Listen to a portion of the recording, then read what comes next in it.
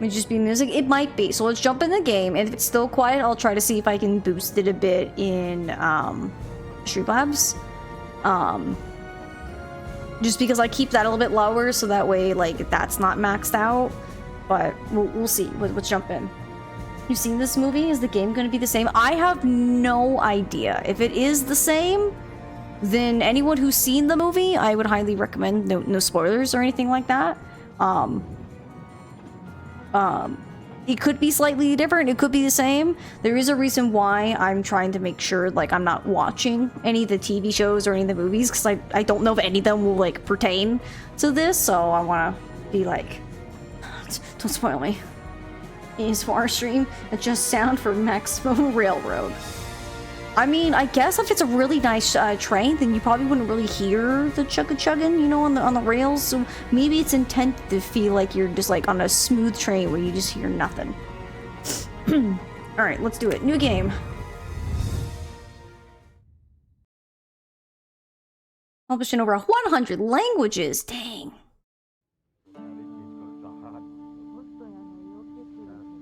Look at all these people. So we're in Istanbul, December 15th, 2023! Oh man, imagine if we played this on the 15th? That would have been like crazy timing.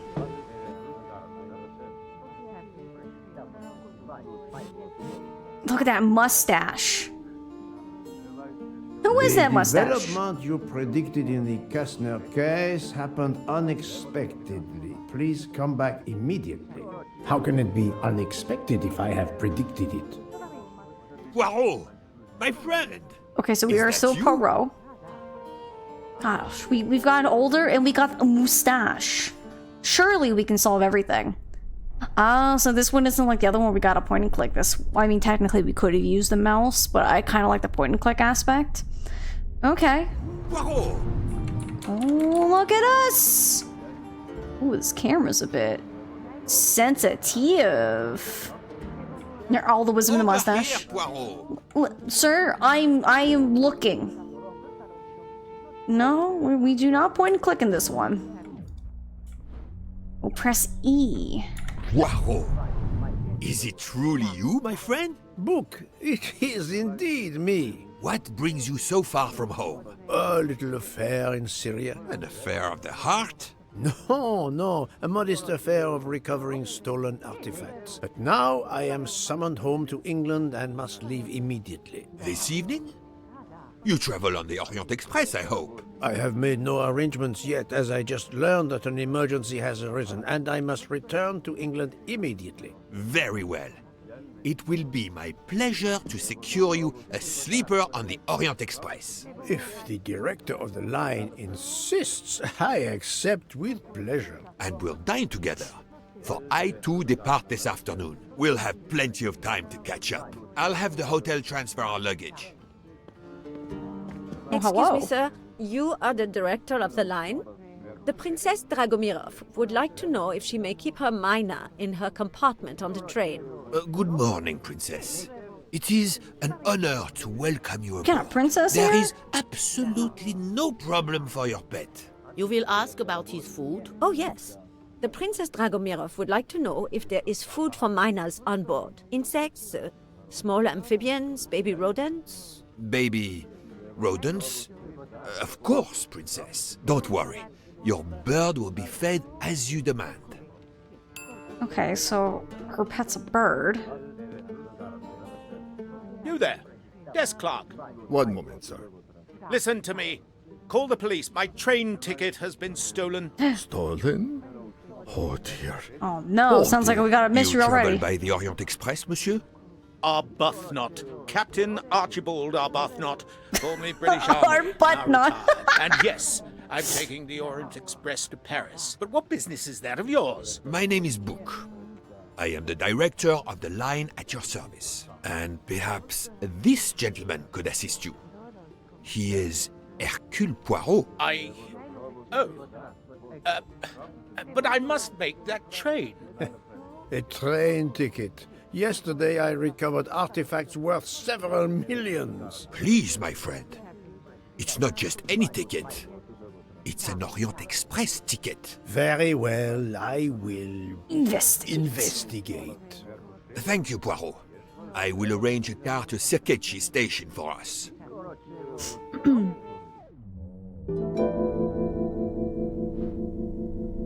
Okay. I want to catch up. He's known for his mustache, is he? So we were playing young baby Poirot at first, where he had no mustache. No wonder why we had such trouble solving the mystery. We didn't have our glorious stash. Okay.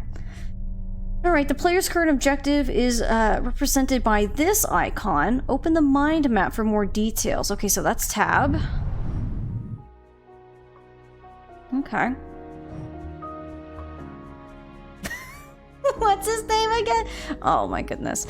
Alright, talk to Captain Arbuthnot. I feel like we're playing Ace Attorney. We already have like the goofy names. His name is Arbuthnot. I suppose I should offer my assistance. Okay. Even though the task is beneath me, the little gray cells must be exercised. I will offer my help. Okay. Okay. Alright. Cool. So, what do you want me to do? I guess I'll talk to Mr. Arbuthnot. How do you know your ticket has been stolen, monsieur? I put it on a table in my room. I came down here to breakfast, and when I got back, my ticket was gone, and other things were on the floor, as if they'd been tossed about. Hello, monsieur. I suggest we begin in your room. Will you lead the way? Oh.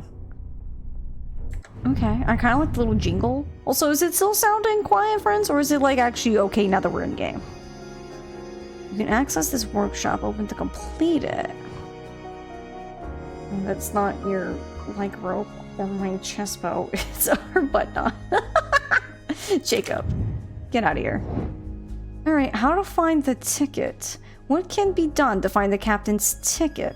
Connect the element on the left with those on the right. Okay, I'm not blocking anything, so that's good. Sounds okay to me. All right. So we need to inspect. What do I do?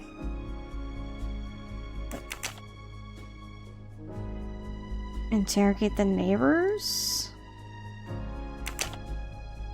No.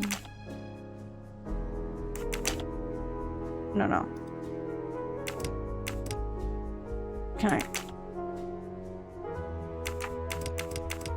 I wanna...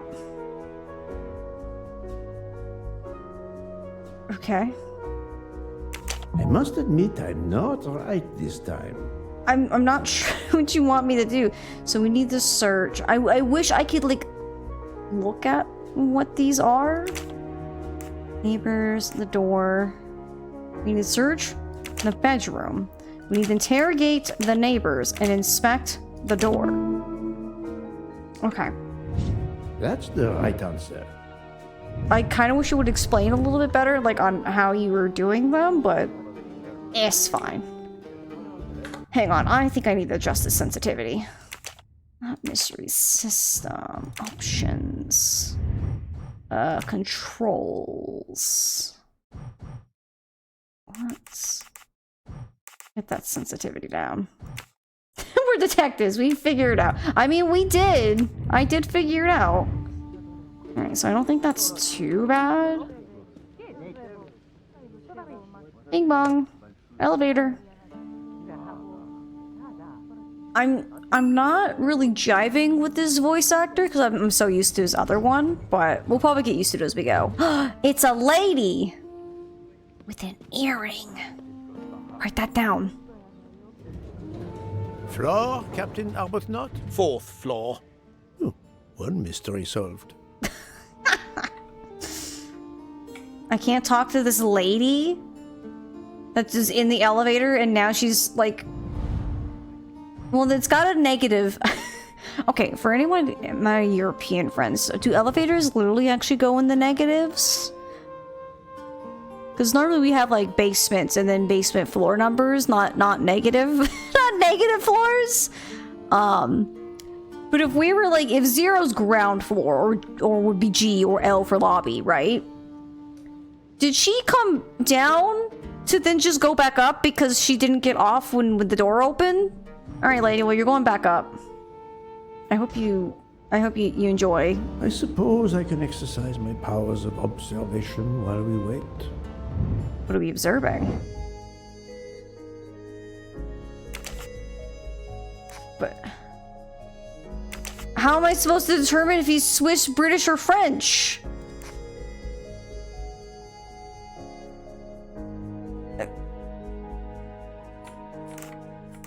Arbuthnot. Captain Archibald Arbuthnot, formerly British Army, now retired. And yes, I'm taking the Orient Express to Paris. But what business is that of yours?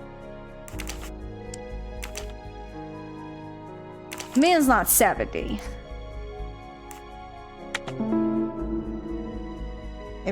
Was that alright? Voila. Look at me being smart! Character analysis are special workshops. Once completed, the analyzed character will appear on the Characters tab in the Pause menu. Press the Escape button to open the Pause menu and navigate to the Characters tab. Okay. Cool.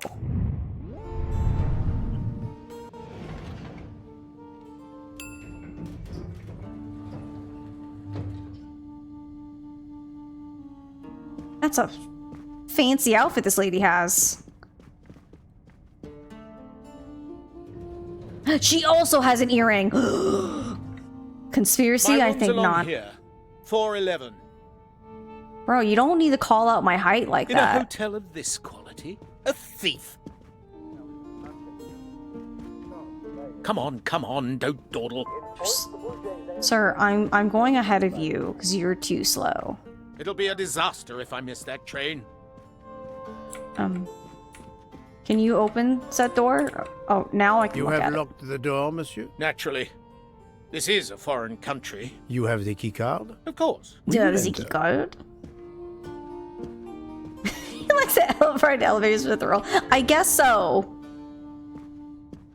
I'm sure you're supposed to open it a lot quicker than just whatever you just did, The but lock has not been tampered with. okay. Not been tampered with. So I know we just started, but my head is feeling weird. That's okay. Do what you gotta do. Someone piddled. Who piddled? Water with traces of soap. The water is scented. Who didn't clean up after their bubble bath? Oh. Look, it's me in the reflection! I'm dashing. I found a golden moustache in this man's sink? Haha! Golden mustache. What? Alright, well, we found collectibles. The case of the golden moustache is underway.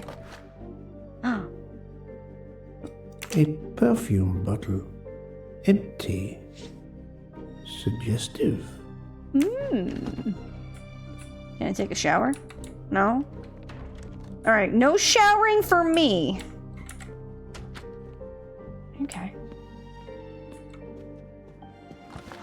Oh, an earring! What did I say? Those earrings are sus. This earring, it is not the first time I've seen it, But why would she walk away with a single earring?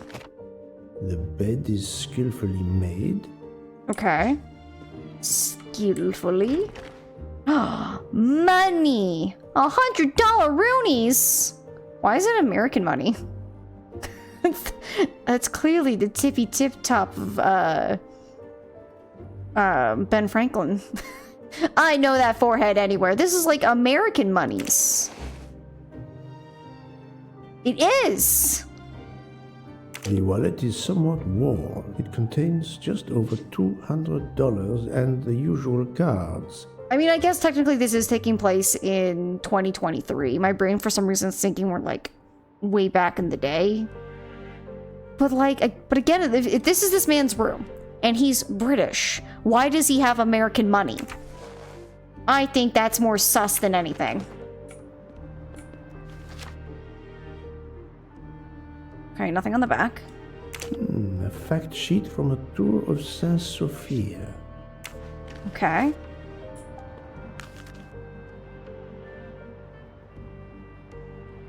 A stamped reservation for the Bosphorus ferry. Alright. What else we got?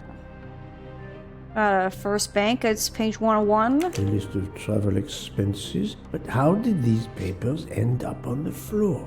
On the floor. A conspicuous gallantry cross for meritorious service in Iraq, yet he only retired as a captain. Okay. Oh, we can touch drawers?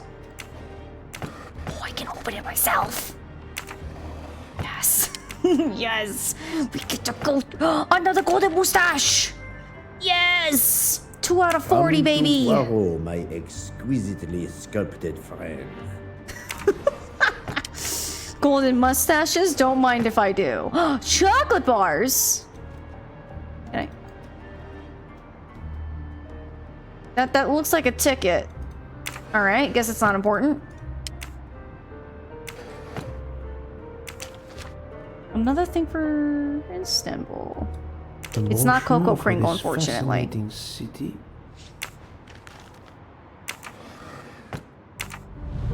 Okay. 4 floors. It's impossible for a thief to have exited through the window. Alright. Okay. Let's see. Choose the right answer. How could the thief get into the room? The thief may have entered through the window. The thief may have forced the hall door. The thief may have entered using a keycard. I'm right again. That happens to me a lot. Alright. Whatever you say, my dude. Okay. But how did they enter the room? It is a very good question. I do like how we're finding golden mustaches. It does fill me with joy.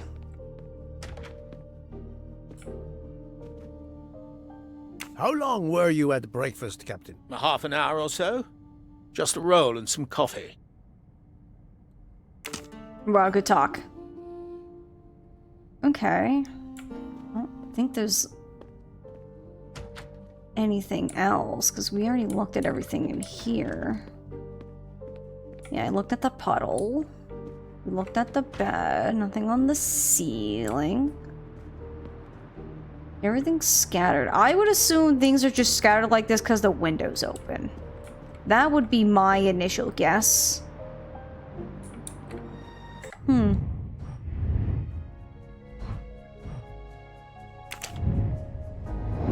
Door was locked and the window is unreachable from the outside. Only a person with a pass key could have entered the room. Okay. Interrogate the neighbors. Oh, okay. Alright, thank you, game. Okay. So, time for us to ask the next rooms over.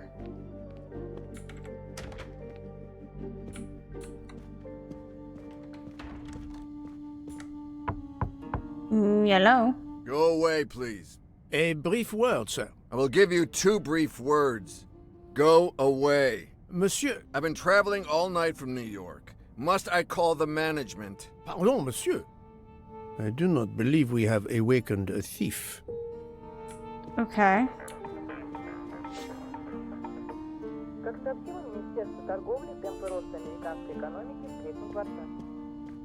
Oh, golden mustache! Come to Poirot. Another delightful trophy for my collection. Just a random mustache. Well, there's only one more in this area. I kind of want to find this last golden mustache. Someone has rejected their breakfast. Not a mystery worth pursuing. I was kind of hoping the mustache would be like under the little thing, but guess not. Let's just do a quick little cursory golden mustache check. Golden mustache check, nothing? Okay. Alright, let's go knock on that other door. Can I run? Is this his run? Just slightly... you know, just a couple little steps. The room is apparently empty. I will leave it for the moment. Okay. Yeah, I don't even know if I'd consider that power walking. There's only one neighbor he has was unhelpful. Okay, I found several interesting things in the room. I should discuss them with the captain. Okie doke. Earring. Why was there an earring in your room? An earring? A previous guest, I suspect. I don't wear them. Clearly. Did you leave the window open? No. That must be how the thief escaped. I think not. Unless the thief had wings. The bed is very neatly made, but the corners are not military style. The price we paid for this hotel? I'm not going to make my own bloody bed. Interesting pronoun, that. We. Mm-hmm.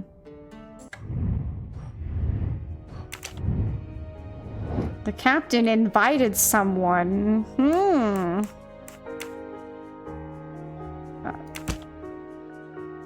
Earring on the bedside table. It was the lady in the elevator.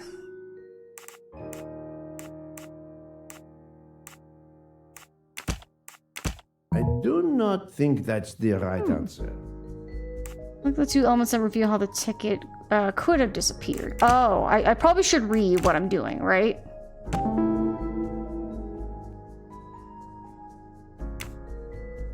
Okay, select the two elements that reveal how the ticket disappeared. A woman spent the night in the room, and the wind blew on the papers. This must have been what pushed them down. Conclude! The wind probably blew the papers on the floor as it came in through the window. Moreover, the door is closed. And I found an earring on the bedside table. The captain invited a woman into his room. Maybe she is our culprit. One of the elevator. I'm right again. That happens to me a lot. He's so smug. What's this? Intuitions allow you to draw your own conclusions. I think that the wind blew the ticket from the desk. I think the woman the captain is protecting stole the ticket. Ooh, what do you guys think? I mean, if it was the wind, we would have found the ticket somewhere on the floor, right? That would be my first thought. Because if the wind blew the papers, and if the ticket was on the desk like he said, if it was just the wind, we should be able to find the ticket.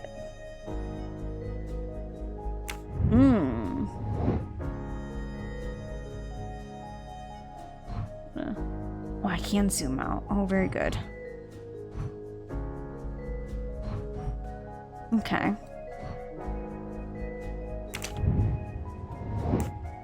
It was this lady. I like how they like blurred their earrings so you couldn't like double tell. So we gotta question the captain. But we can make an assumption of what happened to the ticket. What do you guys think? I want to hear what y'all think while I talk to this man. Captain Arbuthnot, I have examined your room. Much was revealed, possibly more than you expected. Rest assured, we will soon find your ticket. It's about bloody time. I have a train to catch. As do I. You are traveling on the Orient Express? We? If you will be good enough to answer a few questions, we may both make our train. Ask away. Please give me an account of your movements yesterday. I spent most of my day in Istanbul, sightseeing. I returned to the hotel as the sun was setting. The desk clerk can confirm I was alone when I picked up my key. I spent the night alone. I had no visitors in my room. Confrontation! Which of these sentences contain a lie? Oh, so it's very Ace Attorney where we're like, that's a lie! Okay, so that makes sense because he had the little pamphlet for Istanbul. I don't know how we can determine that was a lie. This one. Have you told me the entire truth, Captain Arbuthnot? Of course. I want you to find my ticket. It's like the element that proves he is lying. The earring. Can you explain the earring I found on the bedside table? An earring? Yes. Forgive me, Mr. Poirot. I had some business correspondence that wanted answering. The hotel provides help for business travelers. They sent up a secretary. I dictated a letter, and she mailed it for me. I Why hadn't did she noticed take off her she had earring? lost an earring. And when did you invite this secretary? This woman may be the thief we are looking for. That was yesterday evening. My ticket was still there when I went down to breakfast. She can't have taken it. I see. Never mind. It is easily checked. And there was no other person in your room? No, I swear there wasn't. Ah, well, never mind. If it is not her, there is only one option left. Fine. Please finish your job quickly. I'll be downstairs in the lobby.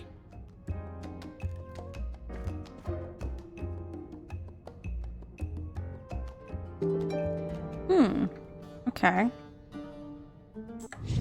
What's next then? Ask the desk clerk.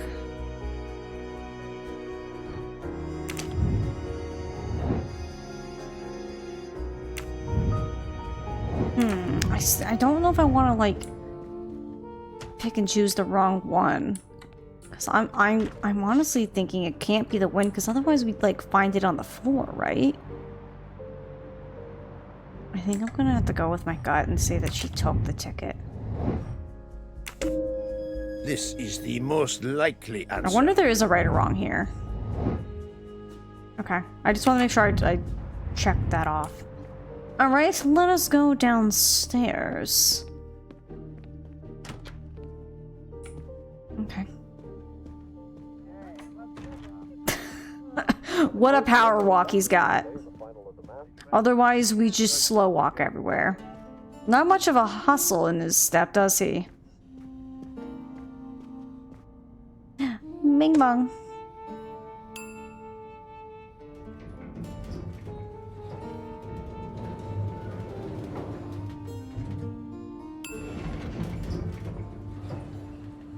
No golden moustache in here? Is there one lying around out here somewhere, do you think? Yoo-hoo! Golden moustache. Has anyone seen a golden moustache? It's golden. Looks just like my mustache. Anyone? No? I want this golden mustache. I'm like missing one. It's gotta be somewhere. Let's just leave. Okay, bye. I hope you'll find this ticket soon, my friend. The Orient Express won't wait forever. Don't worry, I'm actively looking for it. And not a golden mustache, I can assure you. I would never.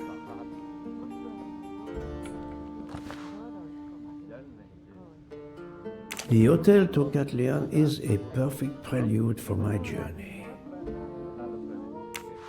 Okay. Anything else I can look at over here? No? Okay. Well. Cleaning schedule. Pardon, monsieur. May I inquire when the staff begins cleaning the rooms? Every morning at breakfast time, sir. After making certain there are no guests in the room, of course. May I speak with the chambermaid who cleaned room 411 this morning? I hope you don't think that one of our staff stole the ticket. No. Do not distress yourself. We seek only information. I will summon her at once. Oh, I'd ask her to bring her laundry cart. I wonder if maybe it got blown in there.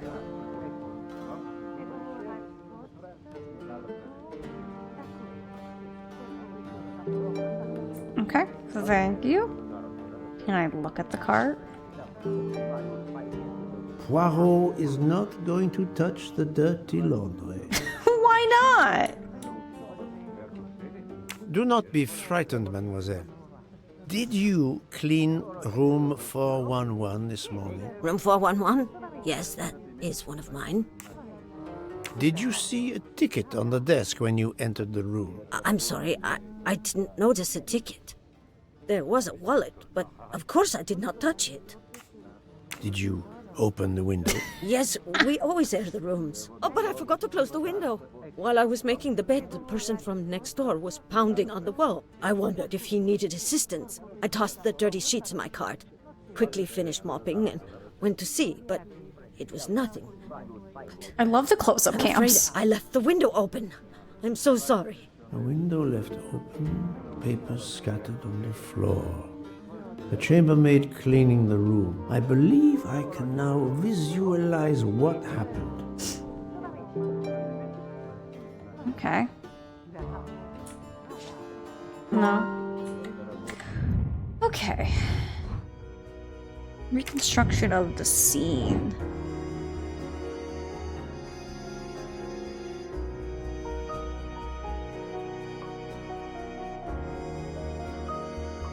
I think she opened the window. Ticket flew off.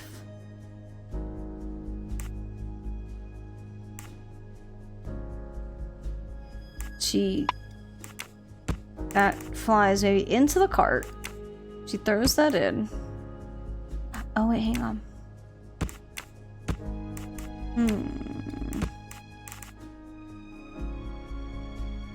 Puts her cart behind the desk.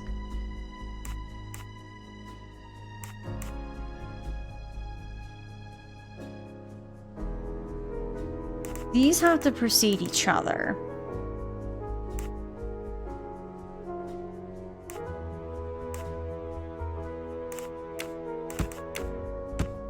I think she puts the cart there, opens the window, changes the laundry. Ticket gets blown into the cart. Nailed it. That was easy. I'm just waiting for the game to get where it's gonna be so complicated.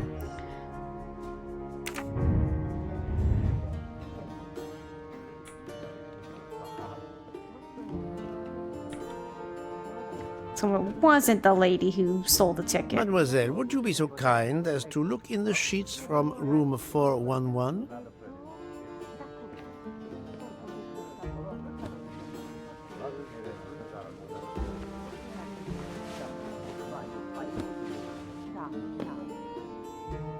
The ticket! And so the missing train ticket completes its strange journey. An open window, a laundry cart, and an annoying neighbor. But chance is the only guilty party in this dark mystery. Mr. Poirot, I apologize. I believe my concern got the better of me, and I forgot myself. Thank you. It was a case of great magnitude. I'm glad I was up to the challenge. And that, I think, is that. Okay. You have cheesecake? Ooh, I hope you enjoy. I still would like my last golden mustache, but I don't know where it would be, so I'll find them later. Okay, now it's like, leave the hotel. Fun tutorial? Yeah, I really like it. Our bags are all packed. I have my ticket and papers. If you give me yours, I'll hang on to mine. but as your secretary... As my secretary, you see to the bags, Hector. Yes. Yes, sir. That man, I have a curious impression of him, as if I were observing a wild animal, uncaged. Do you want me to look at the man? No? Okay. We must leave for the station. Our bags are in the taxi. Did you find the ticket? It was a case most difficult, but somehow Hercule Poirot managed. I knew you could do it. Now we can sit back and enjoy a relaxing train ride. Huzzah! A mystery? No, a trifle for Poirot. And it's chapter 0. Oh, that's okay, Ryu. I appreciate you trying to help. Alright.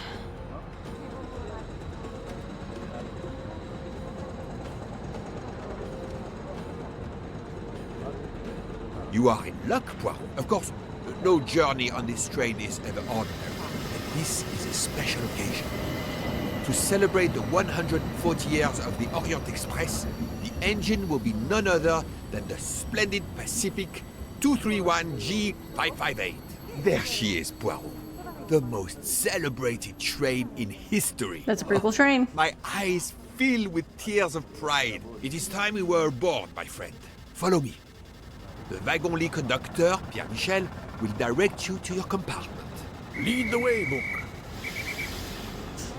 It was built in France in 1922 by the Compagnie Batignolles Châtillon. At the time of its purchase by the I'm looking for SNCF in mustaches. 1938, it could reach speeds up to 130 kilometers per hour. That's pretty quick. Wait until you see. It is like traveling back in time. Today, the train is limited to 100 kilometers per hour.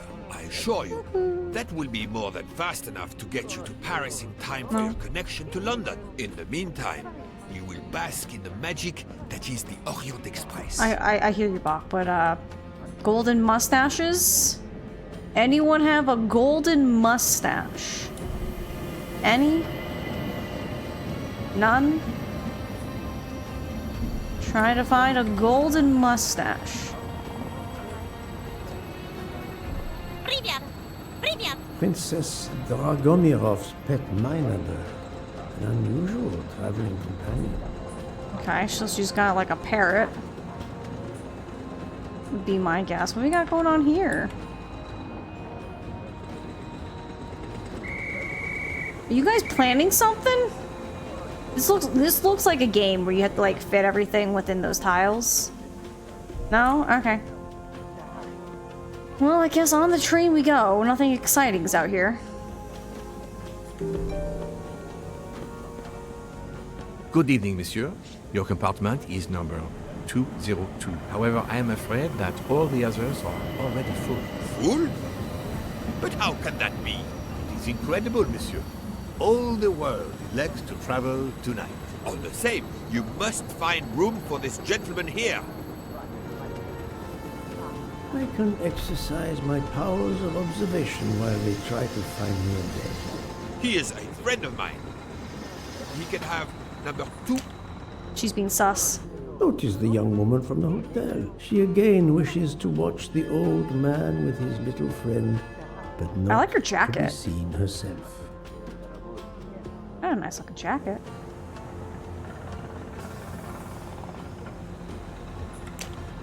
Mary. Not now. Not now. When it's all over, when it's behind us, then.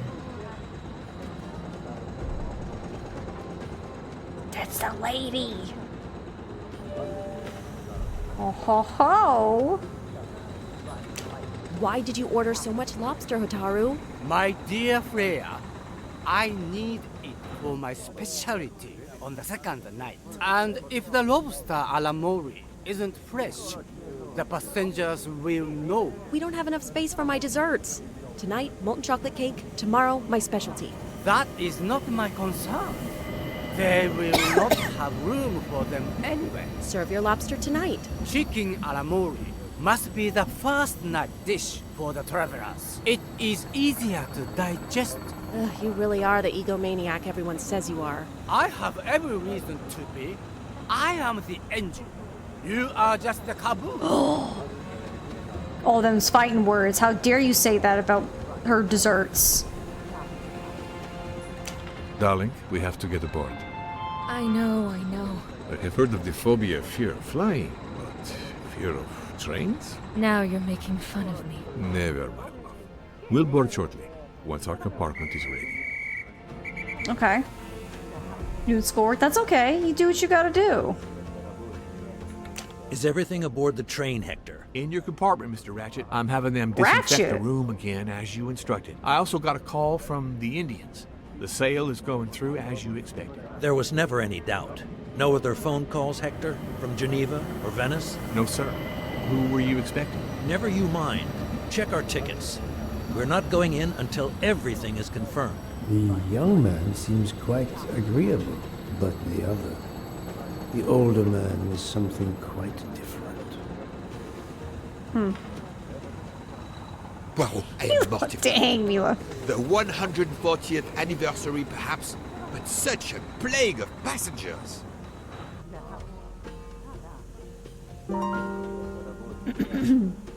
Paris to Vienna round trip in the Grand Suite of the Orient Express is $28,000. Whew, that's a bit too much. Okay, the young man fills what role in relation to? Well, it's his secretary. Right. What is this woman afraid of? The combination aboard taking the train. Yes. Yes. How is the one feeling? Worried. Good job. Thank you. 2 chefs. What is their bone of contention?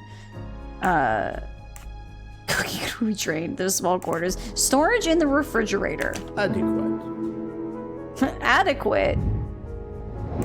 Who is this one watching? This guy who this man kind of looks like he's got one of those like overly cartoony like president faces, you know? He kind of like gives me like cartoony Richard Nixon vibes, you know what I mean? I'm not scared of trains, but I'm scared of small boats. Understandable. Good. Et voila. Now I've deduced everything. Poirot, we have a solution. A gentleman has not yet come. An Englishman, a Monsieur Harris. A name of good omen. It is already time to leave. What do I care for Mr. Harris? As Monsieur pleases. I had your things sent straight to your compartment. Unfortunately, you will be with another traveler. No. Only for the first night. It cannot be helped. I will survive, madame. Monsieur Book, we can't find enough space in the kitchen refrigerator to store all of my ingredients. How is it possible? His Can I recipes solve are it? extravagant.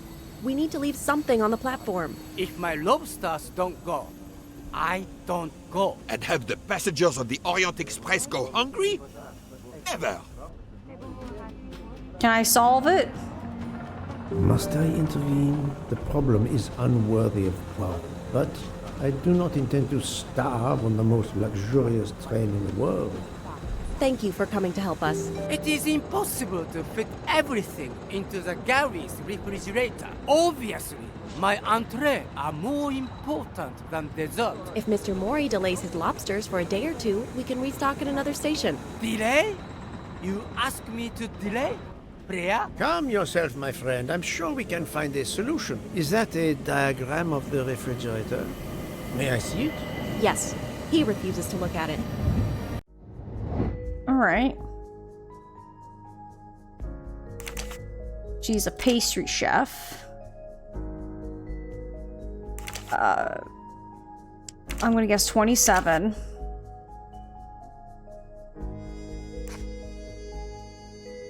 Can I don't know if she's American. She's not Spanish. I don't think she's Moroccan, so maybe she's American? Okay. Game says I'm right. Little gray cells did not let me down. Look at me!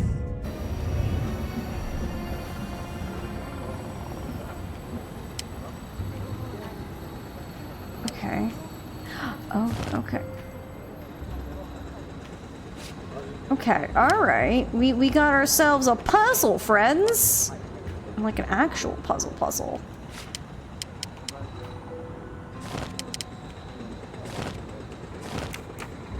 Oh, okay. So we got some really funky shapes. So wherever this goes, I think this needs to sit like on top of it, yeah? That can kind of go like right there.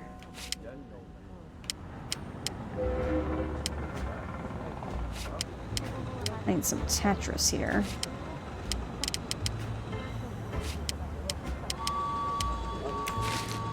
Oh, that just... Okay.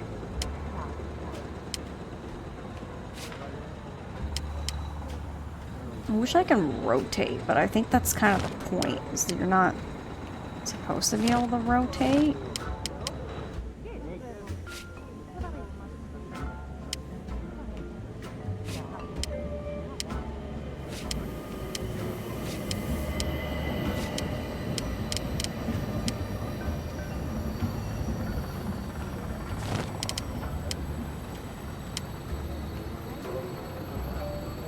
Like, rotating this would be perfect.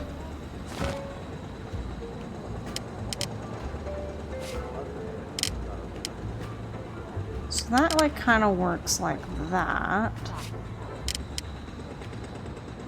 Oh! I'm a genius! Voila. You saved tomorrow night's dinner. Mr. Poirot, I will reserve the finest lobster just for you. I look forward to it, monsieur. And to the dessert, mademoiselle.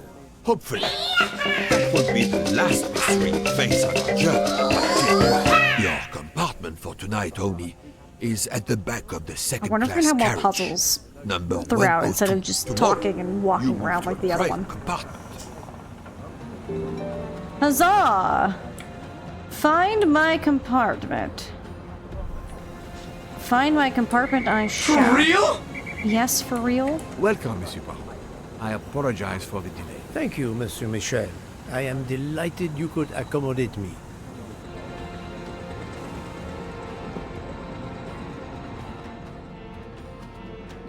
I don't know why, like, it felt so sinister him closing the door like that. Like, nah, you're stuck here. Okay, so that's towards the bar. That is a door. Wrong compartment. I Oh. need to find number 102. Just take a peek. These first-class rooms are very spacious and luxurious. Oh, that looks so nice. Hmm. Pardon me? Oh, my apologies. Thank you. Wrong compartment. Oh, I need to find number 102. I'm not paying attention. Okay, so we're all the way here. Wash closet. Golden mustache? Are you in here? No? Dang it.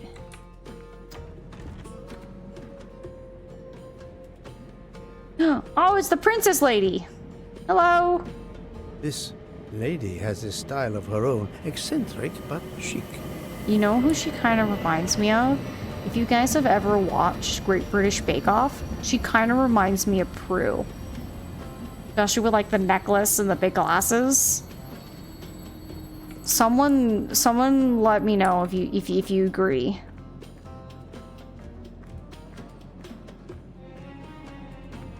Butterfly.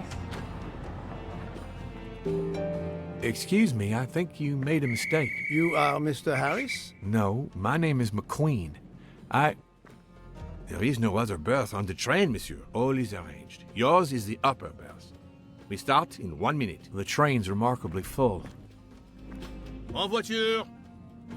Listen, sir, if you'd rather have the lower berth, easier and all that, well, that's all right by me. No, you are too amiable. It is for one night only, at Belgrade. Oh, I see.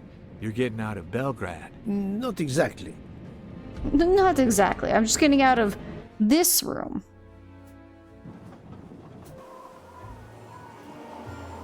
Hi, Tawny. Welcome on in. Choo choo. Look at that train. Chugga chugga chugga chugga chugga chugga chugga.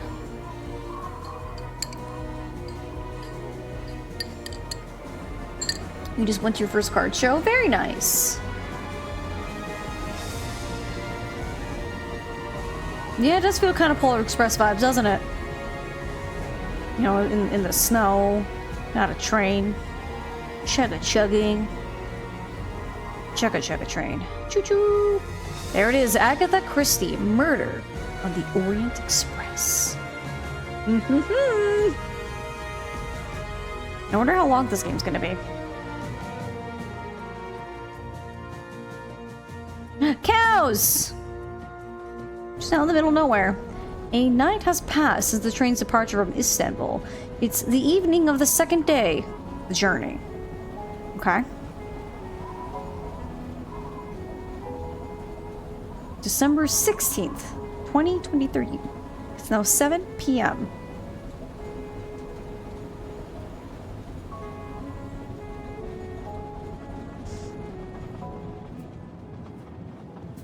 Ladies and gentlemen, dinner is served. You may join the rest of the passengers in the dining car. Dinner? Don't mind if I do.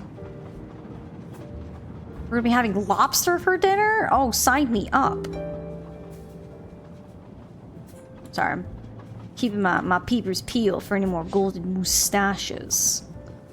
Now that I know there's collectibles, I will become insatiable looking for them. Knowing that they could just be anywhere. Excuse me, monsieur. Pierre asked me to inform you that a passenger left us, so his room is yours. Monsieur Bouc instructed that your things be transferred to room 202 during dinner. You will be more comfortable in first class. Awesome. It is true what you say. Thank you, Mr. Fauché, monsieur. Okay. You'd rather have crab? Not going on here. Nothing? Why am I allowed in here? Why let me in places if it's nothing? Why do none of you have any golden mustaches for me to find? How dare?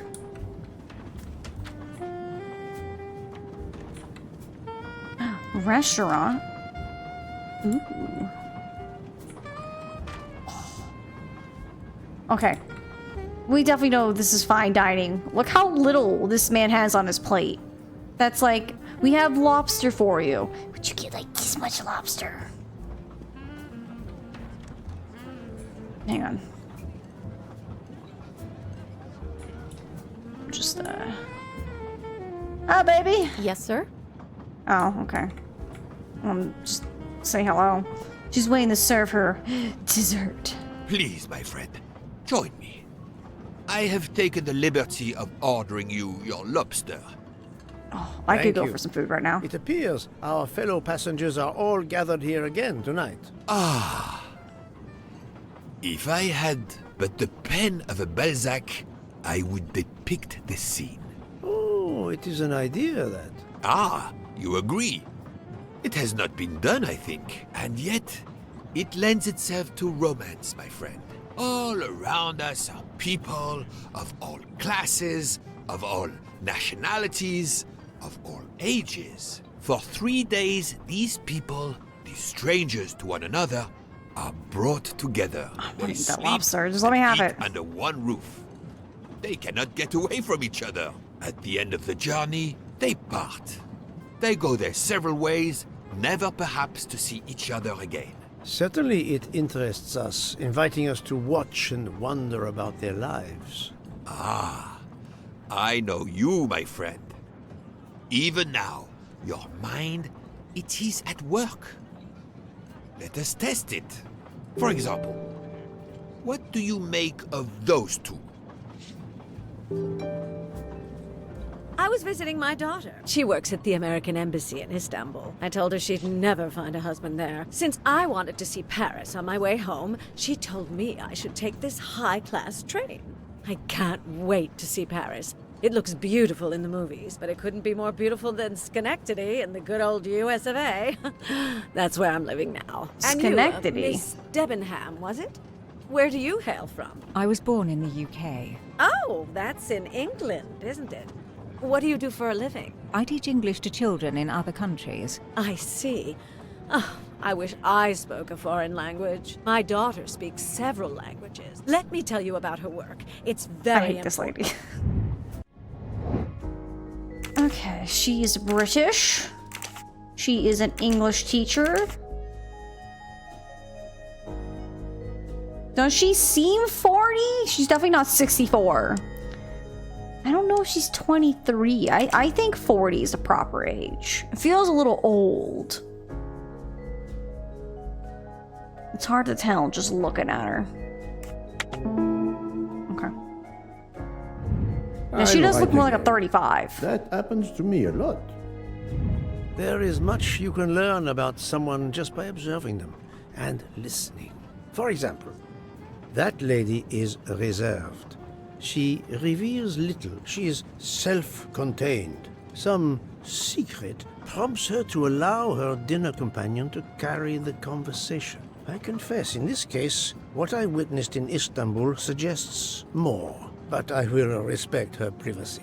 You will always amaze me. I know, I'm just that good. Also, I like how this lady says, oh, I'm from the UK, and she's like, oh, that's in, wait, what did she say? Like, that was like, what, in Britain or whatever? I'm like, no, it's more like the other way around, but it's fine. Mamma mia, you can feel the power of engine. We climb into the mountains with because the United Kingdom is more than just England. The power, and this baby has it in spades. There's something special about a train, I'll give you that. I sell toys, and model trains are one of our biggest items. And not just for children, either. You sell model cars too? Sure, but give me a train any day. Oh, my friend.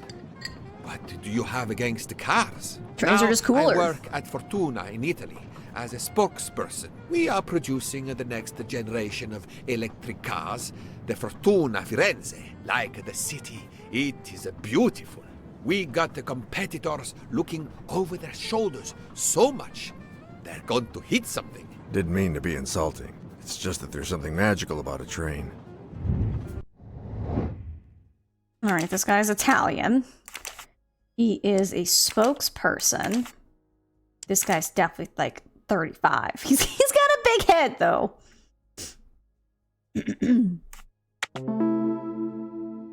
Nailed it. That was easy. It was pretty easy. The loud gentleman is very confident, a master of his own fate. It is as much in the inflection as it is in the words. He believes this poor in dude winning. behind him, or Also, next to him, that is he is so the uncomfortable. one who will win. You are a magician. Oh, it is not a parlor trick, my friend. It is simply observation. Is that dessert?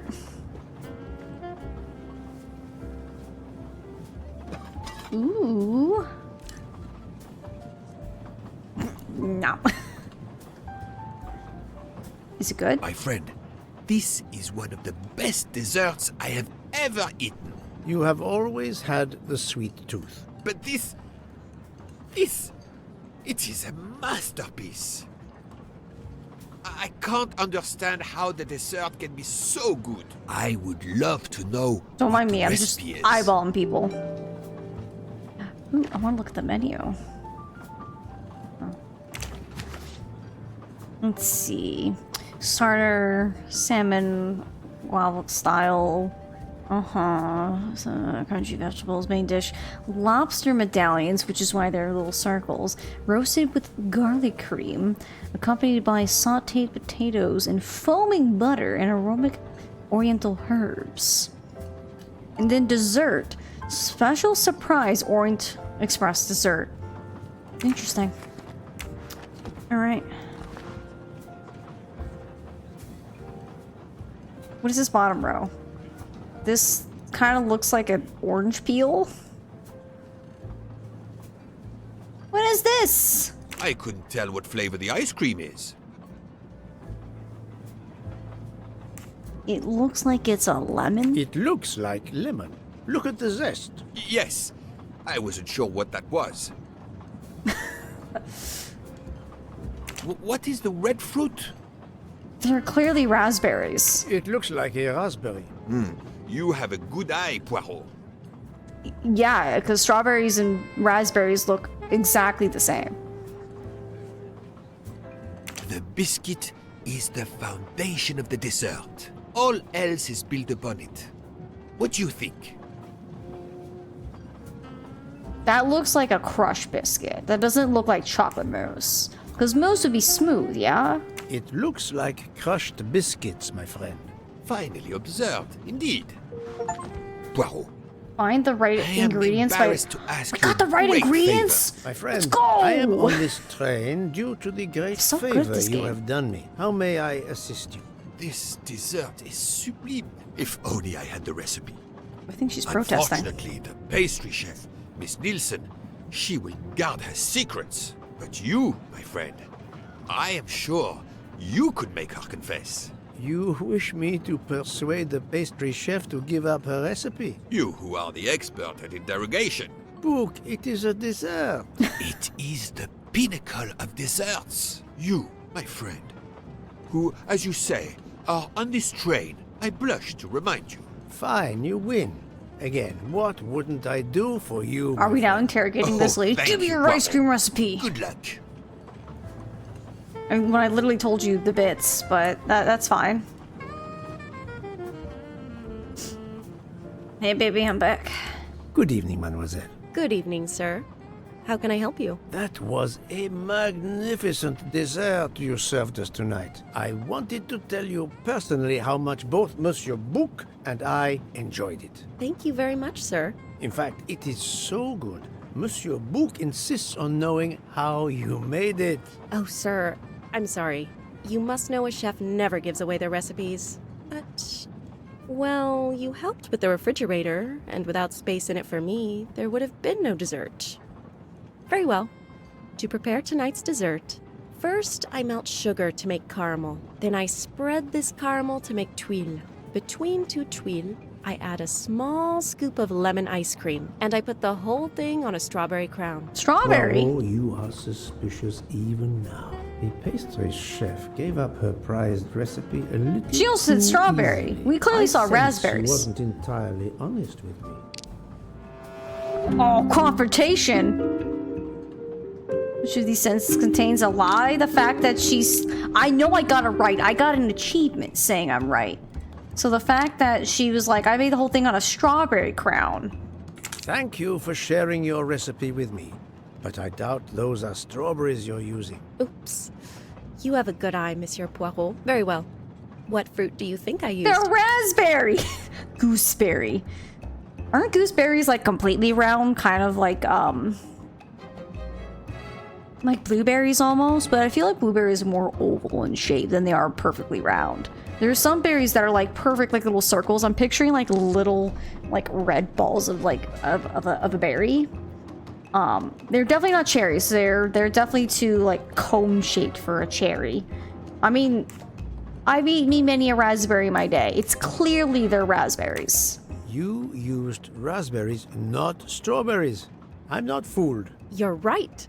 Mr. Bouc, he couldn't tell the difference. Let's move on to the bottom part of the dessert. My favorite part of the dessert. First, I melted some butter. I crumbled pieces of chocolate into the butter. Then I placed the mix in a circular mold. Finally, I let the whole thing cool down to let it harden.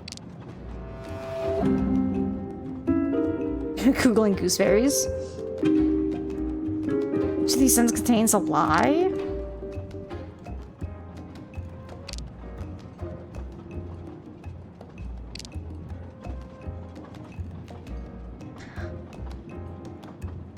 I don't know, because we didn't really talk about chocolate and butter.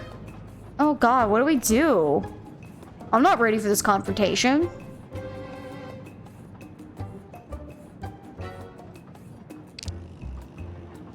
The circuit will make sense.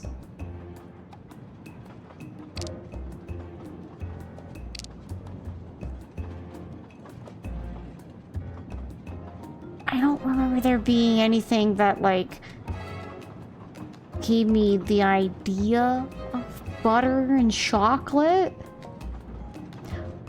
Is it supposed to be, like, she said that she put chocolate in it as if it's supposed to be mousse? It's certainly not chocolate that you've crumbled. Because you do have an excellent palate. It's supposed do you to know be. What ingredients I used? Yeah, it's biscuit. Okay, that's why I was like, I was really confused. Like, I don't remember there being talks of chocolate because that was the lie. It's crushed biscuit. A clever pastry chef might mix crushed biscuits with butter to create this delicious base. That's it. You're getting closer to the entire recipe. Dang. Closer? I've caught murderers with less difficulty than this. I'll give you one last challenge. I'm sure you will be able to figure out the order I mix my ingredients in. If you can, you will have earned my recipe. Mademoiselle, solving the murder of Roger Ackroyd was easier than this. Roger Ackroyd.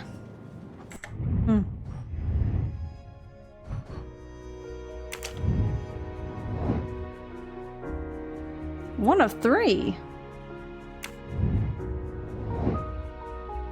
Anything else? Oh, I guess it's just this. Okay.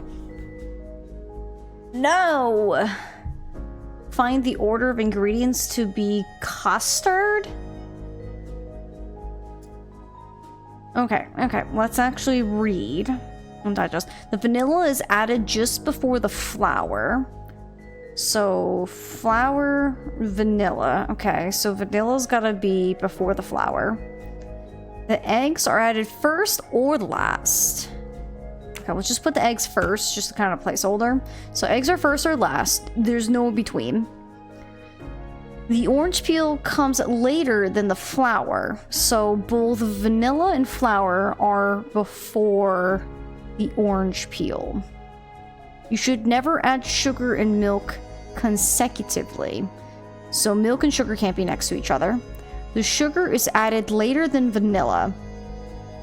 So wherever vanilla is, it's before sugar, and it's before the orange peel. That puts eggs last. Hang on. The eggs and orange peel are right next to each other in the recipe. So yeah, you're right. It's gotta be here because the orange peel comes later than flour. So vanilla is before flour. I like how there's nothing talking about the milk. I guess, well, sugar and milk are not added anywhere near each other. Sugar is added later than vanilla. So let's just tentatively say that first.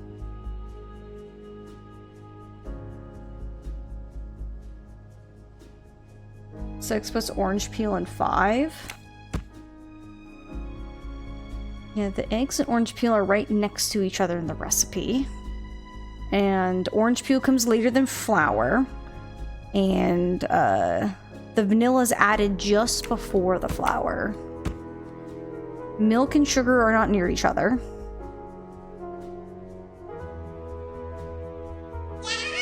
Epic High, it's good to see you. Welcome on in. The sugar is added later than the vanilla. Which it is, because the vanilla is before the flour. Just before the flour means it's gotta be right next to it, so that makes sense. Eggs are first or last. The orange peel comes later than the flour, which it does. The sugar is added later than the vanilla. The eggs and orange peel are right next to it. Yeah, I think we're correct. Let's give it a try. That's the right answer. Waha! Very nice. As promised, my recipe is yours. Give me 5 minutes to write it down for you. Thank you. I am in your debt.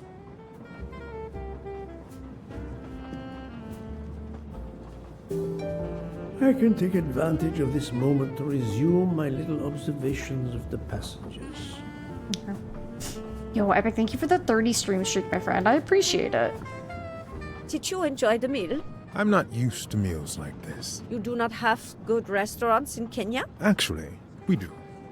This is in the 1930s. I did not mean to offend. You didn't like the meal? The lobster, it was undercooked, and the potatoes were too dry. I like how she's I just expect, being Princess Dragomirov's assistant, you must be used to eating well. Cooking is an art. You do not need to wear the chef's hat to be an artist. What is your favorite dish? Currywurst. It is a specialty of mine.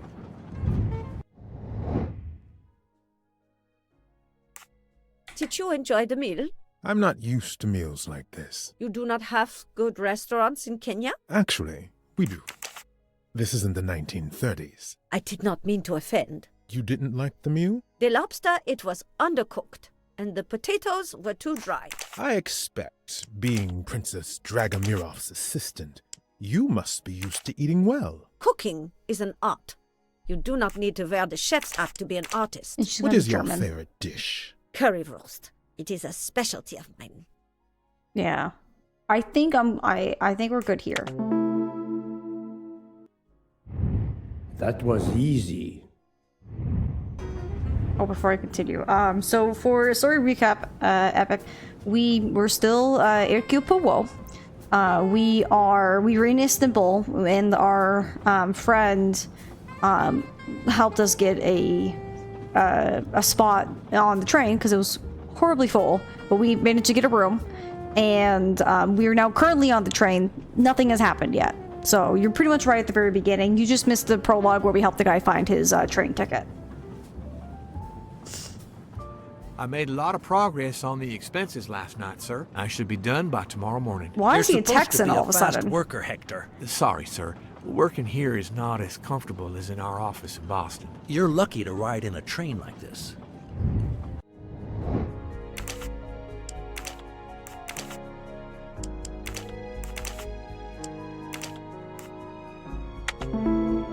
I feel like the ages you always just go up just one. That's the right answer. I don't remember him being that. Here like, you are, sir.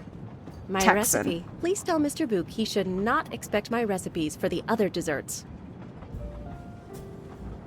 Ooh. Thank you very much, mademoiselle. I know he will sincerely appreciate the gesture, and I will make certain he gets the message. All right.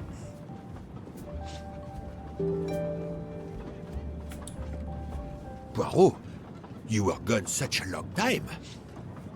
It proved more challenging than I expected. This is wonderful. Did it require the use of your little grey cells? More the exercise of my little taste buds. Thank you so much, my friend. Eat your dessert. You've earned it. I'm surprised it's still intact.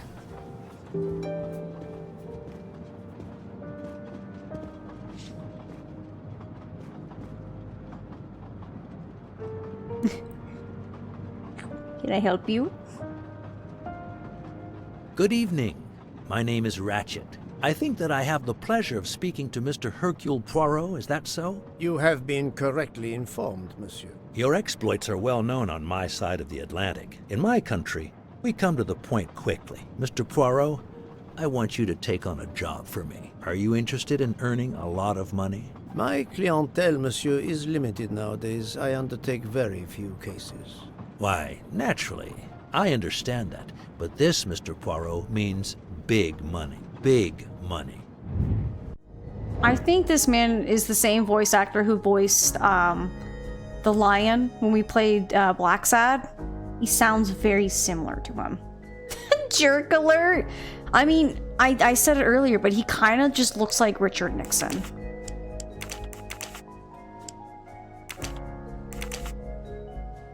He's definitely more 62. I'm like, there's no way this man's 35. Cells did not let me down. We're crushing it. What is it you wish me to do for you, monsieur Ratchet? Mr. Poirot, I am a rich man. A very rich man. Men in that position have enemies. What's his arm I doing? have His an arm's enemy. just like... Monsieur, in my experience, when a man is in a position to have, as you say, enemies, then it does not usually resolve itself into one enemy only. Yes, I appreciate that point. It is the same Enemy or voice actor. It enemies, sounds just doesn't like him. matter. What does matter is my safety. My life has been threatened, Mr. Poirot. Now, I'm a man who can take pretty good care of himself. But as I look at it, a little insurance wouldn't hurt. And remember, big money. Big money, no I regret, whammies. monsieur, that I cannot oblige you. What's wrong with my proposition? If you will forgive me for being personal, I do not like your face, Mr. Ratchet. Now, if you wouldn't mind, I'd like to finish my coffee peacefully. Dang. I don't like your face. Shoot. Oh, that was like brilliant, Pablo. Go to sleep in the new cabin, but I want to find some golden mustaches. Yo, Zach, welcome on in. How's it going? You guys not got any golden mustaches in here?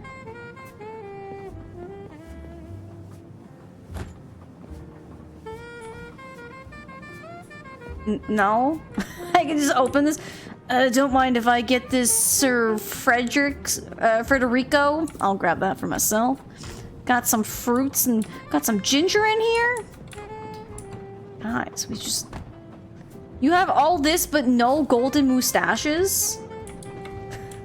He delivered that line very well. I don't like your face.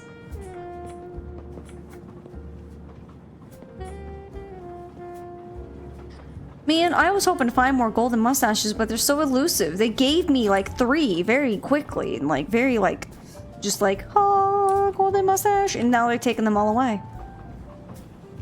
Man.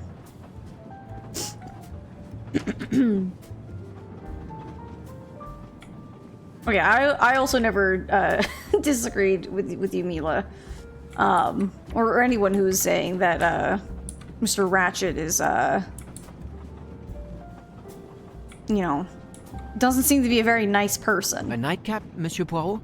A cup of coffee, Monsieur Fauché. Then I will retire to my new compartment. I'm sure you will find it to be most comfortable. Woo woo!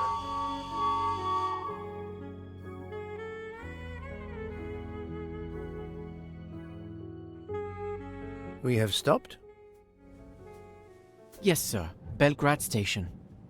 If you'd like to go out and get some fresh air, now is the time. The train leaves at 9:15. No, I see that it is snowing. I will not seek out the fresh air. Probably a wise decision.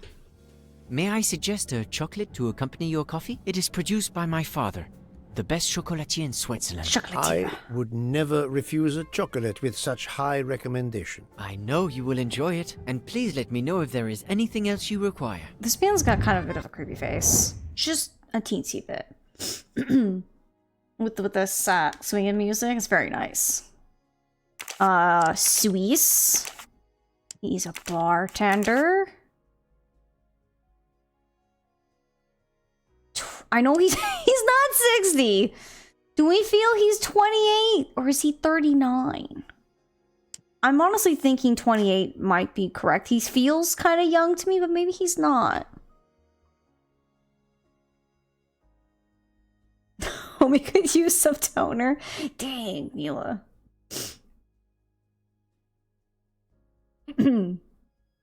Sounds younger. So 28. I think we'll go with 28.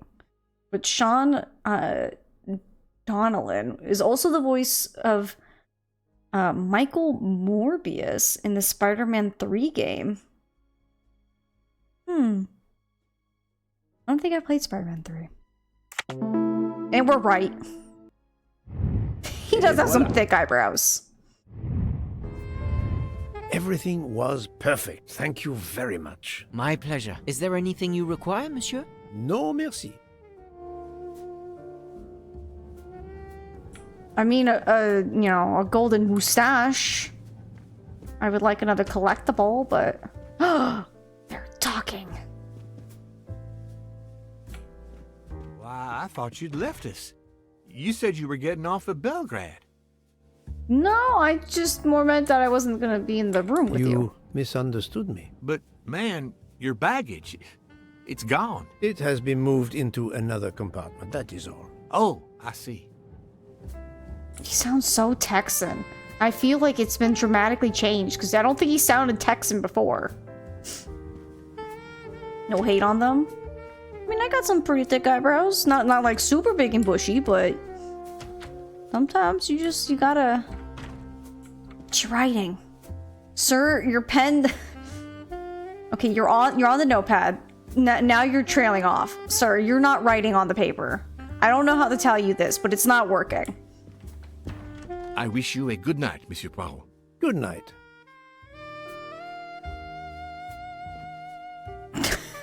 He's like, I'm definitely writing. Yes. I hope you'll sleep well and that your head will be better in the morning. It is just the cold.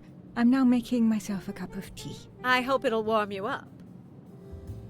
You're saying it now, I don't trust Ratchet. I have a feeling Ratchet's probably going to be the one who's been murdered. I hope so. Good night. Well, good night, my dear. What a brave girl. On the other hand, that man there in the next cabin, Monsieur Ratchet, he scares the hell out of me. There's something wrong about that man. My daughter always says I'm very intuitive. When Mama gets a hunch, she's dead right. That's what my daughter says. And I've got a hunch about that man. He's next door to me, and I don't like it. I put my bags against the communicating door last night.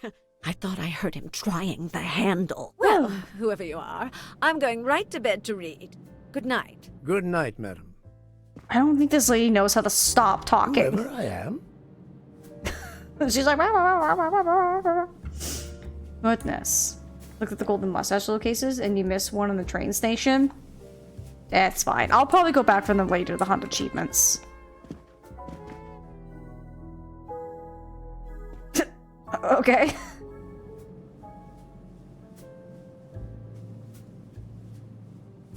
Alright, good night, Mr. Richard Nixon. Monsieur Ratchet seems very upset.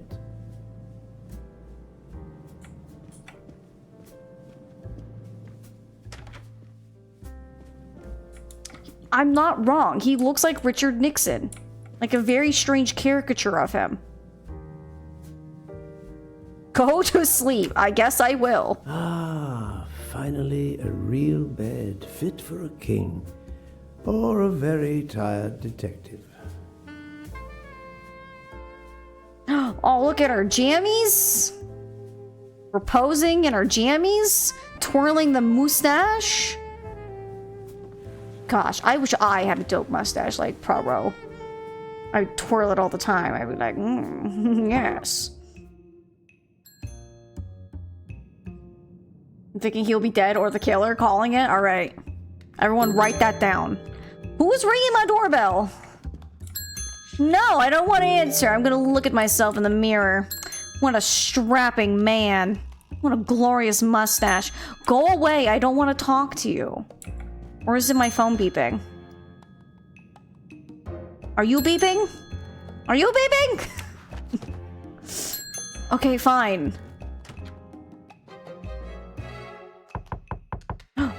Oh. Monsieur Ratchet? I think he's already C'est dead. rien, je me suis trompé. I think he's dead.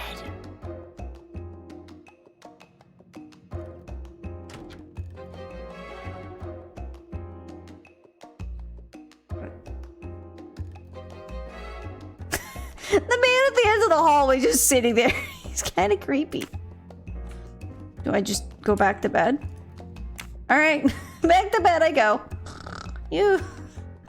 There's probably a man been murdered in our room next door. It's fine. Oh my gosh, it's 1 o'clock in the morning. Who is binking and bunking? It's 1:15 in the morning. Good night, madame.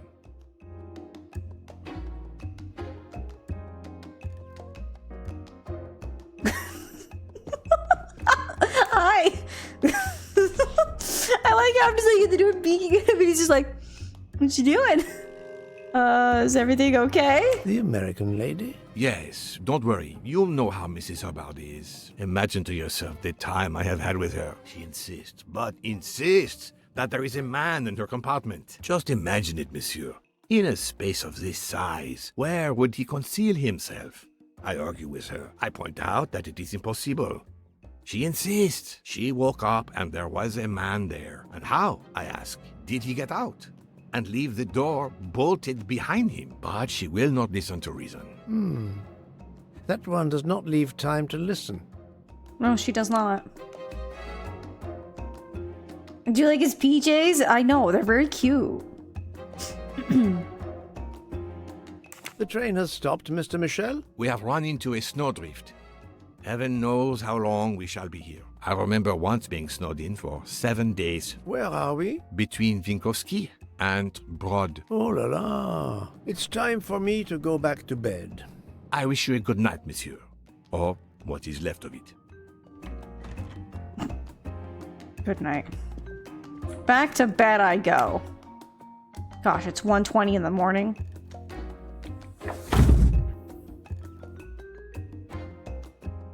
Are we getting no sleep? I'd be angry too.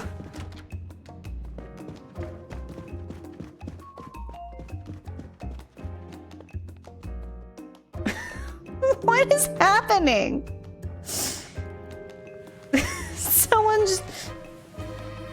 running away. Oh, I'm just gonna go back to bed. Dear Lord. Oh, an achievement! I do not like your face, Mr. Ratchet. What a name for an achievement. Oh my god, when they said we were snowed in, I wasn't expecting us literally running into like a snowed in mountain.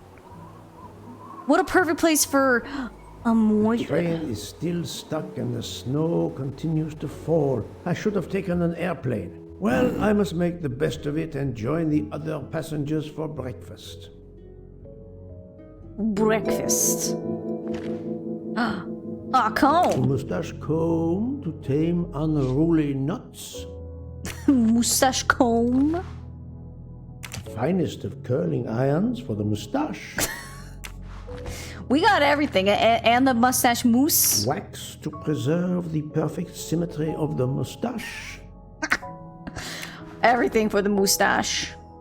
The Ooh. train still hasn't left. What a nice pretty mountainy scene. I'm not seeing any murder footprints, so the murderer is coming from inside.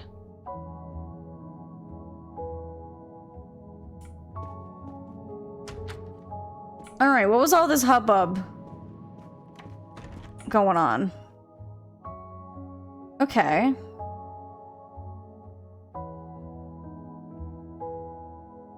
There's a 301 and a 302. Interesting. Because... what is the dining car? Alright, well, I guess dining car it is. I guess we're not in, like, must inspect mode.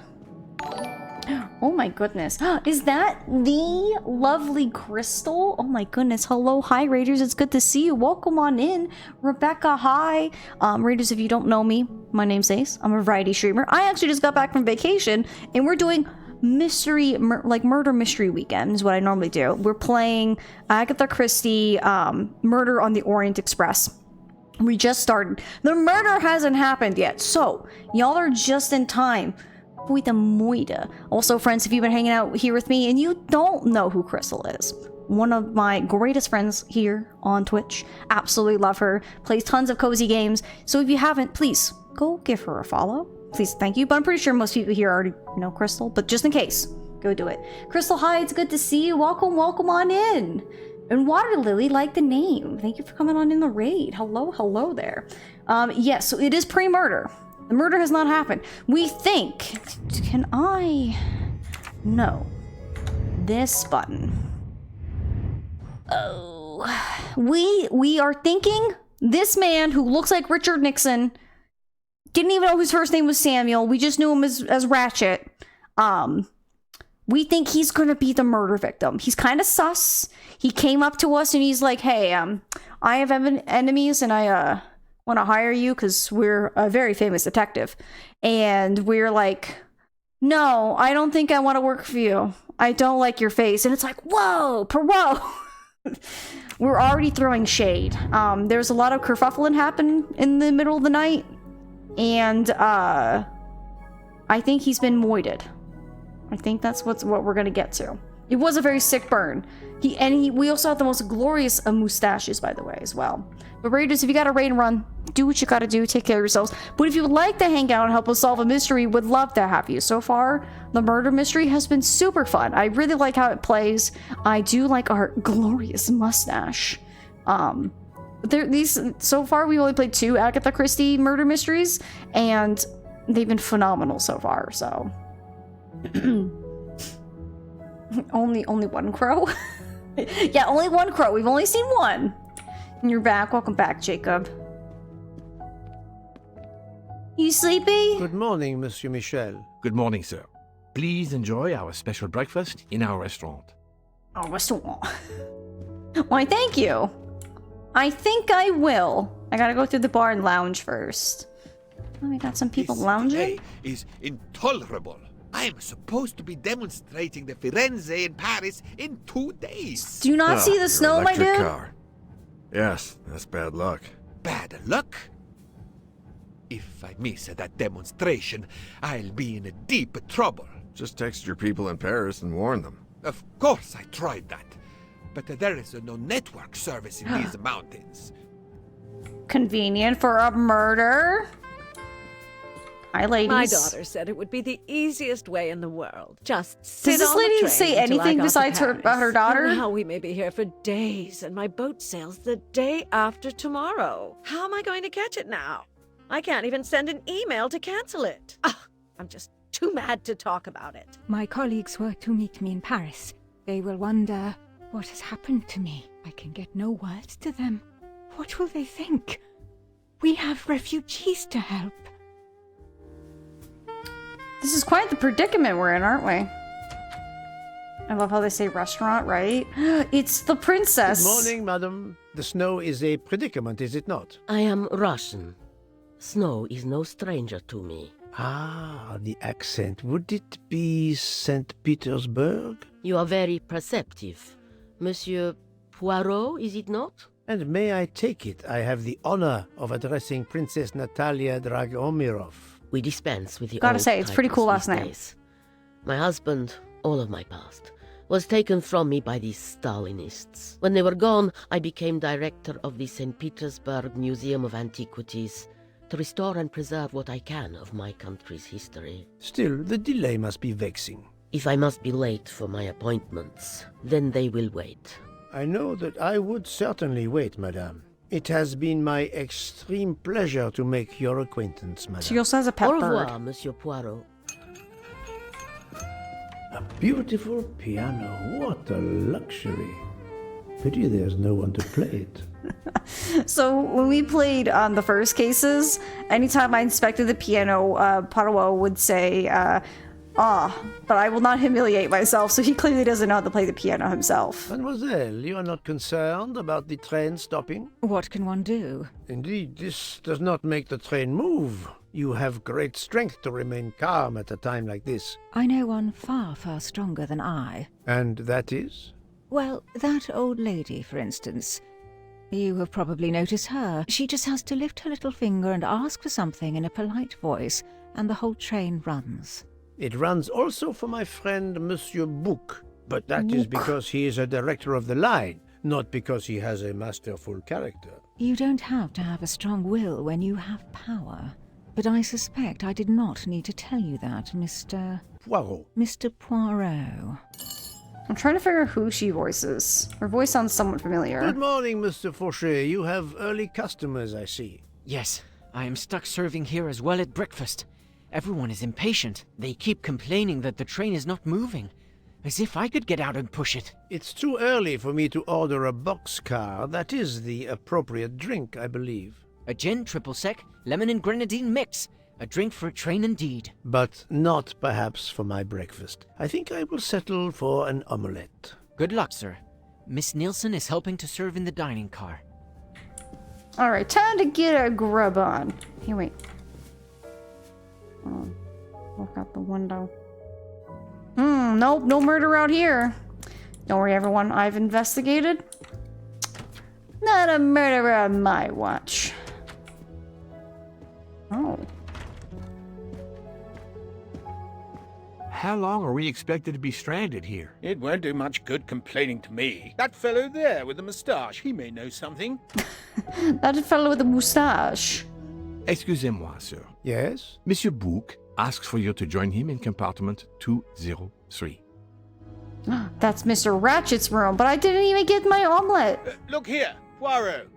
Can you tell us anything? I can tell you the snow, it will not move aside on its own. Of course, but you obviously have some influence with Bouc. I am going to see him now. I will ask him if he has any information. I'm pretty sure the information he's going to tell us is there's been a murder. I'm calling it now. I like how we just got here just to go back. Do you guys want to see for her joining in his run? That's his run. All right, let's run through this car. Ha. Running so fast. I'm so quick. Like lightning. Ha. It's a gentleman joggle. I don't know what else you could call it. Friend, come in. We had need of you. What has occurred? A passenger lies dead in his bed, stabbed. Passenger? Moira! Which passenger? In there. He's an American. A man We called called it! Ratchet. It was his valet, Masterman, who was worried that Mr. Ratchet was not awake yet. Pierre Michel, the conductor, decided to break in and found the body. I see. Well, my friend, I think it is best not to touch anything and wait for the police to arrive. Oh, I tried to call the police, but there is no cell tower for many kilometers. We could be stuck in the snow for hours. The murderer is with us.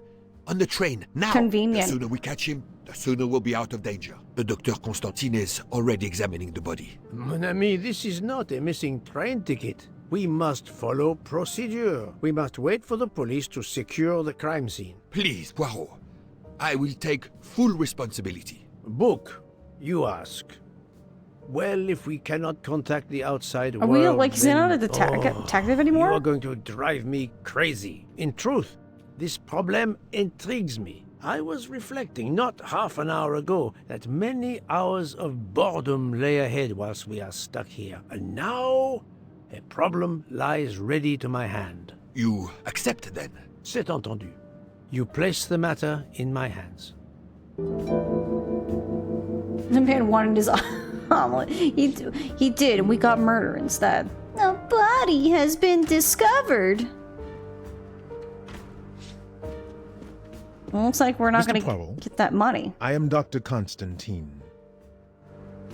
Forgive Puts me, on the doctor, gloves. You are a medical examiner? No, but I have assisted in post-mortems at Nairobi Hospital, where I am a teaching fellow. I am familiar with your excellent institution. I do not intend to perform a full autopsy, but a preliminary examination should be of some use. Of course. May I have a look? Then we can compare notes. Please.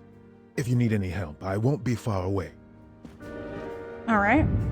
Oh no, murder isn't death. I thought they were for crows. No. He is Kenyan. He is a doctor. 47. Aha! I'm right again. That happens to me a lot. We're very full of ourselves, if you haven't figured that out yet. Medicine. Pharma Sleep 3000 sleeping pills. Take a pill before going to sleep. 20 pills. A box of sleeping pills? I'll take photos. I'll take photos. Oh. I wonder what could be in this photo. It's clearly a cat. It's clearly an orange Christmassy kitty cat.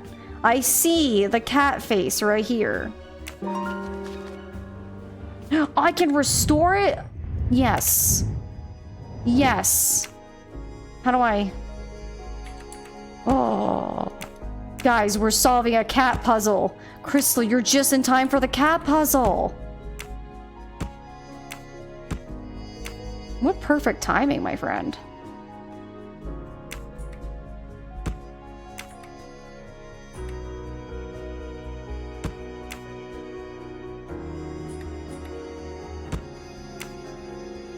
Okay, so that does go there. Okay.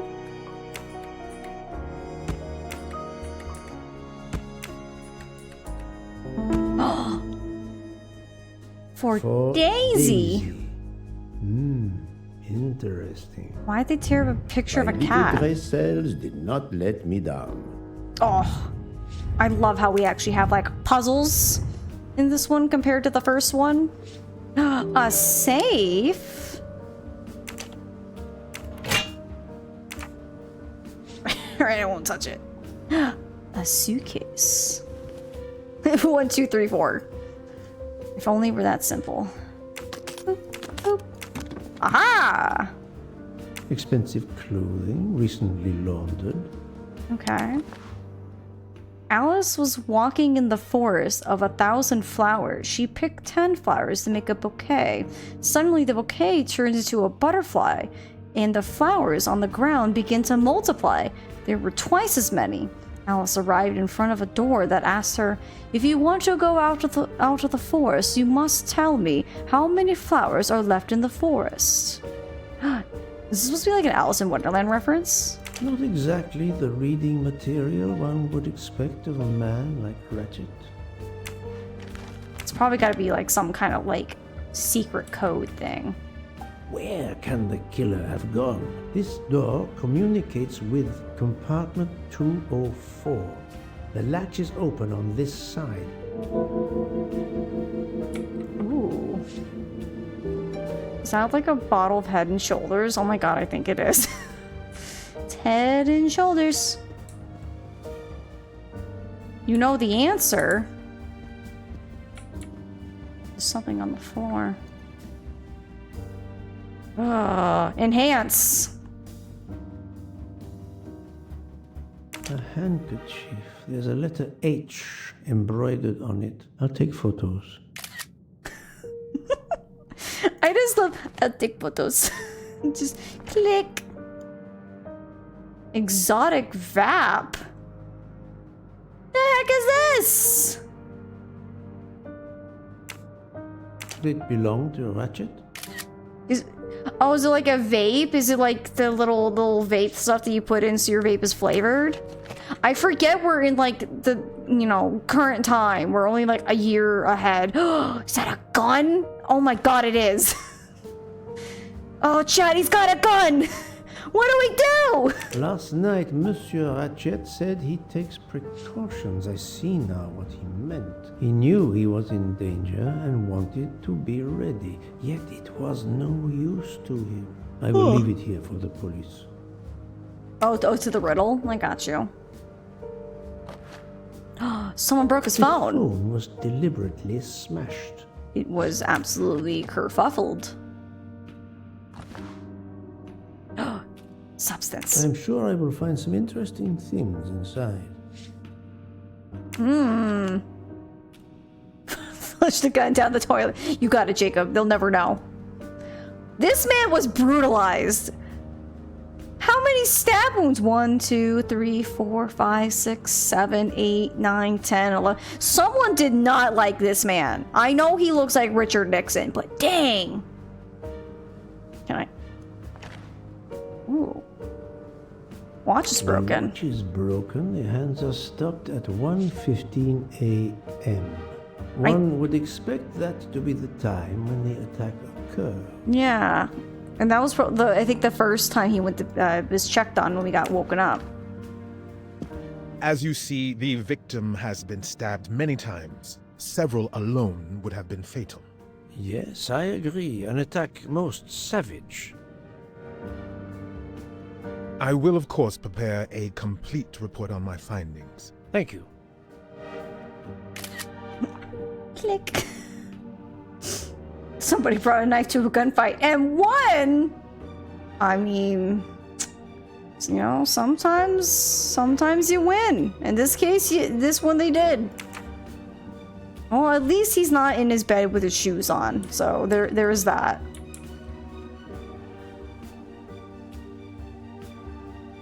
The snow is falling only lightly this morning. The murderer would have left tracks in the snow if he had jumped out the window. What is that red thing? You see that? On the far right? What the heck is that?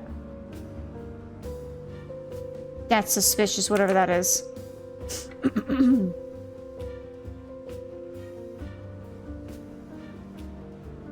No shoes in bed.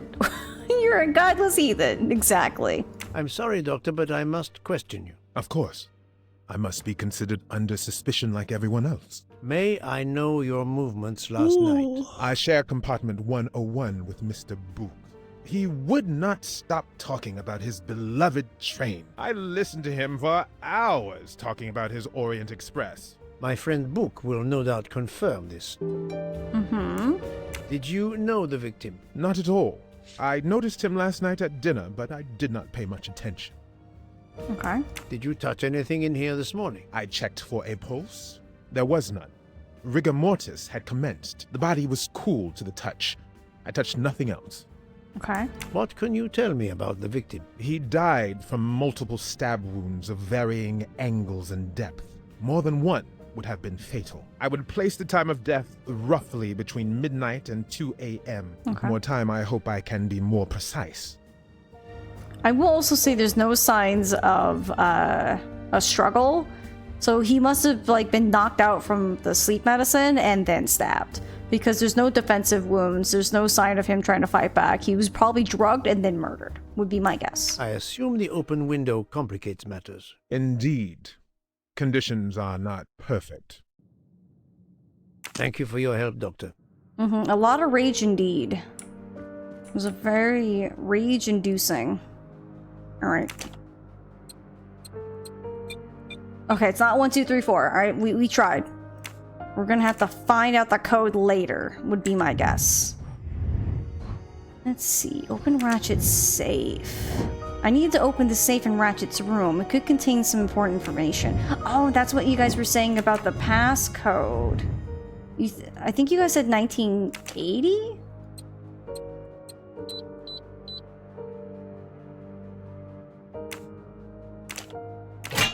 You guys are clever. Money! Why? I mean, I guess he's American. Not very surprising. Look at this money! Just kind of... just slip it in the pocket. No one needs to know. For each person hurt, you will suffer the same harm. Your death is near. We never forget. Unusual letter, this. Also, I like how the writing is so different. Math means money. It does. Daily planner diary. Montana. Call Calico. Check carpets delivery. Orient Express. Call DC. Check money. Is that TV or JV?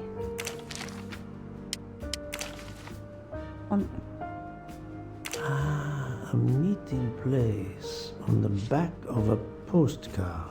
Someone with the initials AW. It says Fontana.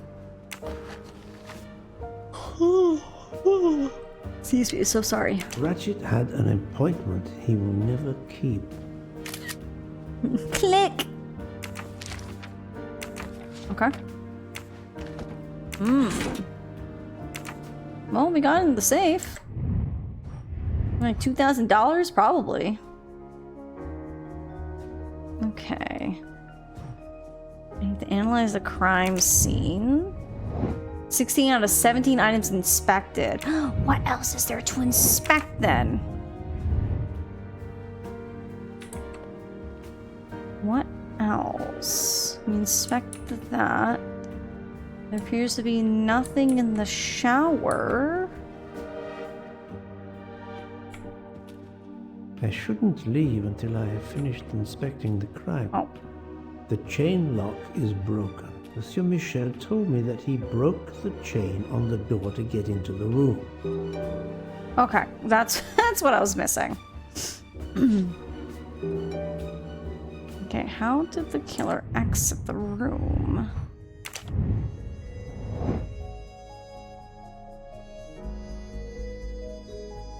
Let's see. Select 2 elements to reveal the most likely way the murder exited. I do not think No. that's the right answer.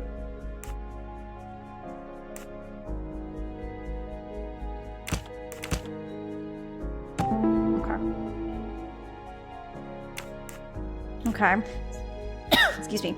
Select 2 elements that reveal the most likely way the murderer exited Mr. Ratchet's room.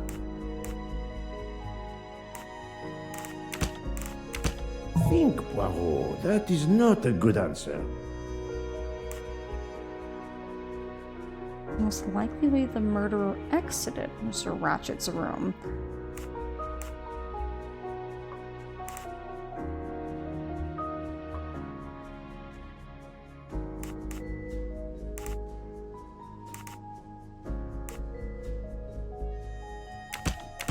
No, not good.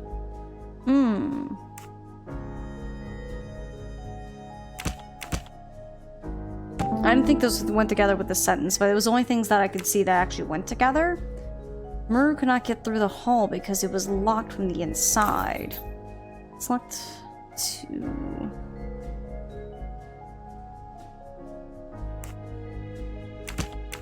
This is wrong, but I'm never far from the baby, truth. where you going? Yeah, you gotta get up and stretch? Okay, give me a second, friends. Let me let Zoe out.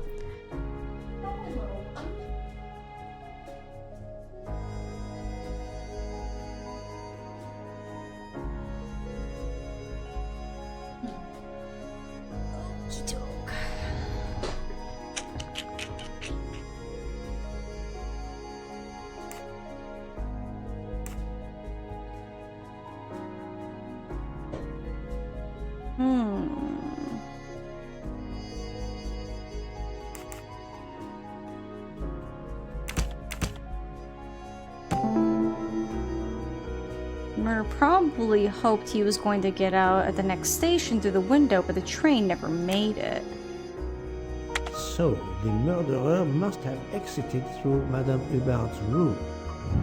My little grey cells did not let me down. Let's go.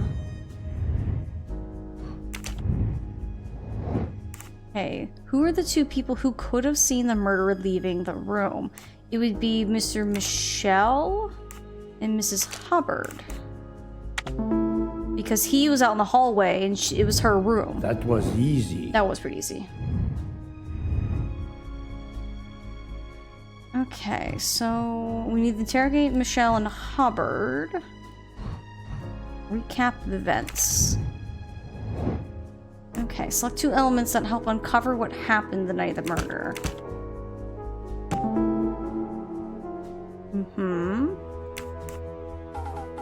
Oh my goodness. Husband, man. Thank you for using your Prime for 27 months. Let's go!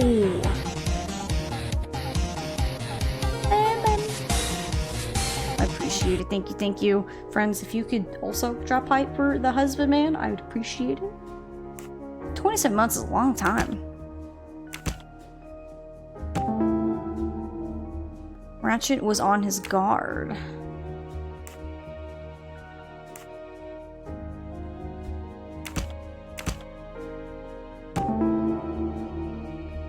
Ratchet wanted to stay on his guard, yet he took a sleeping pill.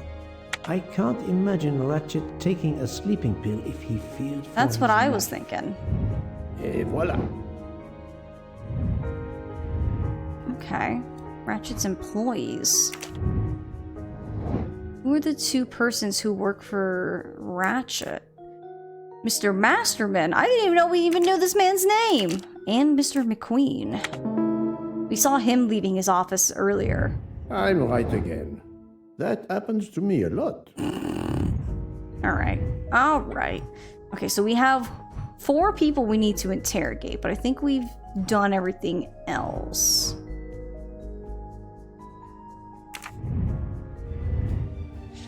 I think I've seen everything I need at the moment. I'm counting on you to finish your analysis. I'll have a more detailed report for you as soon as I can.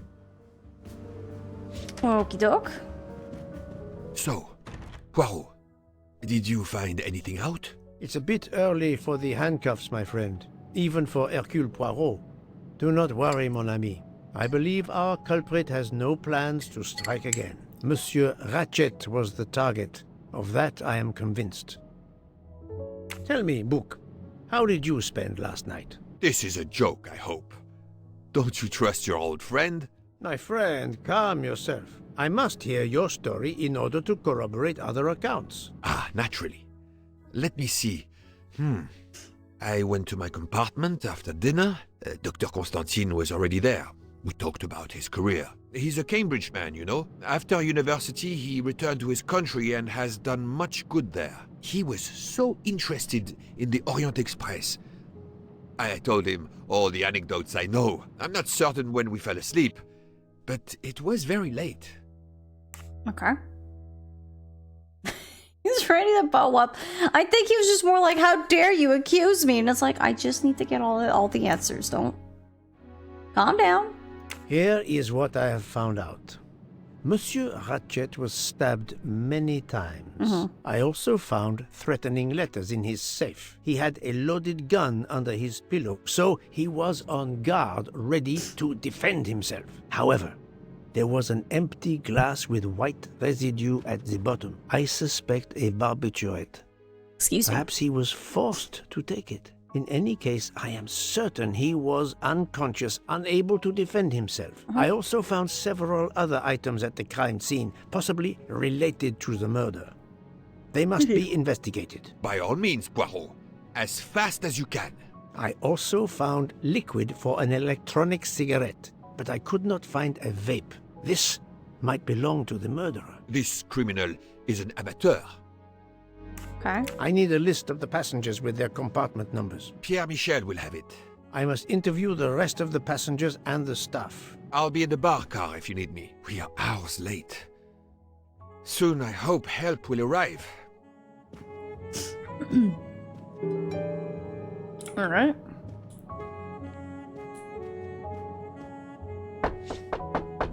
Is this lady in here?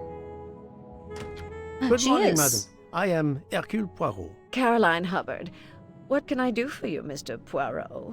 I am the bearer of unfortunate news. It's obvious with all the commotion that something has happened. Madame Hubbard, I am afraid your neighbor, Monsieur Ratchet, was murdered last night. Oh my God! I knew it!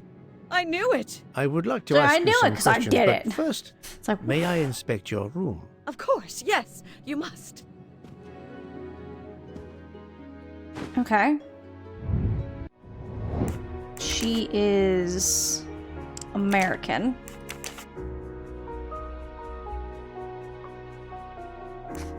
I was visiting my daughter. She works at the American Embassy in Istanbul. I told her she'd never find a husband there. Since I wanted to see Paris on my way home, she told me I should take this high-class train.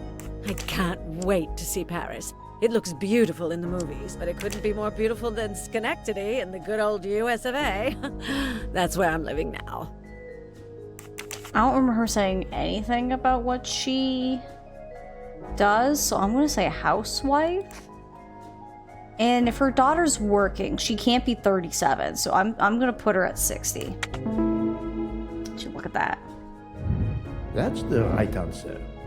We're so good at guessing these people.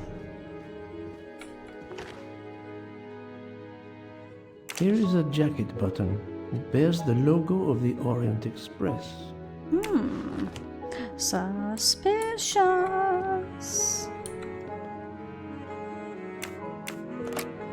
This door connects to Monsieur Ratchet's compartment. It was latched on this side. The luxury of the Orient Express is present in every detail. I can't look at that. There's not even a golden mustache in here? Upsetting. Is it literally just this? I can't look at anything else. So much for investigating. Golden mustache! Hey! Another golden mustache to treasure. To treasure. Madame, please tell me about last night. The murderer was right here in my compartment. I woke up. All in the dark it was. I was just so scared I couldn't scream. I pressed the call button. I pressed and pressed. I heard footsteps running in the corridor, then a knock on my door. "Come in," I screamed. And I switched on the lights at the same time. And would you believe it? There wasn't a soul there. You think he went back into the other compartment? How do I know where he went? I had my eyes shut tight. The conductor came in. I told the man what had happened, and he didn't seem to believe me. I asked him to search the room, but he found nothing. I told the conductor to look at the door between the compartments, and sure enough, it wasn't bolted. Well, I soon saw to that. I told him to bolt it, then and there. How is it you didn't bolt the door between the two compartments? But I had. Well, as a matter of fact, I asked that Swedish lady, Olsen, Greta, if it was bolted, and she said it was. How was it you could not see for yourself? I was already in bed, and my toiletry bag was hanging on the hook of the door. I couldn't see the latch from where I was. What time was it when you asked her to do this for you? Oh, it must have been around 10:30 or 10:45 p.m. She'd come along to see if I had an aspirin. But instead of opening my door, she opened Mr. Ratchet's door by mistake. He said something quite rude, like, "Not a chance, lady, you're too old." It shocked her. She came in. I told her where to find the aspirin, and she got it out of my toiletry bag. Poor girl, she didn't have a good night. The same could be said for Monsieur Ratchet. It appears Mademoiselle Olsen may be the last person to see Ratchet alive. Okay, okay. Is this your handkerchief? No, not at all. Yet it is embroidered with an initial H, like your name. I don't care. It's not mine, and I would certainly never buy something so impractical as that frilly thing. Okay. Are you a smoker? No, definitely not. Filthy habit. Okay. I found a jacket button on your table. It looks like it belongs to... A train employee. A train employee. The button bears the logo of the Orient Express. Well, of course the conductor came in last night, but he didn't go near that table. Still, it's a safe bet that it belongs to the conductor. I'll check his jacket later, to be sure. Thank you. Guys, okay, real quick. We gotta do a timeout. Look at this. The husband man got me a Mimikyu box. Oh, the best little boy. Oh, I can't wait. My goodness. My goodness. Beautiful. Isn't that exciting, so baby? She's like, yeah, nah, not exciting. I'll deal with that later, but just wanted to show y'all. Pretty cool. I have not finished inspecting your room. If you don't mind. What else haven't I inspected? I do like this game compared to the last one. It lets us know. Replay the toiletry bag scene. Okay. If you want to collect physical cards, I'm sorry. Okay, there's one more thing we must examine. I wonder if it's that new thing we picked up. Let's see if Mrs. Hubbard was telling the truth about the latch of the connecting door.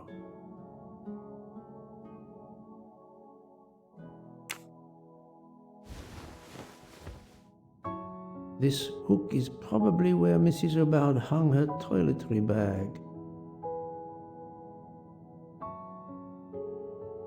This is her. Oh, that's what this was.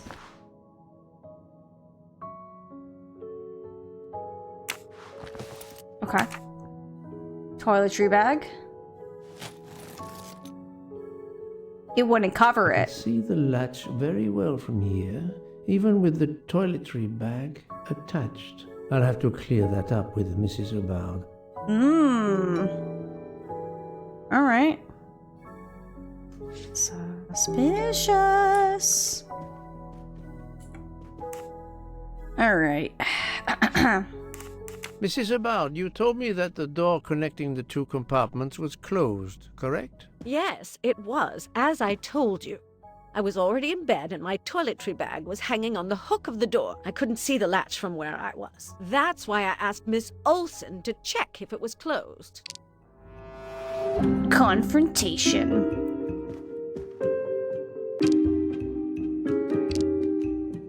Yeah, this is where we're gonna be like, there's no way. It clearly doesn't even come close to covering it. Are you sure everything you've told me is accurate, Madame Hubbard? Of course. I have an excellent memory.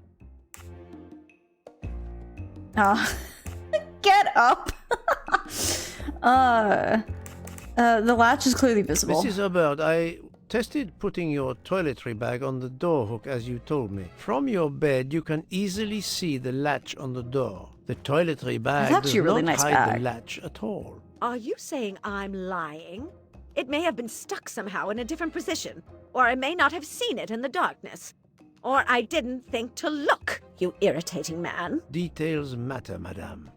A man has been most savagely murdered. You will excuse me if I attempt to separate the truth from the false. Forget my toiletry bag and focus on who entered my compartment. Okay, lady. Only after killing Mr. Ratchet. Madame Hubbard is a force to be reckoned with, but I suspect I'm not done with her.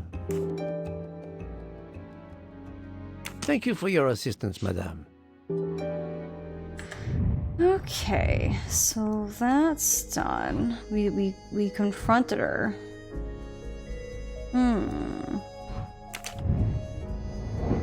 Okay. Yeah, details do matter, especially in this case where there's, you know, a murder. Okay, so we're kind of done there. We can go and interrogate Michelle. Okay.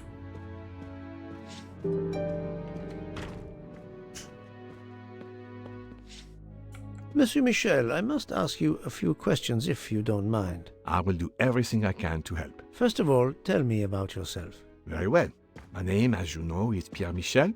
I am from Calais. I've been with the company for over 15 years. Thank you. Where he said he's from... I'm gonna guess French. Let me know if I'm not correct. Controller, valet. I'm gonna say controller?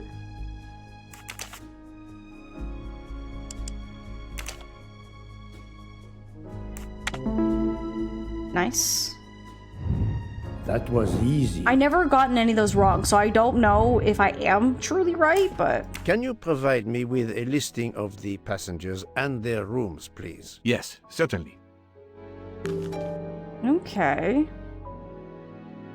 So, Michelle and Nielsen are both in 301. And Fulcher and Maury. Okay, so the staff are in the 3Os, 301 and 302. Okay, I was wondering what those were. I guess it makes sense, or I think of the back of the train.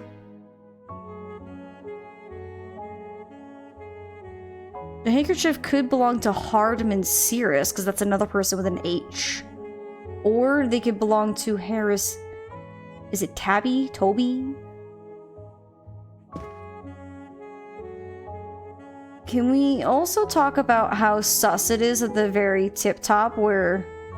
I guess it's not because we met Constantine. Like, what's his first name? He's stamped right over his first name, but alright. Yeah. So the people who have H's is Caroline Hubbard, which we just talked to her. Cirrus Hardman.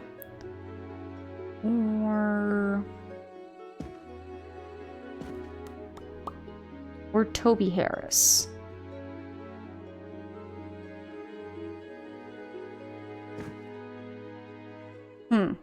Very sus indeed.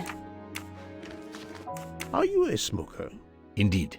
Do you smoke e-cigarettes? No. Tobacco only. Okay. I would like to reconstruct with your help the events of last night. Monsieur Ratchet retired to bed. When? Almost immediately after dinner, sir. Actually, before we left Belgrade. Did anybody go into his compartment after that? His valet, monsieur. Monsieur Masterman. And then his secretary, the young American gentleman. Monsieur McQueen. And that is the last time you saw or heard of him? No, monsieur. You forget that Monsieur Ratchet rang his bell around 12:40 a.m., soon after we had stopped. I knocked at the door, but he called out in French, "Ce n'est rien, je me suis trompé." I then left to answer another bell that had just rung. Redacted Constantine from redacted. Yes, exactly, Jacob. Why does Rudolph have two places when everyone else has one? Huh. Well, I'll see if I can relook at it. Where were you at 1:15 a.m.? I was sitting on my little seat at the end of the car, facing up the corridor. Are you sure? I left a little after 1 a.m. to speak about the snow with my colleague Jean in the bar car. I came back later. There was a call. I remember speaking to you. Indeed, I remember. Carry on. It was the American lady, Madame Hubbard. She thought she saw a man in her compartment. Then, around 1:50 a.m., I made the bed for Monsieur Ratchet's secretary, Monsieur McQueen. He had spent the evening talking with the English Captain Arbuthnot. At 2 a.m., I returned to my place and stayed there until dawn. What is the last station where we stopped? Vinkovsky. Could someone have come on board? Possibly. I was very busy. Owing to the weather, we were a few minutes late. We left at 12:10 a.m. I found a button from an Orient Express staff jacket. Did you lose one by any chance? No, monsieur. As you can see, I have all my buttons. It is not mine. Okay, so it's not his button. Then whose button is it? Okay.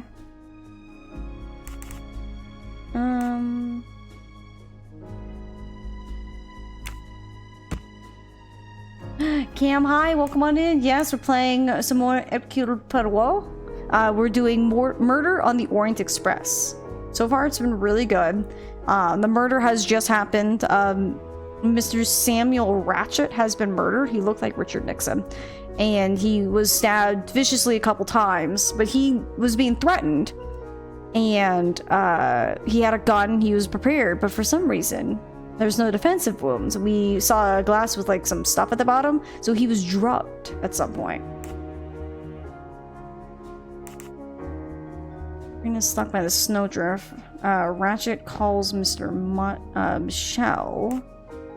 Hubbard calls Michael when he speaks with me. I'm assuming the game runs parallel to the book and movies, so I'm gonna keep as mum as possible. Probably.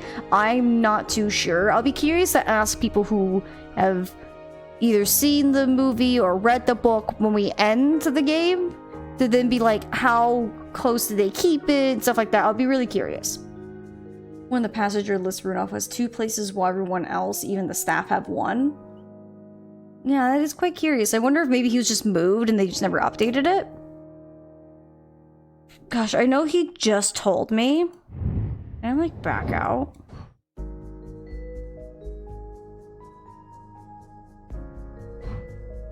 God, I don't remember any. Leaves for the bar with Mr. Foster. I remember he talked about that. He said he goes to make McQueen's bed.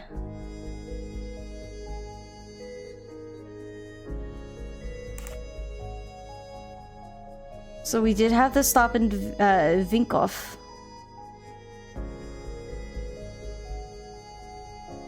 But like, I don't know where anything is time-wise.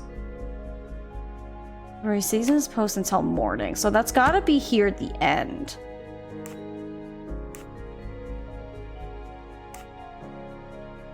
I might have to actually ask him again.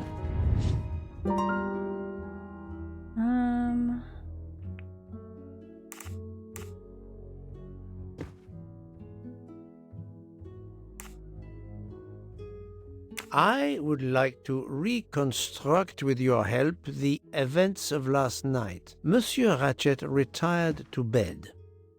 When? Almost immediately after dinner, sir. Actually, before we left Belgrade. Did anybody go into his compartment after that? His valet, monsieur. Monsieur Masterman. And then his secretary, the young American gentleman. Monsieur McQueen. And that is the last time you saw or heard of him? No, monsieur. You forget that Monsieur Ratchet rang his bell around 12:40 a.m., soon after we had stopped. I knocked at the door, but he called out in French, "Ce n'est rien, je me suis trompé." I then left to answer another bell that had just rung.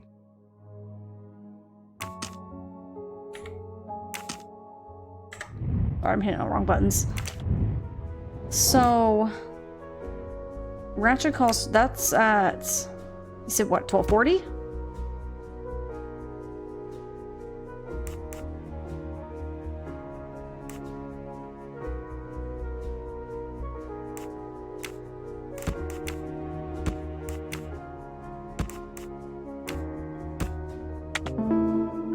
Okay. I just need to hear that one thing one more time, just to know where some of the things sat. Okay. The killer avoided Mr. Michel. Okay. Select 2 elements to help deduce how the killer avoided being seen by Mr. Michel.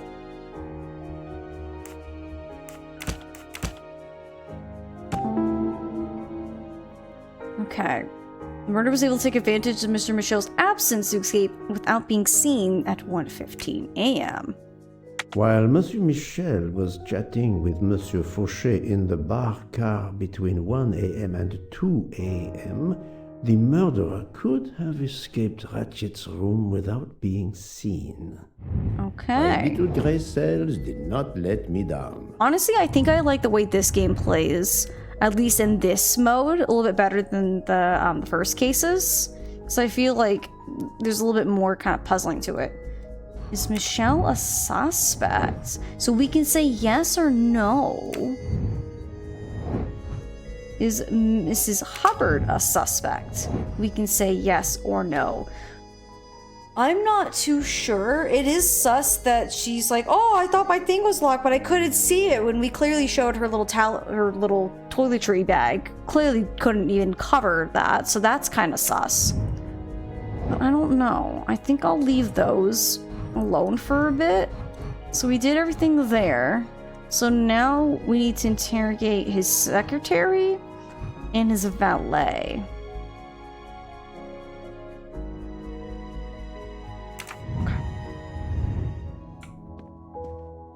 And they're in the 100s, I think. Is there anything I can look at here? No? Still nothing? Still nothing.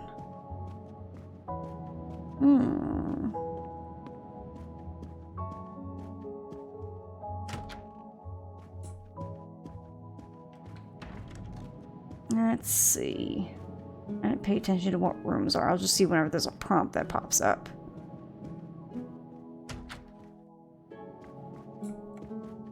Monsieur Edward Masterman, I believe. May I ask you some questions? I can barely talk. I have a terrible toothache. We have a doctor on board the train. Perhaps... I do not need a doctor. I use essential oils. If you can find my flask of clove oil in my box, I would be grateful.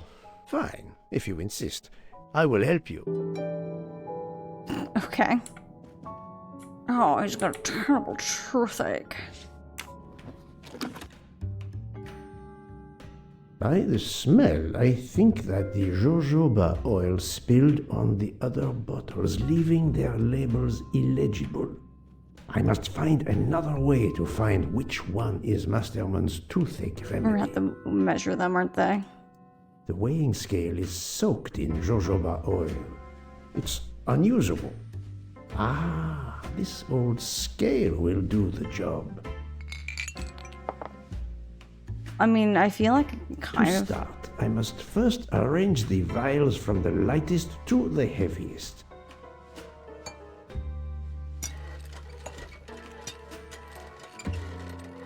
Okay, so far this is the heaviest.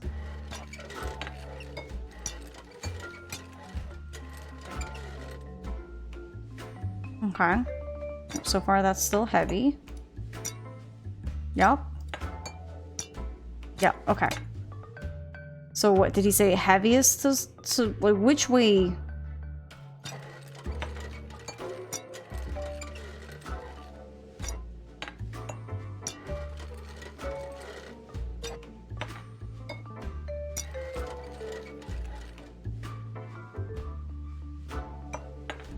Light is the heaviest. Okay, so heaviest needs to be here.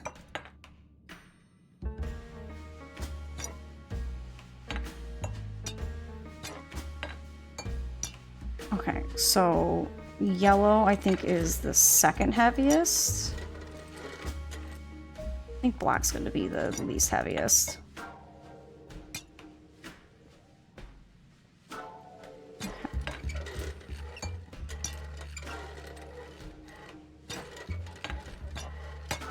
No. Okay.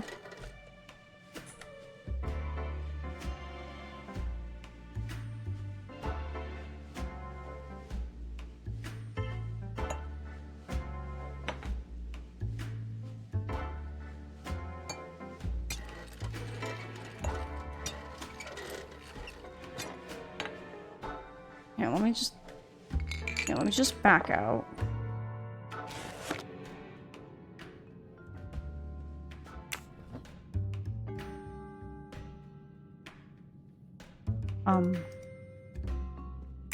Oh, I didn't fully open it. I was like, what's happening?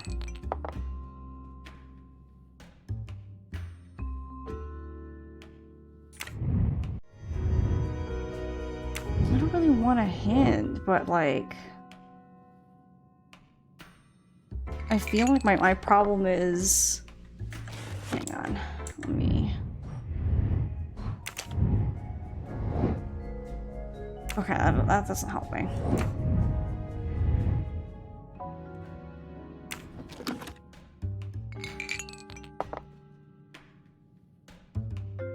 To start, I must first arrange the vials from the lightest to the heaviest. Okay.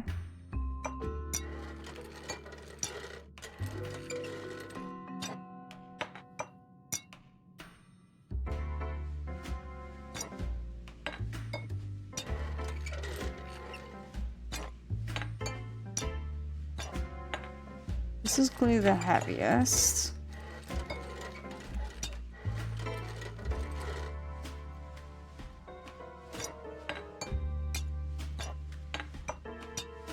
Okay. That back. Now that I know the order, I think that I can easily guess which one is the clove oil.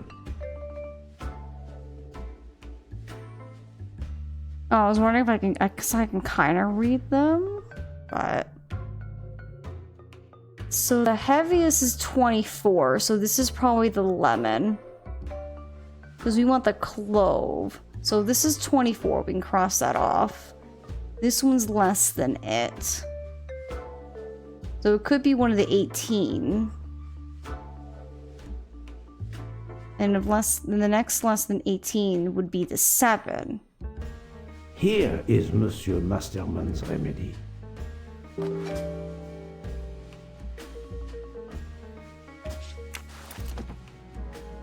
Here is your remedy. I hope it will help. Thank you very much, sir.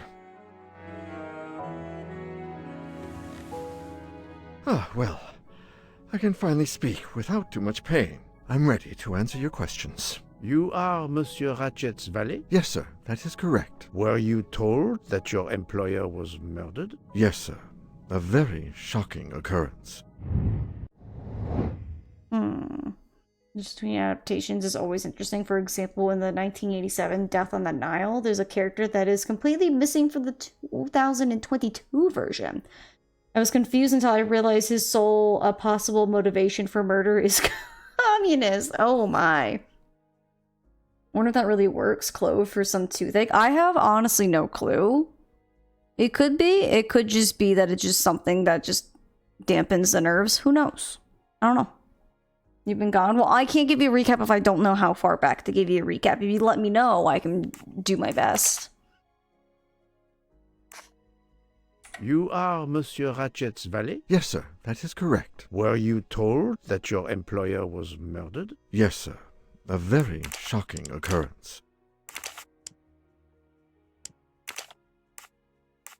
This is wrong, but I'm never... Okay. Okay, so we do know that there is a correct way. That's the right answer. I just was expecting this guy to be a bit older, especially with the balding, but man, to be 39 being going this bald? Shoot. After all, is American? Somewhat, I guess, yeah. At what hour did you last see Monsieur Ratchet? It must have been around 9 p.m., sir. That or a little after. I went to bed around 10:30 p.m., same as the person who shares my room, Mr. Foscarelli. He almost immediately began snoring. What did you do then? I read, sir, and I spent a while soothing my toothache with clove oil and listening to the snoring. Did you hear anything during the night? Yes. My roommate snoring. Well, I mean, he's also a whole train car away. He doesn't seem very shocked. He does it, but he might also just not like his employer. There's also that, too. There's some guys who bald at 20-something. That's very true. Some dudes just go bald very quickly.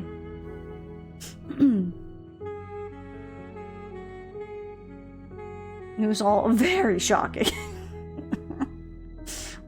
Are you a smoker? Yes, sir. I have a cigarette now and then to relax. Okay, but not e-cigarette. According to Google, clove oil can help ease tooth pain. A dentist is probably the best solution. You are absolutely right. Also, hi Griff, it's good to see you. Welcome on in. I highly recommend a good oral hygiene to help avoid the toothache, so you don't have to use the clove oil. But yeah, dentist is probably the preferred option to deal with tooth pain. Tell me about your employer, Monsieur Ratchet. I've been working for him for 9 months. I should not wish to speak ill of the dead, but he was not a gentleman, sir. Did you know that he had enemies? Yes, sir. I heard him discussing some threatening letters, sir, with Mr. McQueen. Did he mention these letters to you? He had been reading a letter when I came in. He asked me if I was the one who put it in his compartment. I told him that I had done no such thing, and he should report it to the police at the next station. How did he respond? He laughed, sir. You're joking. I do not joke, sir. Forgive me, I can see you do not. Was he taking sleeping pills? Always when traveling by train, sir. He said he couldn't sleep otherwise. Last night he asked me to give him 2. I did so, along with a glass of water. He dissolved them in the water. Did you see him drink the water? No, sir. I left right after I gave him the pills.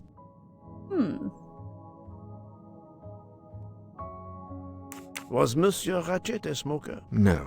He finds smokers disgusting. Can you tell me again why you gave sleeping pills to Monsieur Ratchet? Yes, I gave him the pills because when he takes the train, he has trouble sleeping. The letter must have worried him. He specifically asked me to prepare the sleeping pills. I didn't see him drink the water with the pills in it. Confrontation.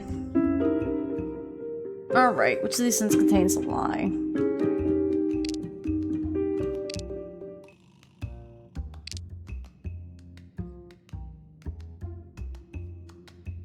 So I know the conflict we have is like there's like a residue at the bottom, meaning they weren't dissolved. But also this one kind of bothers me because like why would he ask him to prepare the pills when he had the bottle in his room?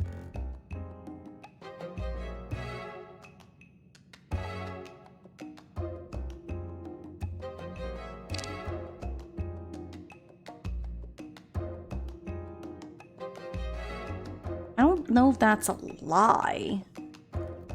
I didn't see him. What do you guys think? I think it's either 3 or 4. Because 1 or 2 doesn't make sense. Because, like, this one, like, there's nothing for us to really say, like, that's a lie. The letter must have worried him. That's clearly not a lie.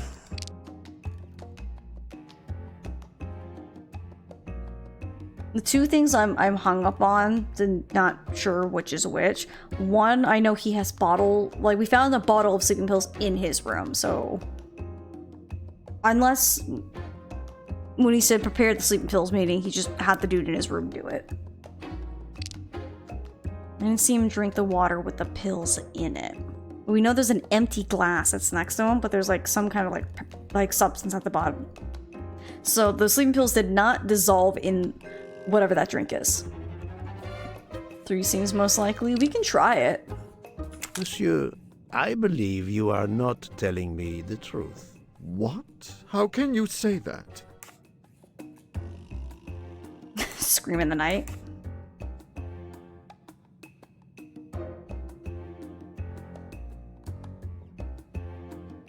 I don't like any of these. Agenda? I don't like any of these. I wonder if that's not the right one. Which of these elements proves that he was lying? We heard Monsieur Ratchet call out during the night around 20 to 1. It's doubtful he called out after he took the sleeping pills, but it's possible he took them later. He asked me to make his drink for him. Maybe he drank it later. That's true, but it doesn't explain why Ratchet would want to take sleeping pills later that night. Okay, so it's not... That wasn't correct. Maybe? He received threatening letters. 1, it seems, last night. Did you know he had a gun under his pillow? and even asked for my help to watch over him. I find it strange that he asked you for sleeping pills when he was afraid for his life and prepared to defend himself. I'm sure I don't know. Maybe to calm his nerves, maybe out of habit. It makes no sense. Wait, please. Isn't it possible that Mr. Ratchet asked me to prepare the pills, but didn't plan to drink them for some reason? It is possible. But I am a student of character, monsieur, and the Monsieur Ratchet you describe is not the man I met. If you'll excuse me, my toothache is getting worse again. I'm afraid this time you must prepare your own clove oil. That's sus. Anything else in here? No? Okay. I have some questions for you. I believe I am addressing Monsieur Hector McQueen. Guilty as charged. I beg your pardon? Oh, sorry. Just an expression. My father used to say it. You must have had an interesting childhood. I am Hercule Poirot. No need to be modest. You're a detective. You are Monsieur Ratchet's secretary? I am Mr. Ratchet's secretary. Just over a year. This guy's got the like very Texan accent. For him. Mr. Ratchet only speaks English. Prepare yourself for a shock. Your employer, Monsieur Ratchet, is dead. So they got him after all. What do you mean? You are assuming he was murdered? I know he had enemies.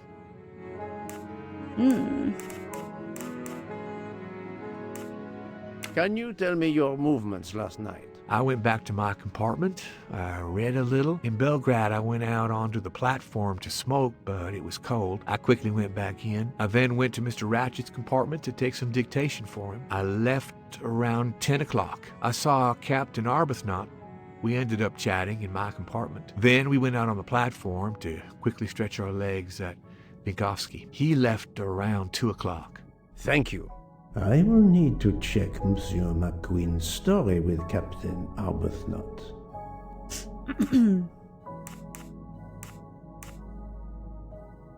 I don't think of it. It's very cool. Odd that you'd ask someone else to prepare him something to drink when his life's being threatened. It's very true. That's also odd. And also, it's still odd. It's like, why would he have sleeping pills if he knew he was in danger? What can you tell me about Monsieur Ratchet? What can you tell me? He was American. He was an antiques dealer. I don't know much more. Mr. Ratchet never talked about himself or his life. But I think Ratchet wasn't his real name. And he left the United States to run away from something. Or someone. Yes? He started getting letters. Threatening letters. Do you still have them? I have one. Did you know that Monsieur Ratchet had asked for my help? Asked you? No, I didn't know. He knew he was in danger. When did you last see him? Last night around 10 o'clock, I should say. Did you like your employer, Monsieur McQueen? No, I did not. He was, I'm sure, a cruel and dangerous Why is there snow man. falling in this room? Or maybe it's just really close to the window? Is Nixon his real name?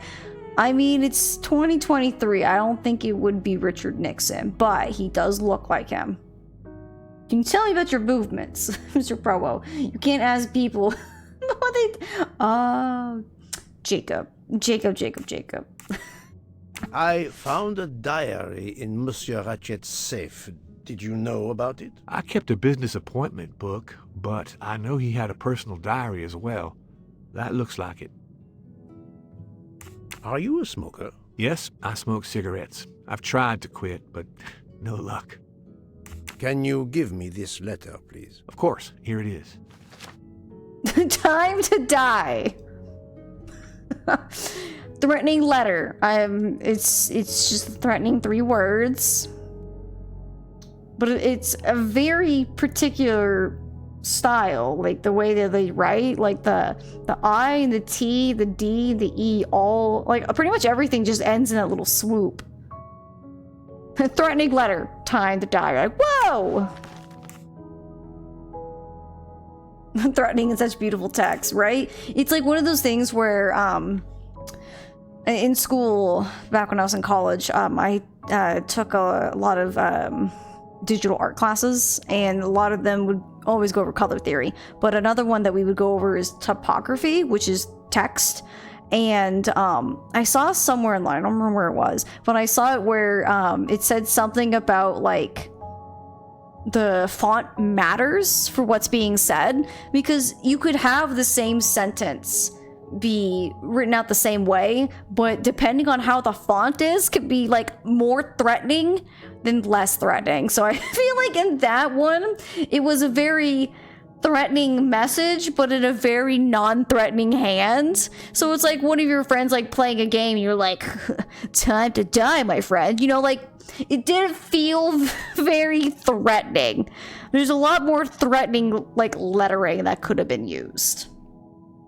No, that's German for time to the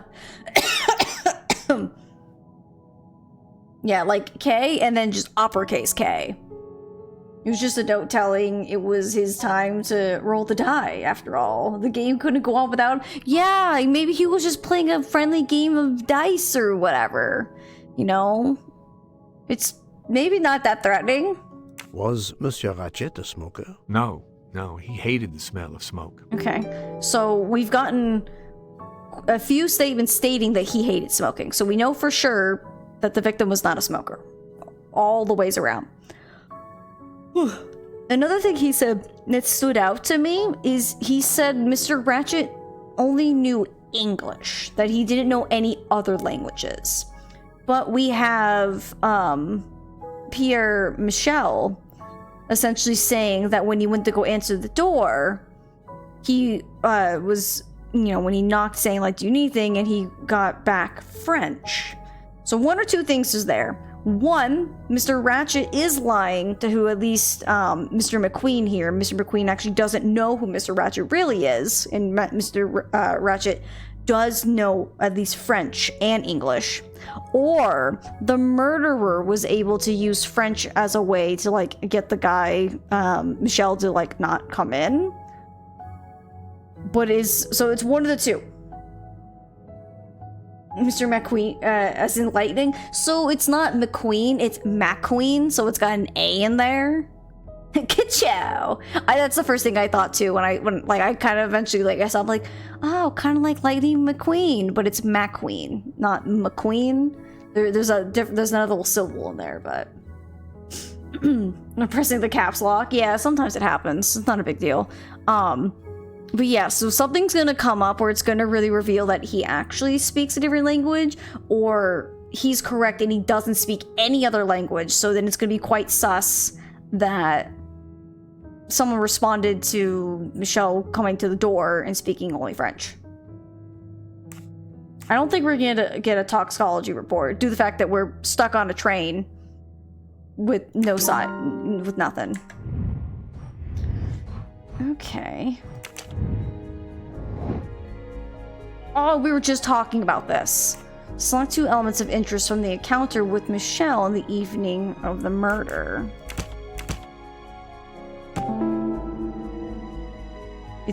It's not Ratchet who spoke to Mr. Michelle, unless we find out he's not saying who he is.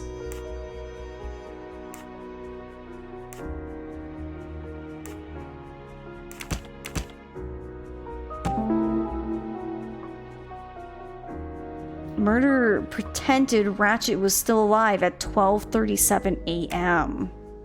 Ha-ha! The murderer may have impersonated Ratchet by calling Monsieur Michel to make it seem that Ratchet was still alive at 12:37 a.m. Sus. My little gray cells did not let me down. Okay, so it's someone who speaks French. Bum, bum, bum!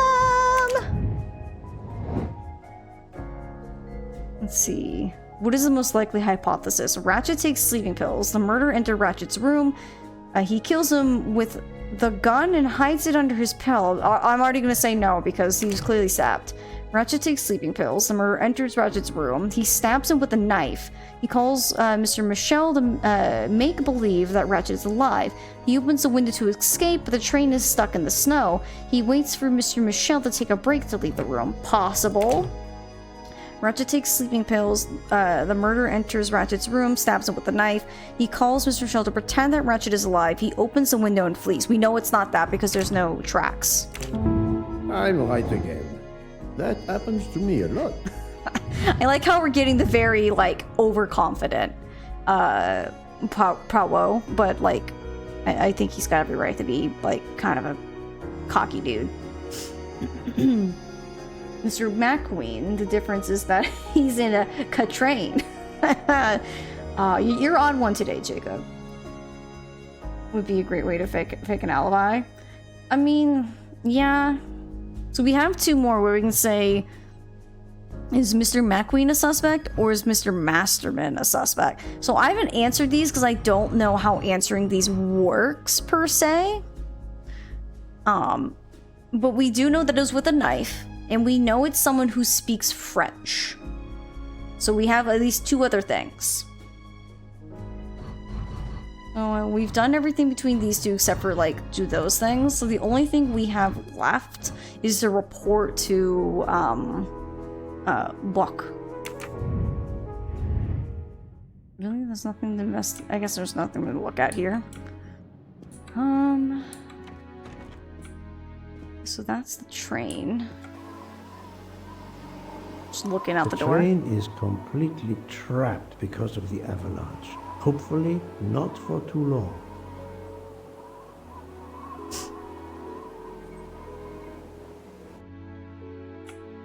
Yeah, but we can't hate the French here. Remember that, friends. We learned you cannot hate the French. Oh, I don't need to talk to you. Right, he said he was going to be in, like, the lunch car or whatever. But he's on the other side of the train.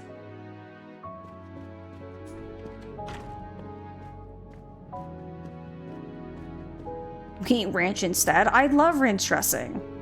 Especially on fried pickles. Oh, speaking of which, friends, I forgot to tell you on my trip, I had the husbandman made fried pickles at home, and then we had some more fried pickles at lunch one day. Oh, so good. I do love me a good fried pickle. Speaking of which, I'll report back to you guys, but we're gonna try, because the husbandman's, like, kind of fearful of the hot oil. Granted, it makes sense, it's boiling hot. We're gonna try it in the in our oh gosh, what is that, our convection oven thingamajig, air fryer. Yeah, we're gonna try to air fry fried pickles. I'll let you know how that goes. So, my friend, have you found our killer? Not yet, but I will tell you what I have learned. Please. Our assassin could have gotten on the train at Vinkovsky disguised as a conductor, entered Ratchet's room, and killed him. Then he walked out through Madame Hubbard's connecting door, where he lost a button from his jacket. He had to wait for Monsieur Michel to be absent. He waited too long. The train had left the station. He was trapped aboard. Indeed.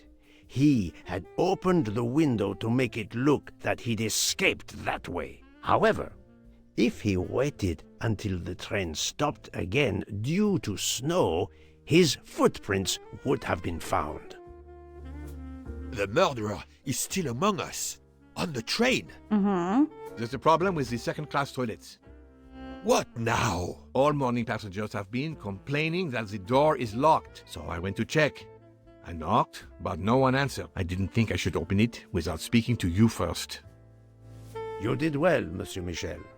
Lead the way. Ooh. Looks so different from the 2017 I used my version. master key.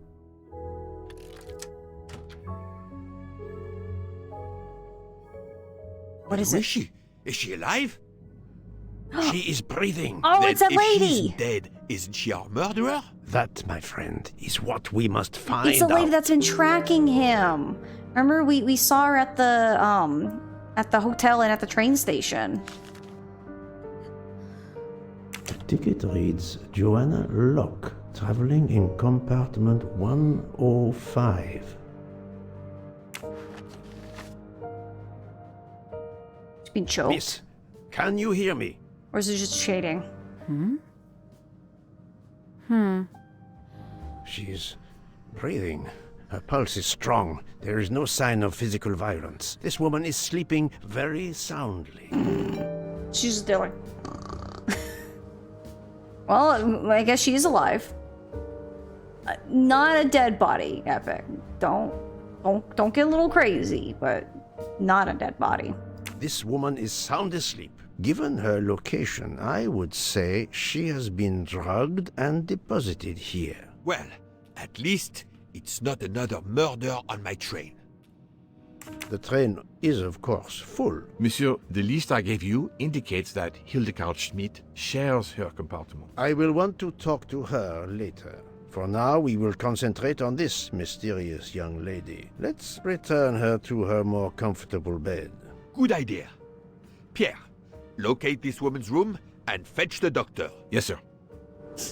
She's a zombie?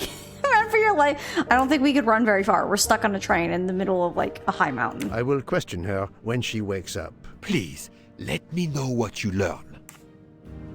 Mademoiselle Locke's compartment is 105. I suggest we return her to her more comfortable bed. Yes, hopefully she will awaken soon. Hope she wakes soon.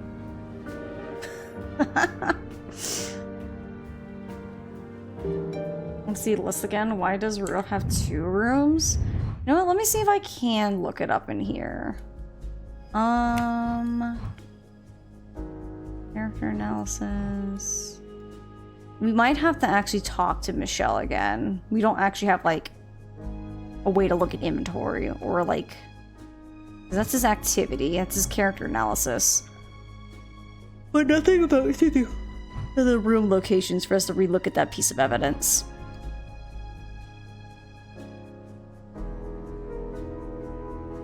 Yeah. Kind of odd that we can't, like, look at things again. Because unless it's in here, maybe? 1 to 3 mustaches collected this chapter. Okay. Okay, so here's just the mysteries. Let's do a save. We haven't saved. There we go, saved. Speaking of which, we've been going for a bit. Why don't we do our stretch break right now since we just saved? So we'll come back and we'll talk to this lady. I'll put on some tunes for you, but I'll be back, guys, in just a little bit.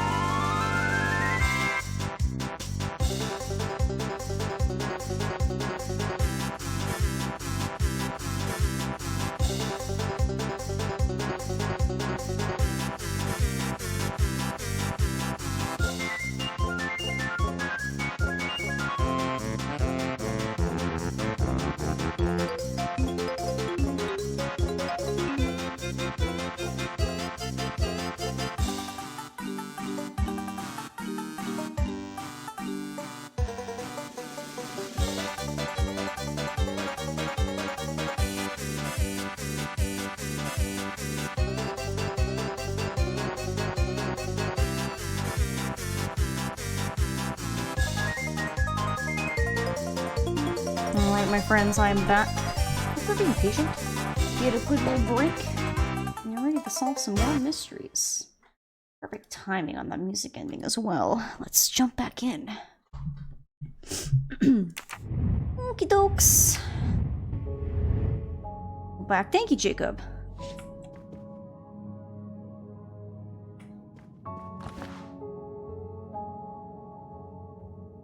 This also has that residue in A it. cup of tea with white residue at the bottom. Someone's been doing some drugging. Sleepy drugging.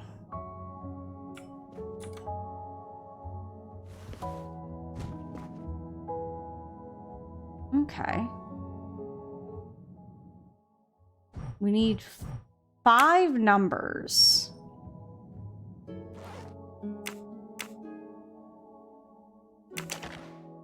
Oh, it's missing a A button! briefcase and a wagon-lit conductor's jacket. And the button is missing. Mmm.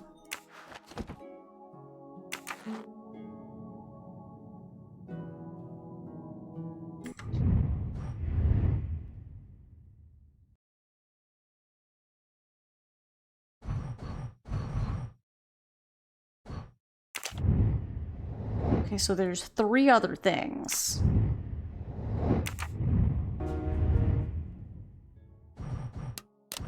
Yeah, so we can really fiddle with these, but I'm gonna need some more information. I like how it's like a couple things to look at. I don't see like her lying her passcode around somewhere. I'm not seeing what else I can investigate. I can't talk to her. We need to know more about this person. Yeah, 1 out of 4. There's 3 other things for us to look at.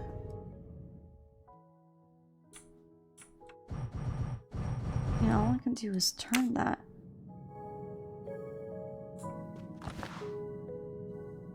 Yeah, there's not like there's a code. There's clearly just some more of that powder, so I'd assume whoever drugged our victim might have also drugged her too.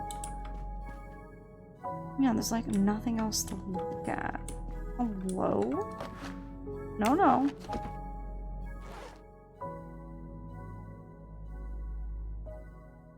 Is it really just this? It says 194 on it. But I don't think that would be the code to the suitcase, especially since it's a 5-digit combo.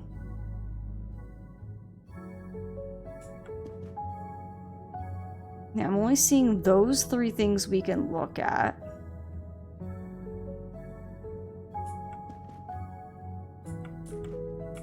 I want to look at other things. I can't like zoom in. So there's Moby Dick. I don't think it would be like the year Moby Dick came out. It would be nice if I had some answers.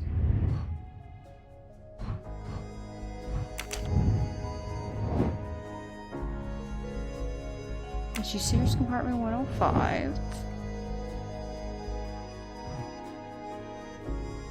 Oh, here's a list of passengers. Never mind, it's just the speech bubble.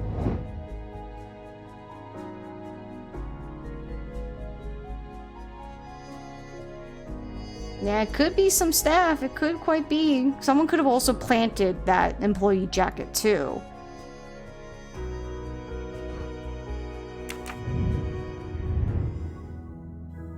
What do you want from me, game?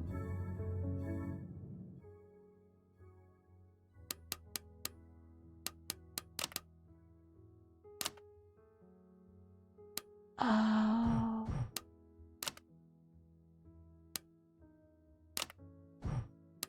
I see. I think I understand. Poirot, what if the briefcase is booby-trapped? So, Poirot, any luck so far? But of course you know what you're doing. It is booby-trapped. Can you stop talking? Book, silent like a mouse, please. I'm sorry. You're right. I'll be quiet now. You need to concentrate. I will not. I like how I can literally word. just be like, not one. Book, stop talking. There will be another murder on the Orient Express in a moment. Me murdering you. No, stop it. Right, did she drink it without the sleeping pills? It kind of feels that way. Okay.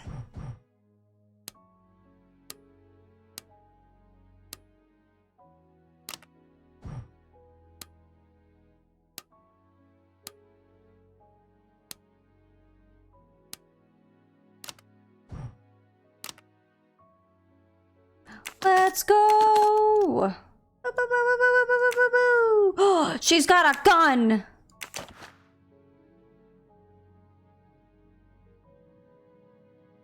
And she scraped up. Well, she really didn't. They didn't model the serial number on it. She has a gun. Come, Poirot.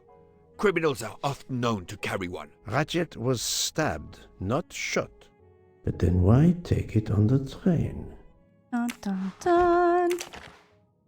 She's a police officer. This badge says that Joanna Locke is an American detective with the Berkshire Police Department in Massachusetts. Jacob, we can't flush every toilet we are. Oh. I was about to say we can't flush every toilet we find. That'd be funny if games had that, where you could just flush every toilet, because you could. We can't flush every gun we find down the toilet, Jacob. Then they're gonna think we're suspicious. Oh, what a dossier. Mademoiselle Locke seems very interested in our victim. Of course. She has studied her target. Possibly. Yeah, I'd say she's definitely, like, going undercover in such a way. Massachusetts? Oh my god, she's a year older than me. Just two we found. Yeah, but we can't keep getting rid of guns, Jacob. That's not how that works. Her driver's license confirms her identity. She is American. These are fake IDs. It's certain. Right. That's the same cat picture, just not with the rest of the girl. The stuffed animal is the same as in the photo found at the crime scene. What a coincidence. Mademoiselle Locke appears to have been investigating Monsieur Ratchet. Look, she's waking up. Thanks to you, I would not be surprised if our murder victim were also waking up. What?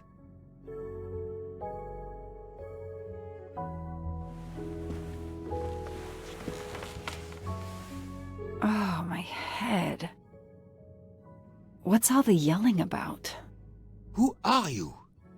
Give me a good reason why you should not be in handcuffs. I can give you a reason, Book. Whose handcuffs will we use? I have none. Do you? Well, You are Joanna Locke, mademoiselle? Yes, Joanna Locke. I'm a detective. Berkshire, Massachusetts Police. I have found your credentials, mademoiselle. And I know who you are, Mr. Poirot. Then, if the I love how everyone introductions are pronounces his name, complete, like, so perhaps very the authentically. explanations may begin. And then there's me who can't pronounce Poirot I'll try. at all. It's simple, really. I'm on the trail of a murderer. It was not in the book. Finish chapter 2. Bum, bum, bum. I wonder if that means like whatever like we're doing starts to deviate from I had the just Agatha been Christie promoted book. to detective after 5 years on patrol. It was my first time on a major case. It had been a month since Daisy Armstrong was kidnapped. Are you playing as the her now? Armstrongs were desperate for some sign of hope. I was there only for paperwork, to fill in some blanks. Oh my god, I think we are.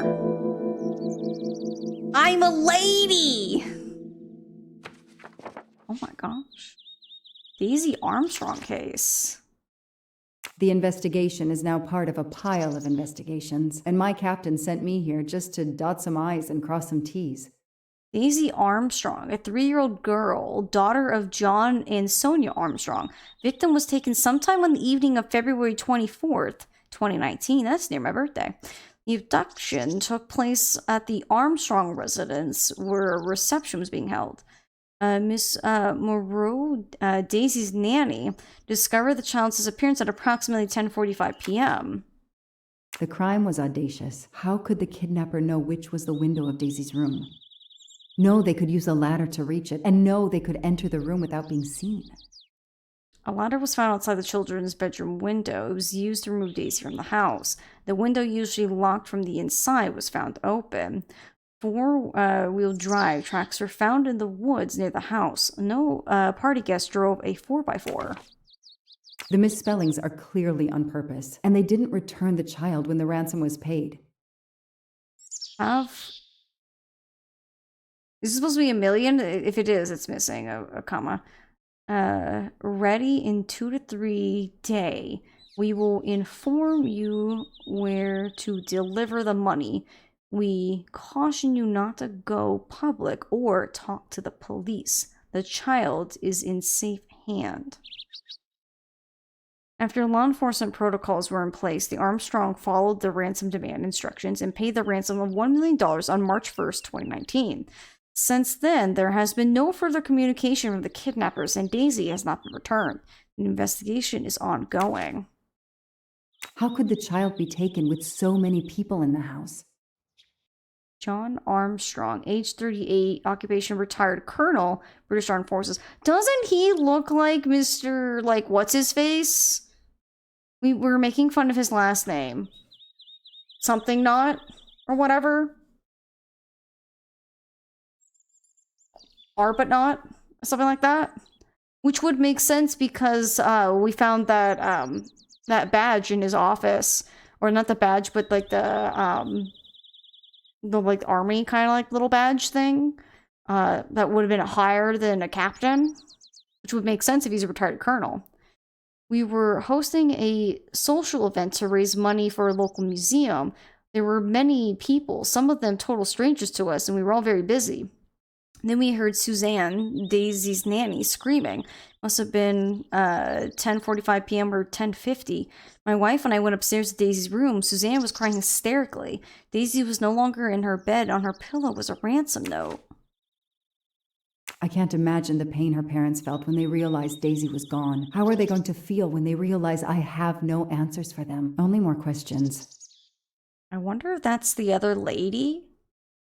The one with the earrings, but it has different dyed hair, maybe? Same, but the last time I saw Daisy was about 10:30 p.m. when I went to check up on her in her room. I noticed Suzanne was not around, but Daisy was sleeping peacefully. I stayed with her for about 10 minutes or so. I assumed Suzanne would return soon, so I rejoined the party. That's why I'm here. A damn computer glitch. Or somebody pushed delete instead of save. Whatever happened, we lost the nanny's deposition, so my entire contribution to the investigation is to take it again. Nanny, number, computer, input error 79, deposition to be retaken. Interesting. The phone record of the night of the kidnapping. The last call was for 911. Which makes sense. She called this number. She called that number. She called that number multiple times. She called it later in the evening. And then the next day. Or I mean, I guess not the next day.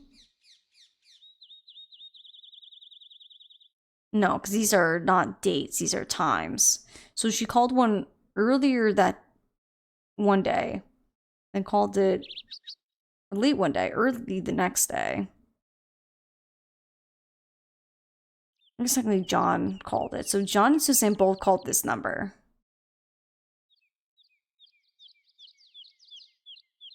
The Arbuthnot. Oh, right. I think it's Arbuthnot was the name he gave us. A topographical map. Often more important than a road map in these mountains. Okay. Look at my arms! Look at my legs! Alright. We're walking around. Oh, she runs faster. Oh my goodness, look at her go. Hello.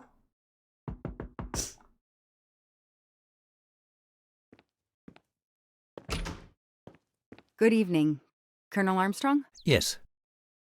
You're the detective Okay, they he doesn't phoned look about. the same. His Joanna picture Locke. looked the same. I don't remember you. I'm newly assigned to the case. It's about time more detectives were involved. My wife, Sonia, she hasn't been herself. Every day is a waking nightmare for us. Tell me you've uncovered something new. I'm here to speak to your daughter's nanny. There was a computer problem. Her earlier statement has been lost. Oh, I see. We had hoped. Well, do as you wish. I won't be far if you need me. Oh, sleepy babe. Alright, don't mind me. I'm gonna look around your Their house. fairy tale became a nightmare. I don't think I need to talk to them just yet. Oh my gosh, look at the architecture in here. What do you have that looks like a sword? What is that? It's like some kind of poker thing. Huh. Got like a whole side dedicated to this child. I mean, it makes sense, but like... Sympathy and support for the Armstrong family during this difficult time. Thoughtful, but never enough. What a dear child. Wonder what happened. I bet you we're gonna find out at the same time.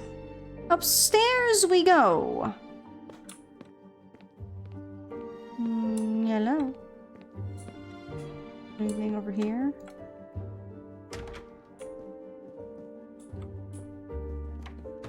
A toy train. Now here I am on a real one. Lyon, in France. What a lovely looking city. Ah, kitty! I cannot interact with a cat, but I can look at a cat. Looks like kind of robot cat. Hello, are you Suzanne Moreau, Daisy's nanny? Yes? I'm Joanna Locke, a detective working on Daisy's case. Is there any news? I'm afraid not. How can I help you? I'm really sorry. I'm afraid I have to take your statement again concerning the evening of Daisy's disappearance. There was a computer problem. Your statement was accidentally deleted. Of course. I want to help any way I can. Also, given that when this game is technology exists to forensically recover the lost file, yeah, but shh, it's fine, it's fine.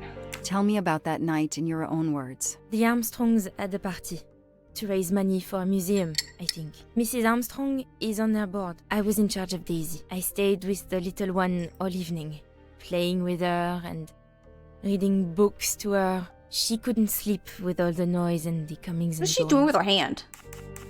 When did you notice Daisy was missing? I was only gone 5 minutes to phone my mother. She's in the hospital. When I returned, Daisy wasn't in her bed. I thought she might have gone to look at the party, but then I saw the ransom note on her pillow. I screamed and screamed. I couldn't stop. Did you notice anything unusual before that? I was with Daisy all evening. Finally, she fell asleep. I didn't see anyone else or notice anything in particular. Do you have any idea who did this? No! I can't see who could have done such a horrible thing. The Armstrongs are such good people. Like my own family. Thank you for giving me your statement again. I'll get back to you if I have any questions. I won't be far. Okay, I have Suzanne's statement, but her answers need some checking.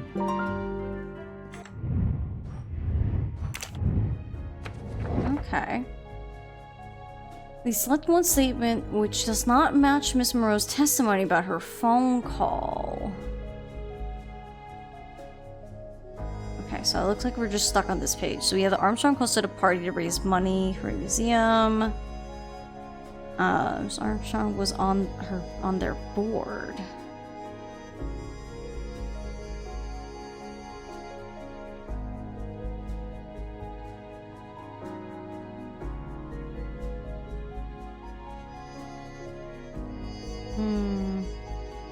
Let's see. The last time I saw Daisy was about 10:30 when I went to check up on her in her room. I knew Suzanne was not around, but Daisy was sleeping peacefully. I stayed for about 10 minutes or so.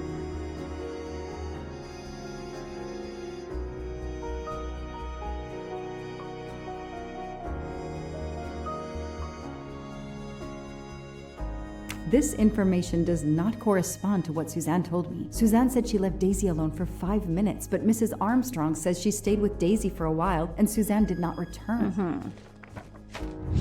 That is a great detective job. Alright, cross-check stories.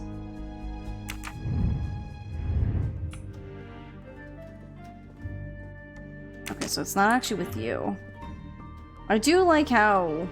I like how in the first game we played, the first cases where you could tell, like, who you need to speak to, but I like in this one that I'm not constantly, like, hearing, like, the beginning statement and be like, oh, never mind, I didn't need to speak to this person. Check in. Okay, no, so it's this room. Oh, she's pregnant again. Golden mustache! Help yourself, Joanna. You earned it. A toy castle.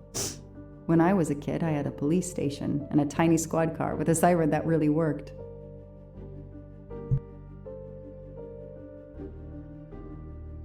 Oh my goodness, excuse me. I like how I pick up the golden mustache as Joanne and she's like, just help yourself! The world through the eyes of a child seems so sweet. Mrs. Armstrong, my name is Joanna Locke. I'm a detective investigating the kidnapping of your daughter. May I talk to you? When is your baby due? Mrs. Armstrong? Sonia? I don't want to talk. I just want to see my daughter again. That's all that matters. Poor woman. I can't imagine how she feels. And another baby on the way? I want to help, but I'm here to take the nanny's statement, and there are no words I can think of to ease Sonia's pain. I think the only way we could help is by be like, I found your daughter! So. Everything looks okay here. Okay, select an element in the file which can comfort Miss Armstrong. Oh, I just clicked on something. That is a great detective job. Nice! The second page. Mrs. Armstrong? Let me show you this. Daisy, my little Daisy. I miss her so much. How good it is to see her face. I can't imagine the pain you're feeling right now. She loved her little stuffed animal, Fluffy. She took him everywhere with her. The kidnappers took it as well. They didn't have to. That means they wouldn't hurt her, doesn't it? Every lead will be followed up. You have my word on that. Thank you. I shouldn't lose hope. Somehow. I know it isn't my case, but I just made a promise, and I mean to keep it. Do you know where I can find Miss Moreau? She's in her room. Last door on the left. Tell me about the night Daisy was taken, especially anything about your daughter and Suzanne Moreau. Apart from seeing to our guests, I took a moment to check on Suzanne and Daisy in Daisy's room. Suzanne wasn't there, but Daisy was asleep. I sat with her for 10 minutes or so. Suzanne didn't return while I was there, but there's no reason for her to sit there all night when Daisy is asleep. I went back downstairs. May I come back if I have more questions? Of course. Anything I can do. Okay, the stories Sonia and Suzanne tell don't match. I should recheck my file and track Suzanne's movements. Okay, select another statement which doesn't match with what Miss Monroe said in her testimony about her phone call.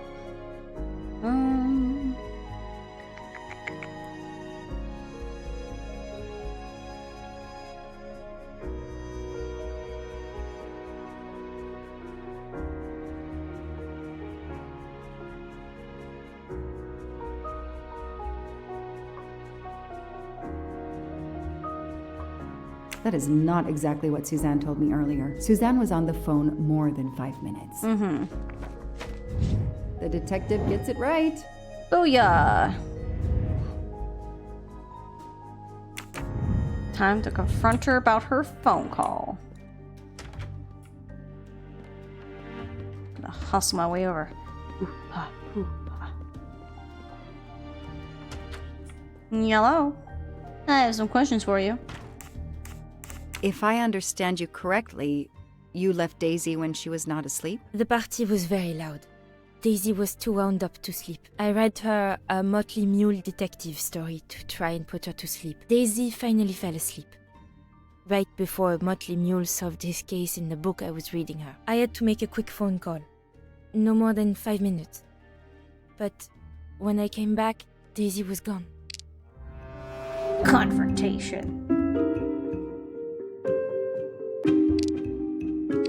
It's the one where she said it wasn't more than 5 minutes. Are you sure you were only gone for 5 minutes? 5, 6, what does it matter? It was very quick. Phone record. You say you were only away 5 or 6 minutes, but Mrs. Armstrong says she was alone there more like 10 minutes. And the phone record shows that you stayed on the call for more than 30 minutes, way longer than you said. My mother is extremely ill. It's difficult for me. I may have lost track of time. When I came back, Daisy had disappeared. It must have been a coincidence. You have to be precise, Suzanne. A little girl's life is at stake. Why are you doing this? I didn't do anything wrong. I would never hurt Daisy. I need to check Suzanne's story. She's panicking. Why now? What is she afraid of?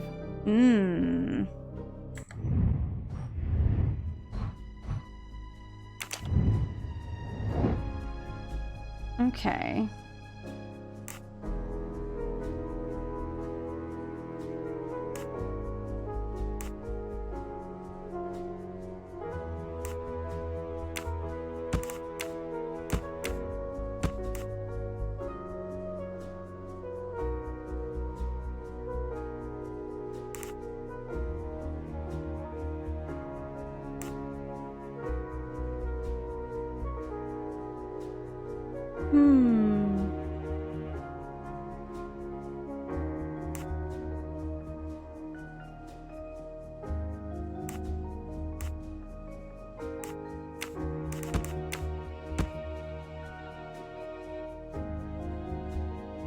It just doesn't make sense if, like, you walked up there just to do that. No, this isn't it. Think! And she took her phone call.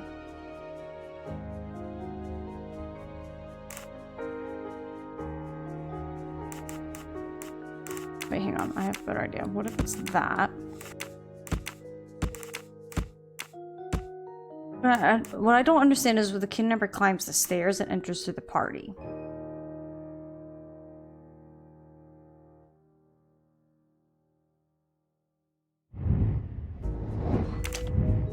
Let's look at something else real quick.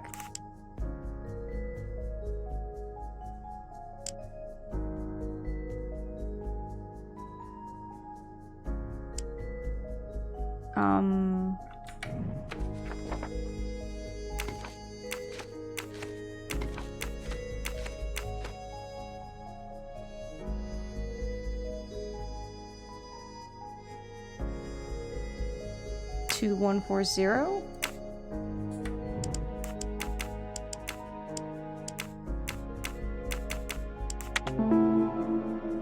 Okay. Hey, I'm a pretty good detective after all. I'm calling your mom right in front of you. The number you have called is not in service at this time. Please hang up and dial again, or contact your service provider. What if it's not her The mother? number Suzanne called is not in service? A hospital? What if she's in on it to try to get money? How about that?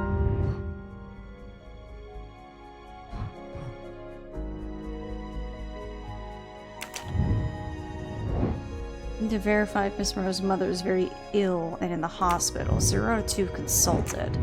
That's probably... Before we did the facts, let me Let's try to do everything else first.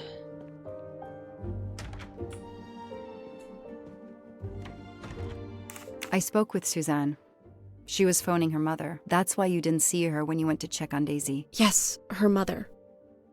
I tried to call the poor woman earlier that week, but the hospital said she's been in a medically induced coma for more than 2 months. Suzanne told me she called her mother, but she would have known her mother was in a coma. We already are dealing with a kidnapping and extortion. Yeah.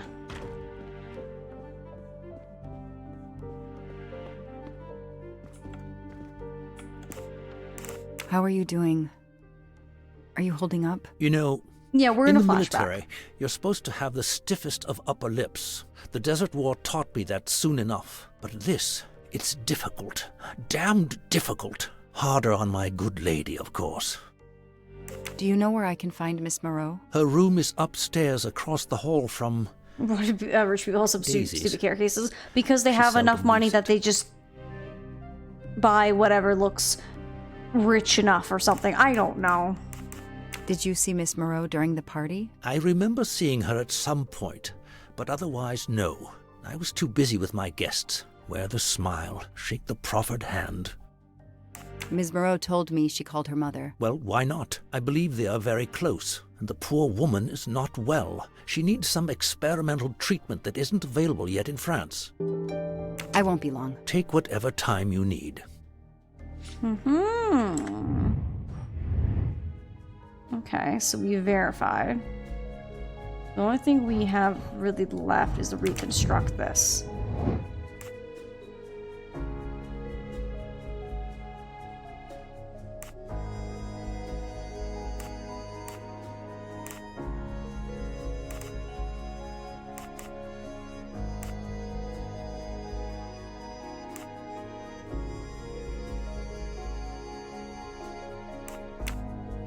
I wonder if I was right where they...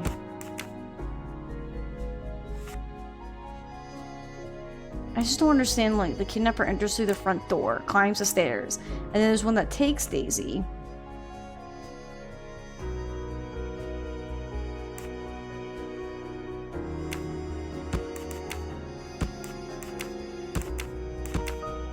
No, I did something wrong.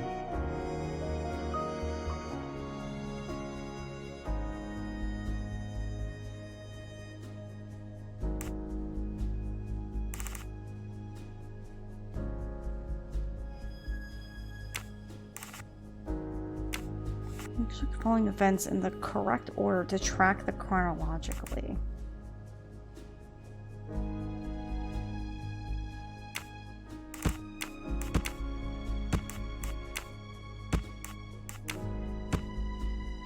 No, what if it's set that up? Hang on. Let me just use that away. So what if he comes set it up?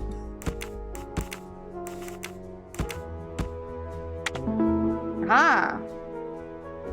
Now it makes sense. That is a great detective job. Let's go. The kidnapper places a ladder under the window to Daisy's room. Then he joins the party, just one guest in the crowd. He somehow knows when Suzanne leaves the room, then sneaks upstairs. He opens Daisy's window, carries her down the ladder, and vanishes. Bum, bum, bum. I won't be long. Take whatever time you need. Okay. Let's see who I need to talk to now.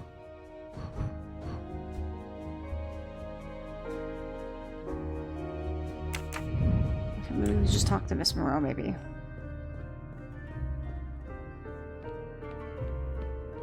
You got some explaining to do. I'm on to your little game. The number you called that night is no longer in service. I don't understand. That's the number the hospital gave me to call my mother's room.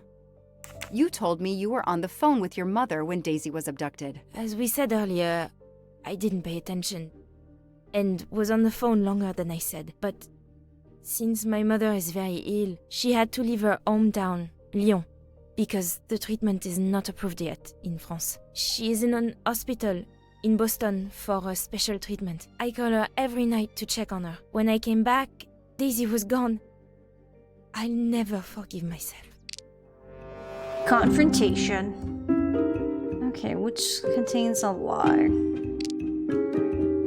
No. This one. Are you sure you called your mother? Yes. Every night since she was admitted in December. Suzanne, I think you really care for Daisy. If you do, then tell me the truth. You can't have been calling your mother while she's in a coma. My mom really is in a hospital in Boston. She really is in a coma. I wasn't calling her. I was on the phone with my boyfriend. No. Why lie about it? Why are you panicking? Because he's gone. I haven't heard from him since the night of the kidnapping. I'm afraid he's somehow connected to Daisy's disappearance. That he was just using me somehow. But I swear I talked to him. Yes, for more like 30 minutes that night. So he couldn't have kidnapped Daisy at the same time we were talking. But he could have kept you talking so someone else could take Daisy. Yes, you can see why I lied. Can't you? I was afraid you'd suspect me of having something to do with it. You can understand that, can't you? Suzanne, I want to believe you, but you've made it harder to find Daisy. Do you realize that? Oh my god. What have I done? What's most important is not what you've done, but what you do now. Go. I'll be back to talk to you. No more lies, Suzanne. For Daisy. No more lies. Noah. The name might lead us to that little girl. I am on this case now, whether my captain wants me to be or not. I've been here for a while.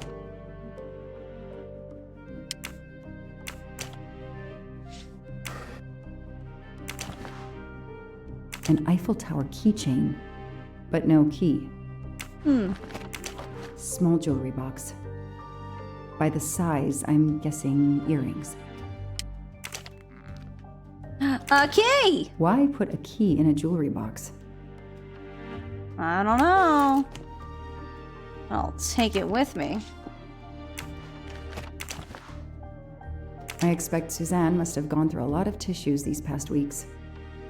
Understandable.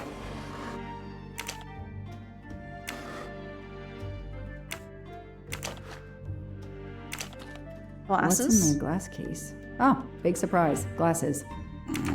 Alright. The sassy detective pants. Huh. Okay, because there's nothing hiding in the book. It's literally just a book.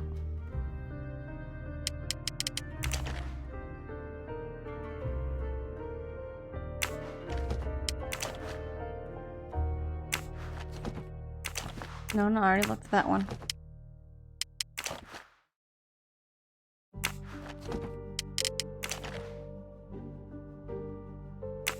I like how we can kind of like pick up every book. French to English dictionary. No. I want to look at the one next to it.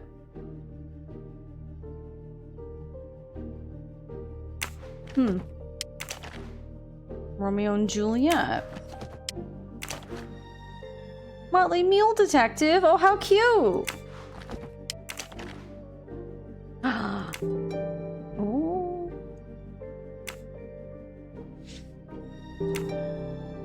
Alright.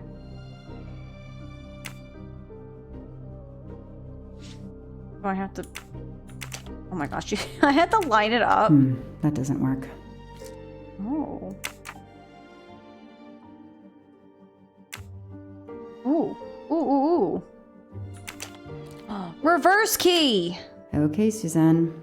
Let's see what you haven't told me. Gosh, reverse key. January 9th, 2019. Day at the park with Noah. I can tell he is opening up more and more to me. I chatted on and on about my job. I told him how much I liked the Armstrongs, especially Daisy. I really feel like he's invested in our relationship. The kind of man is so rare these days.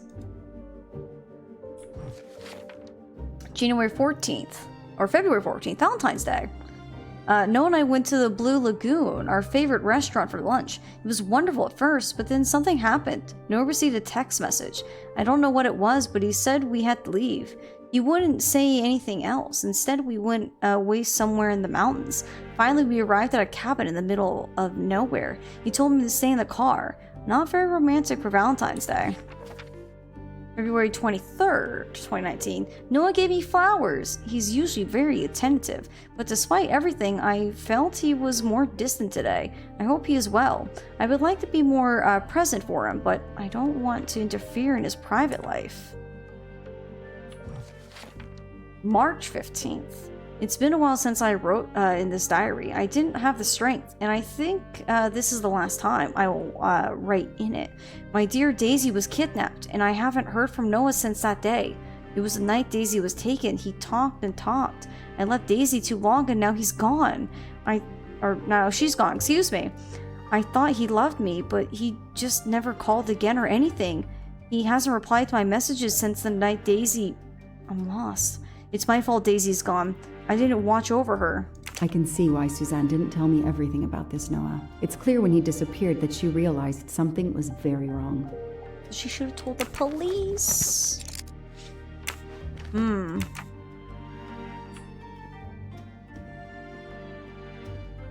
I gotta actually interact with the door. Who do I need to speak to?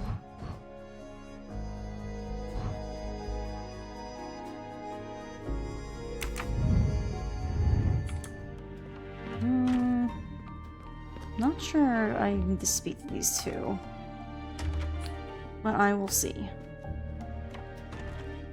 Can you tell me anything about Suzanne's boyfriend? I know she dated our chauffeur for a while. There was, He was their someone chauffeur. else she'd met recently, but I don't recall his name. Oh. Is the chauffeur and her... what was her boyfriend? Noah? Are they in on it together? Know anything about Miss Moreau's boyfriend? Her boyfriend?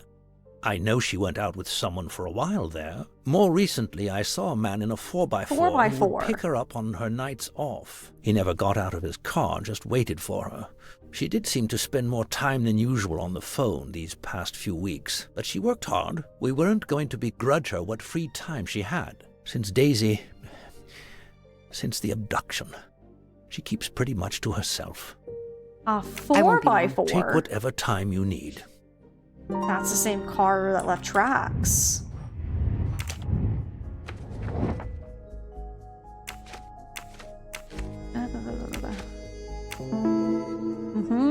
These tire tracks could well be from Suzanne's boyfriend's 4x4. Score. 1 for the good guys. Heck yeah. Time to confront her about her boyfriend. Stop right there. Tell me about your boyfriend. Have you been together long? My boyfriend? Why? He doesn't have anything to do with this. Please, Suzanne, the sooner you answer my question, the sooner we'll be done. His name is Noah Garrity. I met him at a Lunar New Year party in Great Barrington. He is a kind and caring person, although, well, I miss him. He had to go away on business. He should be back. Tread marks of a 4-wheel drive vehicle were found outside the garden on the night of the kidnapping. Noah drives one, doesn't he? Where is he, Suzanne? If you know anything more about him, you have to tell me. I know what you're thinking, but it's impossible. He was very nice to me. He never did anything to make me suspicious. We went out to eat, to the movies. Just like a normal couple. He's not the only man in the Berkshires who drives that kind of car. Confrontation. In which sentence contains a lie?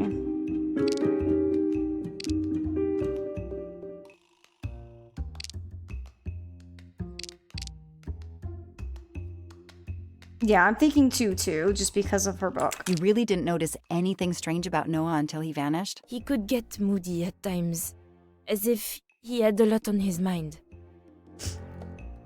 The overwhelmingly charming man or the dangerous ones? Exactly. I'm gonna say the Blue Lagoon. You mentioned the Blue Lagoon. Why? I don't know. I never thought about it. I guess he liked the place. That makes sense. In your diary, you say that Noah took you to a cabin in the mountains on Valentine's Day. You read my diary? I'm sorry, but we have to find Daisy. We both want that. So yes, I looked in your diary.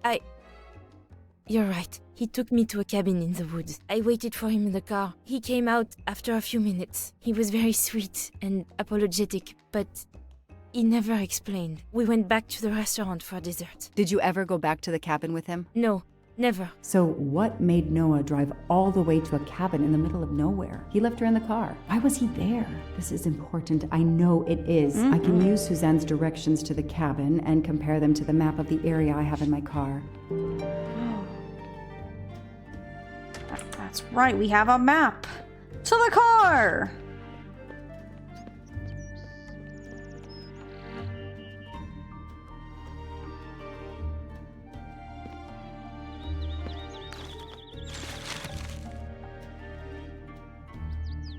Thanks to the information Suzanne gave me, I should be able to find the cabin on this map. Okay. I like how I'm like trying to like look around. That doesn't really match. Oh, like I was trying to move my mouse. Okay, that's why. So we have two different towns. We left town, then crossed two bridges. Okay, let's look at this map here. So we have rivers are in blue, forests are green, rural area is in light green. Massachusetts National State and Interstate Roads, Land Register. Nothing about bridges, though.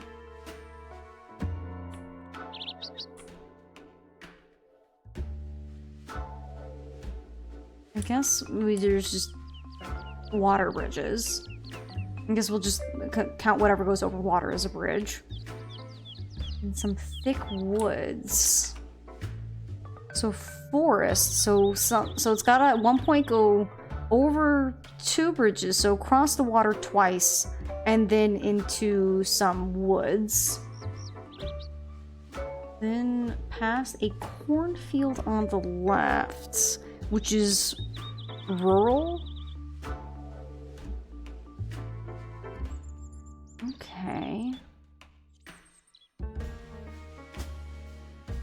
then just trees and more trees.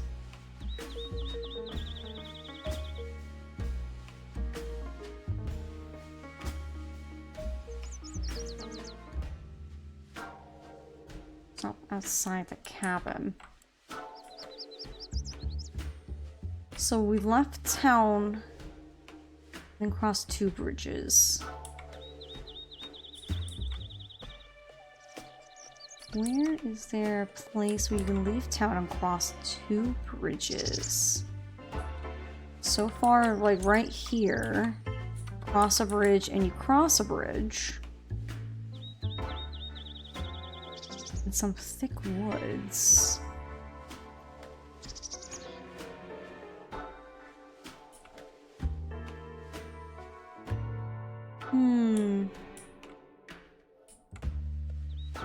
And past a cornfield on the left, so there's gotta be.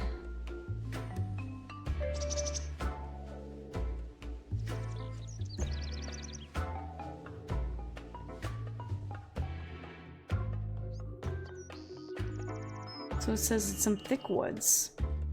And just trees and more trees. Huh. He's hiding the kit there. I think that's where we're getting at.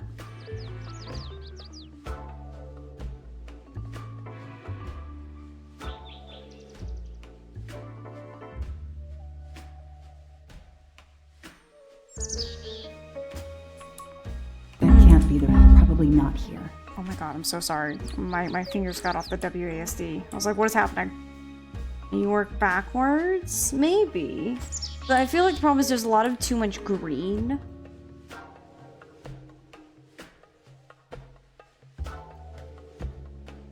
I'm trying to like look at where there could be a spot where you cross two bridges. Because I mean there's I guess a bridge here and here. And past a cornfield on the left. So like there's obviously like a cornfield here, probably here and here.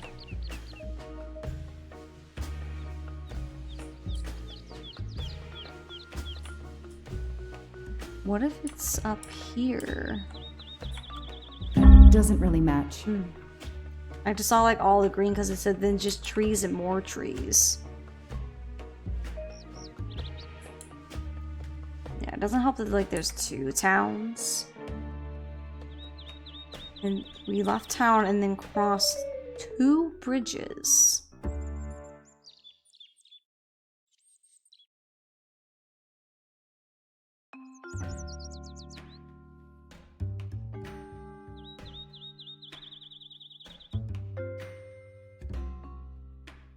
I think it is the woods on the bottom center near the lake. You think here? Probably not here. Not there. Because we have to have something that leaves the town, crosses 2 bridges.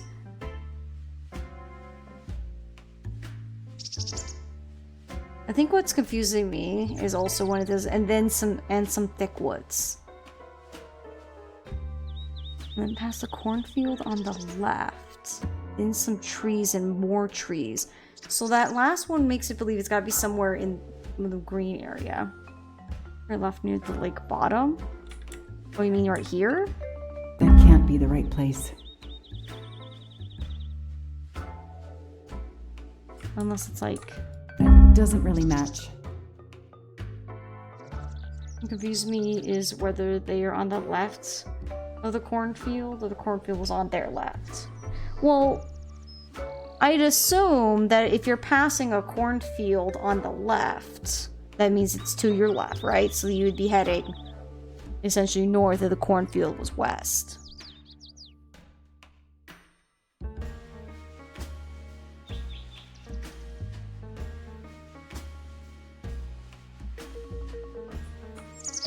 Now, since they left town, they crossed 2 bridges. I don't really see anywhere where...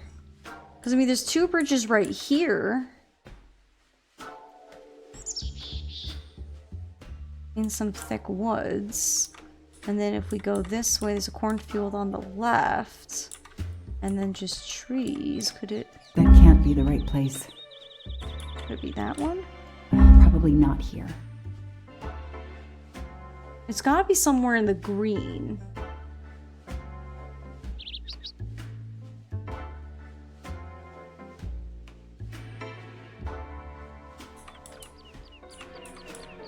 Could it be this little spot? I got it. The cabin has to be here. I have to find that cabin. I hope I'm not too late.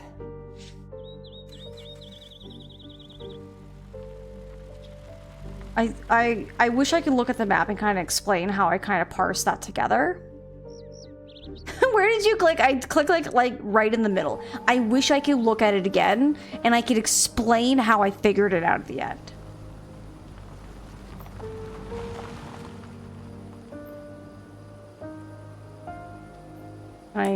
Can I look at my... Okay, here's this famous cabin. Oh god. Let's investigate. Oh no! Hello?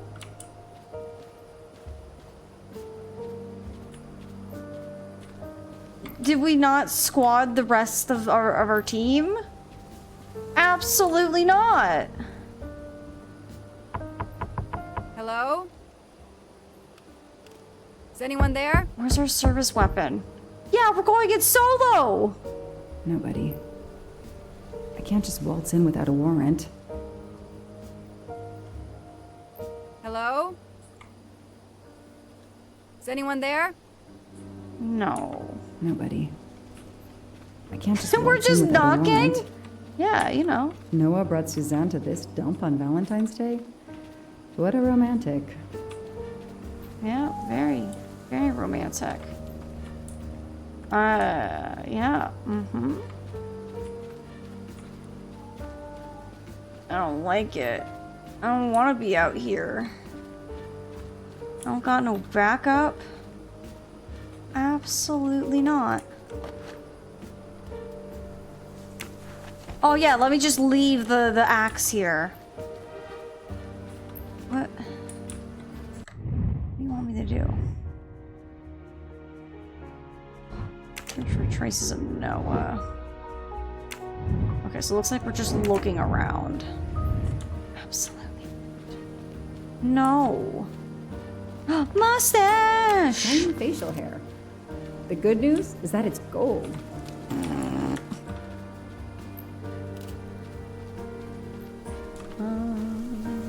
Lucky. If only I could see what's inside. That barrel is sturdy enough. I could climb on it. Oh, God.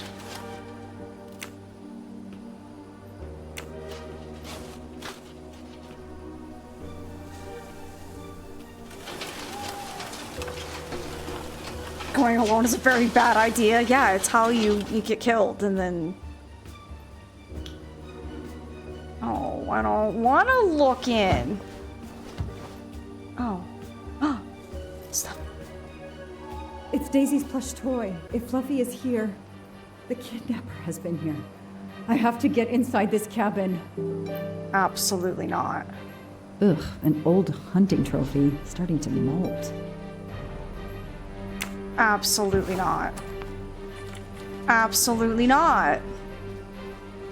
Call for backup, right? This is where we call for backup, and then we go storming in. The door is solid and the lock is new. The broom isn't sturdy enough to force the door. I have to find a way to open this door.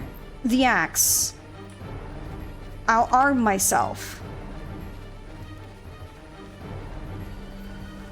I don't like the music. A maul for splitting wood. Perfect for attacking doors. And people, if they decide they want to attack me. I don't like this. Oh, we're using the back of the axe. Very good. Don't just drop it. She's like, I don't need this. Oh, good. Regulation, you know, like gloves so you don't leave fingerprints. A broken door to investigate. No need for a warrant. The stove is cold. Nobody's been here recently. Some people seem to have played here before. I hate this. Some boxes. I wonder what they were used for. A lot of tools. I guess somebody noticed the cabin was about to fall down. 3892. I bet that's a code for something. That's a woman's hairbrush. Did Suzanne actually come in here after all? Mustache! Not really my style, but I'll take it.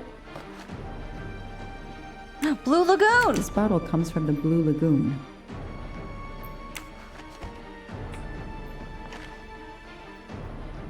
It's Fluffy, no doubt about it. Oh God.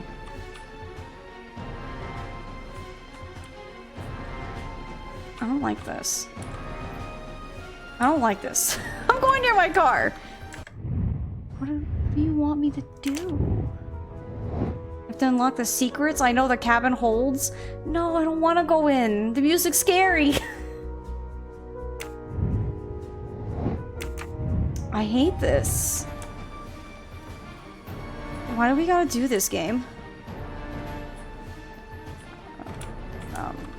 Yeah.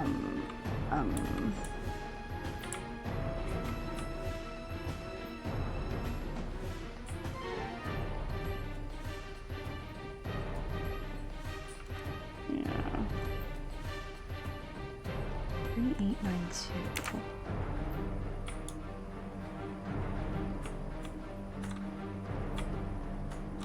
The floor is scratched and worn in this area. The sofa must have been moved a lot. The sofa gets moved a lot, you say?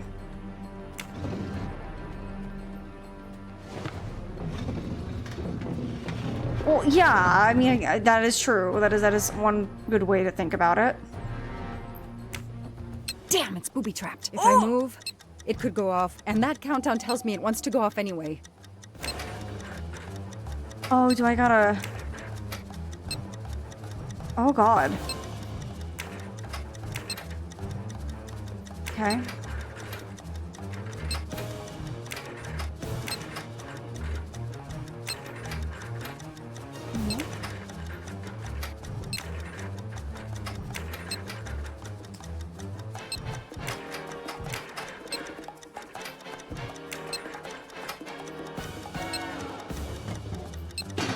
Okay, I just got the panel off. Jiminy Christmases!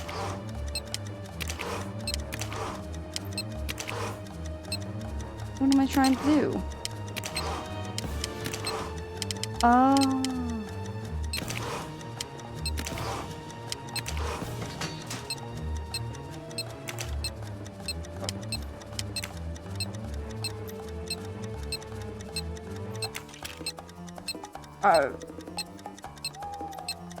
What do I want to cut?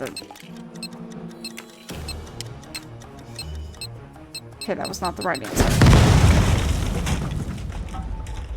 That was not the right answer. To be fair, that right side, I was like, I don't feel Since like I'm telling this story to you, Mr. Poirot, you should be able to deduce I didn't blow myself up. Let's see if I can remember how I defused the bomb. Oh god, it is beeping so quickly. Okay, so I need to follow.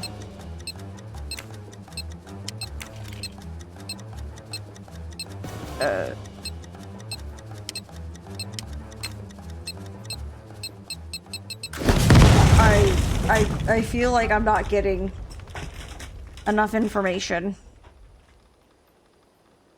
Since I'm telling this story to you. I know.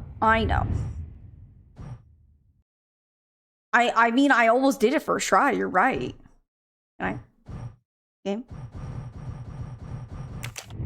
Mr. Poirot, you should be able... Oh, I can't... ...to deduce. I can't skip the dialogue. Let's see if I can remember how I defused the bomb. Let's click on another one. Maybe another one will make sense. So this one goes here. Oh god. So it goes here in the middle of the board. And then goes to here.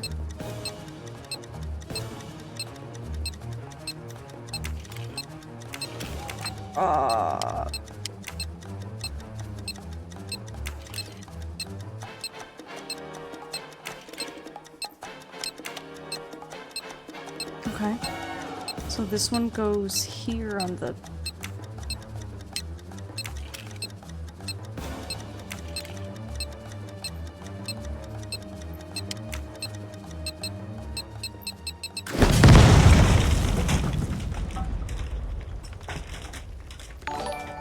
Oh my goodness, hello? The long yarn, I like the name. Hello, welcome on in, Raiders. Hello. If you don't know me, my name's Ace. I'm a variety streamer here on Twitch. I just got back from a vacation. I'm gonna pause because this beeping's gonna be a problem. I do mystery weekends around here. I also play other variety games as well. But welcome on in. We are playing Agatha Christie Murder on the Orient Express. It's my first time playing it. Well, I think we're in chapter 3, very early on. We're playing as a detective right now, and trying to defuse a bomb. Not going very well, but welcome on in. Friends, please give the long yarn a follow, please and thank you. Okay, so this one goes to here, and that goes to there. Okay. So that goes to there, and that goes... How was that wrong? Johnny Miller Jams, welcome on in. It's nice to see you. Hello. Mystery Games, defusing a bomb sounds intense, and it's a puzzle. It is Uncle Taco. Story to you, Mr. Poirot. I wish the beeping wasn't just like in my ear, because I was doing the rest of the bomb just fine, and now I'm just like, oh my god, I'm panicking. The bomb is beeping. Hold on. I gotta pause. Thank you for the follow. You were playing Riven and looked around for some of the puzzle players to watch. Heck yeah. So I play a lot of different games. I do variety stuff. So usually during the weekdays, I play more action adventure games, sometimes, you know, just other things, you know. I like a lot of different games, except for horror. I don't really play horror. But on the weekends, I love mystery games. So the weekends is where you'll find me playing mysteries. Oh my Peanut goodness. 165 jamming. Yo, Uncle Taco, thank you for using your Prime on me for 4 months. And Johnny Miller Jams, thank you for giving our new friend the long yarn, you know, a sub as well. Thank you. I don't think we will get accepted to the bomb squad at this rate. I don't think so, Mila. We're not good under pressure. And it's just into the shadow. No, Johnny, don't leave us. You gotta help us defuse the bomb. All right, let's see what we can do. All right, do I have to? No, it's that. All right, cool. Okay, so let's see if we can try to figure this out again. So it's right here, and it goes to here, and then that goes to there, and that goes to there.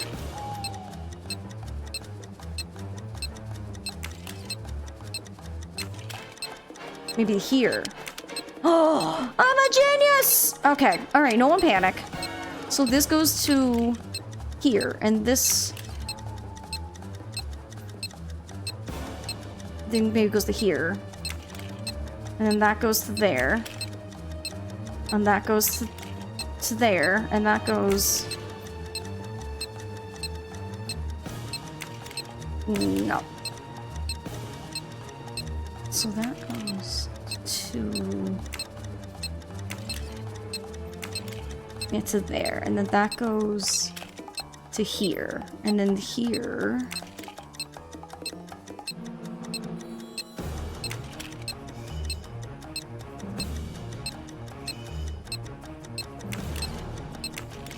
Yeah. That should do it. Woo! Random guessing for the win, baby! I wonder if that's how close it was. This would have ended my investigation right here. These rods are heading towards the canisters. It must be the trigger for the explosion.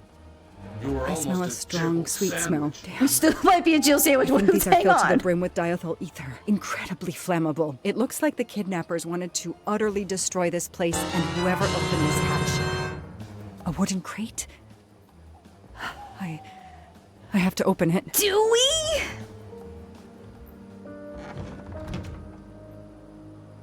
Oh no. Oh! Daisy. No! Did they I kill called in my Daisy? discovery of the body. Then there was nothing I could do except protect the site for forensics. To jail. The forensics team arrived an hour later, cordoned off the cabin with crime scene tape, and went to work, looking for physical evidence, fingerprints, testing for fluids, DNA, any clues science can uncover. I wasn't expecting this to be on our, list today. Oh my gosh. Oh, we have some very bad news. They removed Daisy's body. The autopsy would take place in the morning. But I had one more stop to make. Oh God. No! I want to find her safe and sound! Oh. That's how the turns pitchfork. That's epic. Just hand them all out. Everyone grab a pitchfork. We're going to war. Whoever did this, we will find them. They will go to jail. Oh, Long Yarn, you're gonna scurry off and get some food. I appreciate it. Thank you so much for the raid. Have a good rest of your evening if I don't see you again. And again, thank you for the raid and sharing your peeps with me. Oh, I have some awful news.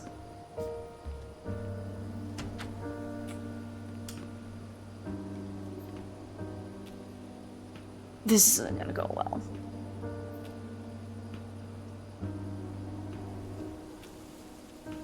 Oh no!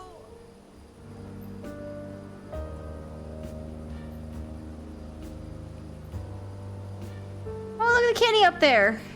I have something to chat for Daisy. Oh. I know there's been a murder That on a night, train. I swore to find the monster who killed that child. Chapter 3. A simple mistake leads to grave consequences. Are we moving again? No, we're still stuck. Okay.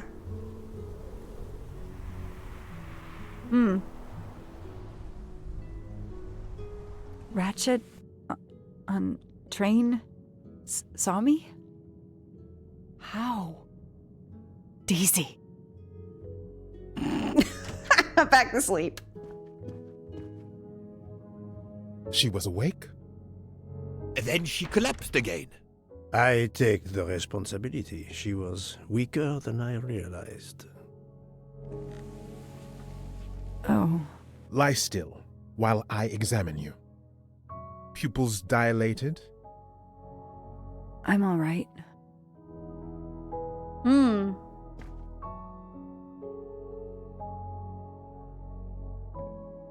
You are far from all right. You have been heavily sedated. Your pulse is very weak.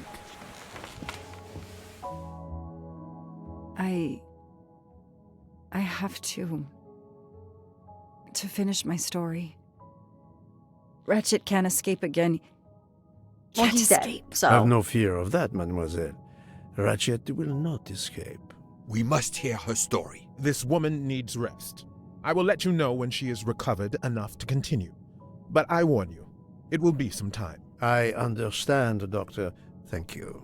I have completed my preliminary examination of the deceased. I think that it will interest you. Indeed it will. And I have other witnesses to interrogate. You are right. Let's not put this poor woman in danger. There will be plenty of time for her to finish her story when she has recovered. By all means, tell me the results of your examination. Okay. Let me scroll back. Did the loading screen say that Agatha Christie was inspired by real events for this story? I have no clue about that. The Lindbergh kidnapping. The kidnapping and murder of Charles Lindbergh's 20-month-old son was a major inspiration for the novel.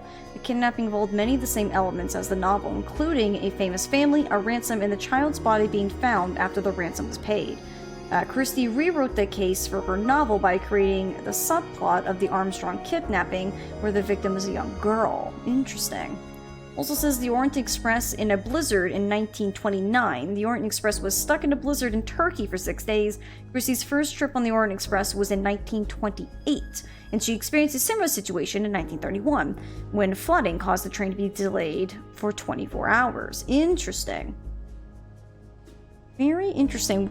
Now, no one goes off this stream and say you have not learned anything. We learned something at least once a stream. American. A police detective. 32. Nailed it.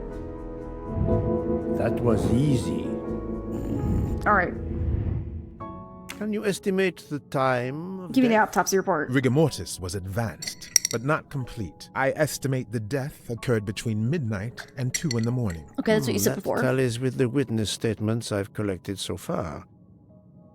What is the cause of death? The stabbings. Multiple stab wounds to the upper torso. It's odd there are no signs of a struggle. That might indicate one of the first wounds was enough to kill him. It seems that Monsieur Ratchet had taken sleeping pills during the night. Ah, that would explain the lack of defensive wounds. Yes, of what? Mr. McQueen and Mr. Masterman told me that Monsieur Ratchet didn't smoke. Can you confirm this? I can't say without a more extensive post-mortem. What can you tell me about the stab wounds? I counted 12 in all.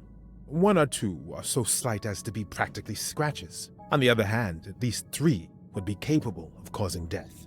The angle of the wounds is instructive. Most appear to have been struck by a right-handed person. But you see, this one, under the right armpit, it's not a deadly blow given the depth, but a right-hander couldn't have done it. It was most certainly struck with the left hand. So, our murderer is left-handed. No, it is more difficult than that, is it not? As you say, Mr. Poirot, some of these other blows are just as obviously right-handed. I'd see multiple killers. The body has been moved? I don't think so. At least it won't get updated. That was my first thought too. What if you're a coroner and you can't draw? Well, for one, I don't think coroners need the draw. I think usually they have like a little, like a template of the body. So if they're doing reports and they have to report where stab wounds or whatever are, they can just kind of like draw crude, like, okay, there's a stab here, or they can draw on a little template of a person. I don't think they gotta draw the people. Do we have a first and second murderer, as the great Shakespeare would put it? The first murderer stabs his victim and exits left, turning off the light. Then a second murderer comes in the dark, does not see his or her work has been done, and stabs a dead body. Magnificent. You think so? I'm glad. It sounds to me a little like nonsense. Leave the conversation. Thank you, Doctor. Excellent work under difficult circumstances. Please let me know when I may speak again with Mademoiselle Locke. Of course. What is the best way to find out who's a vape smoker? Ask passengers if they like the taste of bananas. Well, it is banana flavored. Those I've questioned could be lying to me. I must be sure of the answer. Even a smoker might innocently turn me down. I mean, I've been asking people if they smoke, but alright. I thought we'd go... Yes, that's certainly a good place to start. Have we not been asking people if they smoke? I feel like we've been constantly asking them, unless we're like trying to put a couple more together. We should leave the conversation can appear in real life. You're just talking to someone, and they're like, what did you just do? I left the conversation. I don't like your face. I think that was the best that this game ever gave us. I should go. Don't know how you feel about Joanna yet. I mean, I feel like we could trust her. I think, you know, she's the detective. We played as Joanna. Clearly who we play as can't be the bad guy, right? Okay, what is the best way to find out who's a vape smoker? Recall a conversation about vapes or cigarettes. Ask Walk to remember who smokes a vape. Remember people I have seen smoking.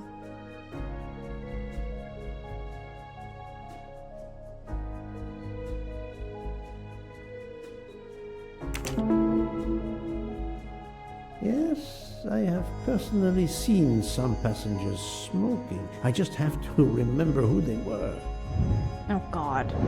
What is the best way to find out who's a vape smoker? Ask someone who smokes a lot if they know a vape smoker. Search the suitcase full of passengers. Wait for the next stop at the station. I don't think there's gonna be a next stop. We're kind of stuck.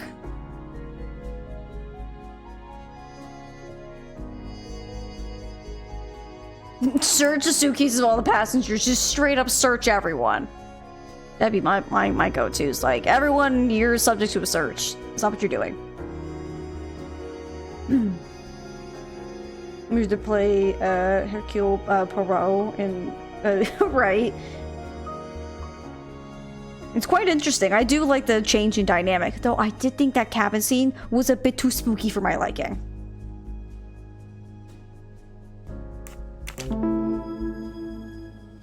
Yes, I suppose it's likely they will give me the list of who smokes what. That's the right answer. Very good. All right.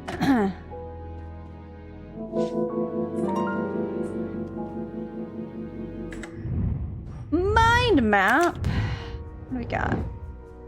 What are the links between Miss Locke and Ratchet? So this definitely is there.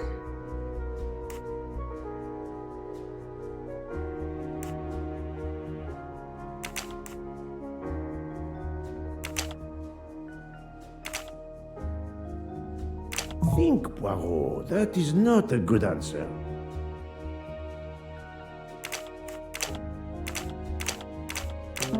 I just swapped those two. That's fine. My little gray cells did not let me down. The last Poirot. I like how I'm saying like Poirot, like I feel like the problem with the way they say it is I have a hard time getting that sound to make it work. So forgive me. I'm going to horribly pronounce it, because it's like Poirot. Whatever, we're gonna mispronounce it. So you watched the last or his most current movie. It had super spooky vibes to it. Which movie was it? You live for spooks? The thing is, like, I'm okay with spooks to a certain level. Like, the cabin wasn't too bad. It was that, and then the music. I was like, this is too much. I just, like, someone's gonna come out and grab me, and she doesn't have a weapon. You know what I mean? Yeah, because it's Poirot, but they, like, I don't know, I feel like they add, like, a bit more to the Pa part. It's never gonna work. Death on the Nile? That's a movie I want to see. You pronounce it Poirot?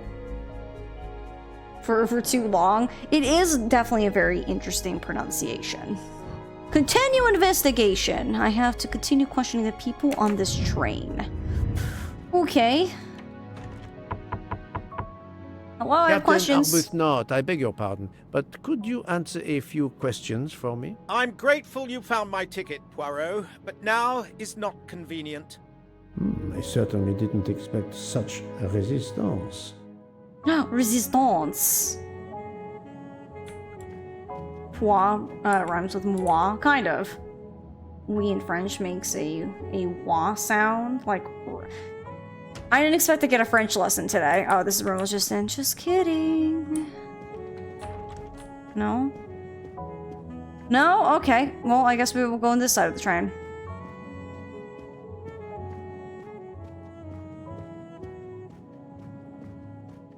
Europeans with our names said, like, we're not, like, they're not spelled. And then Americans are taught to, like, pronounce things almost specifically the way we see certain things, which is why people say really, like, Americans will pronounce European names so dumbly, because when we're taught to read, we're taught to sound out the syllables or the sounds that we see in it. So we say things really dumb. You know the French word for bird? No. Oh, oiseau? So, baby, are you part bird? Are you part French bird? He's like, no. I am French, and I can assure you our language was most annoying to learn. I would say probably English is probably a little bit more annoying to learn. Mostly because I would have to say, we have rules that then don't make any sense. What's that? Just a rock? Okay. It kind of looked like sus out in the snow, but... Imagine if English was phonetically consistent. It would probably make a lot more sense, and it probably would be the easiest language to learn. I mean, to be fair, compared to all the other languages, it is the easiest to learn. I think the problem with English is we just trying to explain why certain words are pronounced and read a certain way. Right. Because we have rules and then we just immediately break them. Information for my investigation. No, read and read don't rhyme, nor do lead and led.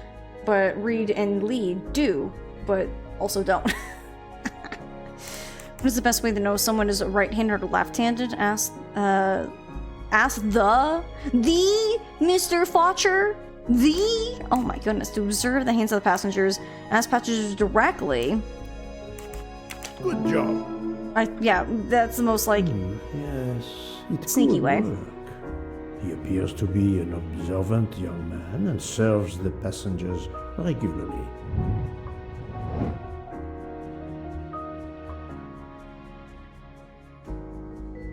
Oh my gosh, Uncle Taco. We had one where I think, it was, I think, the last time we were playing, Hercule Poirot, where, there was something where it was Polish, but I accidentally said Polish because they're spelt the same, but obviously one is a proper noun, so it's got a capital P. But it was just like, I'm like, why did I even say that? English is a difficult language, but it can be understood through thorough thought, though. Sometimes you really have to think. I don't remember, like, whose video it is, but I just kind of, like, little snippets of it. But there's a guy who does jokes where, you know, he plays both characters, where one is trying to teach someone how to, like, read, you know, some words of ours, where it will be like one word, and then he'll be like, how do we pronounce it? He's like this. He's like, yes, you pronounce it like this. And then that word would then be a little part of a bigger word. And then the person would be like, oh, I pronounce it the same way. And we're like, no, it means this. And the person's just like, okay, let's try another one. And they do it again, where like they keep doing it multiple times, where there's like little tiny bits of words that then go into a bigger word, but then are no longer pronounced the same way because of some strange rule and how it is with this word. Yeah, it's really funny. If I knew what it was, I'd send it to you guys so you can see it. But it's just like, what's this? This makes no sense.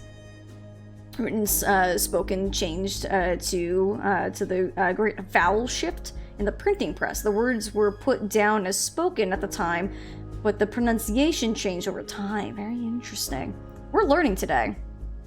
Need to leave out the language lesson, but I gotta start cooking for wrestling starts. Oh, Jacob, enjoy the food, have some good thumbs, and I hope you have a good time watching the wrestling. Thank you for being here as always. Alright, what is the best way to know if someone is right-handed or left-handed? Ask someone to hold something in their hands.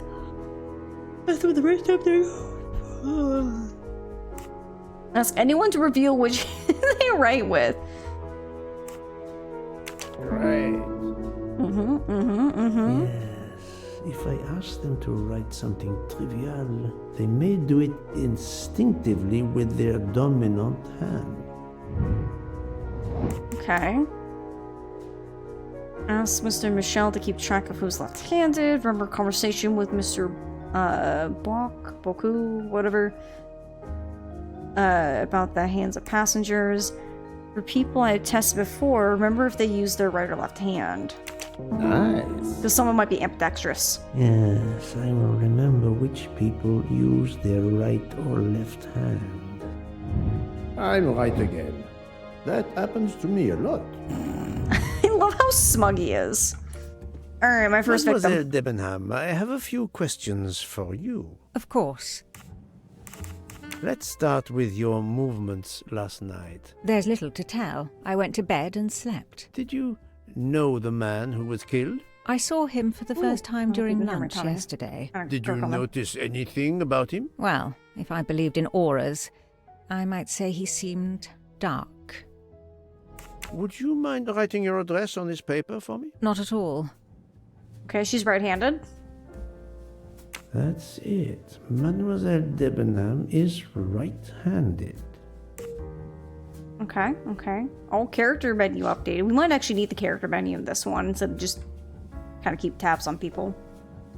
Tend to generalize pronunciations when you don't do that. Yeah.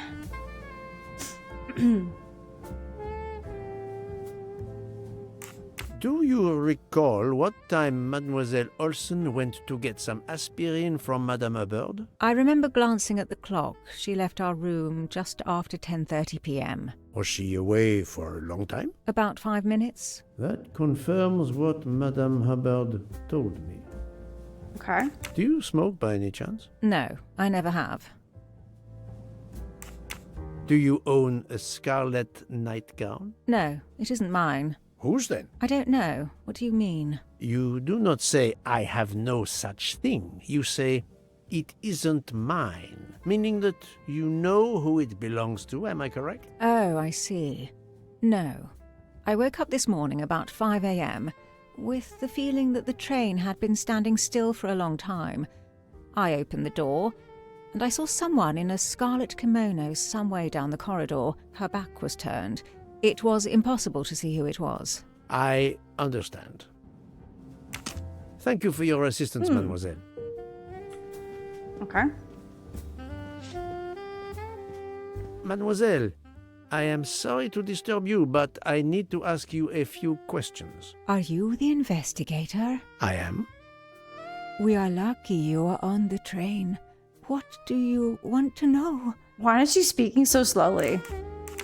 I hear, mademoiselle, that you were the last person to see the murdered man alive. I do not know. It may be so. I opened the door of his compartment by mistake. I was much ashamed. It was a most awkward mistake. You actually saw him? Yeah. He was reading a book. And what did you do after that, mademoiselle? I went in to the American lady, Mrs. Hubbard. I asked her for some aspirin, and she gave it to me. I usually carry extra aspirin for the refugees, but I gave mine to a camp in Turkey. They needed it more than me. Yeah, I say she is German. I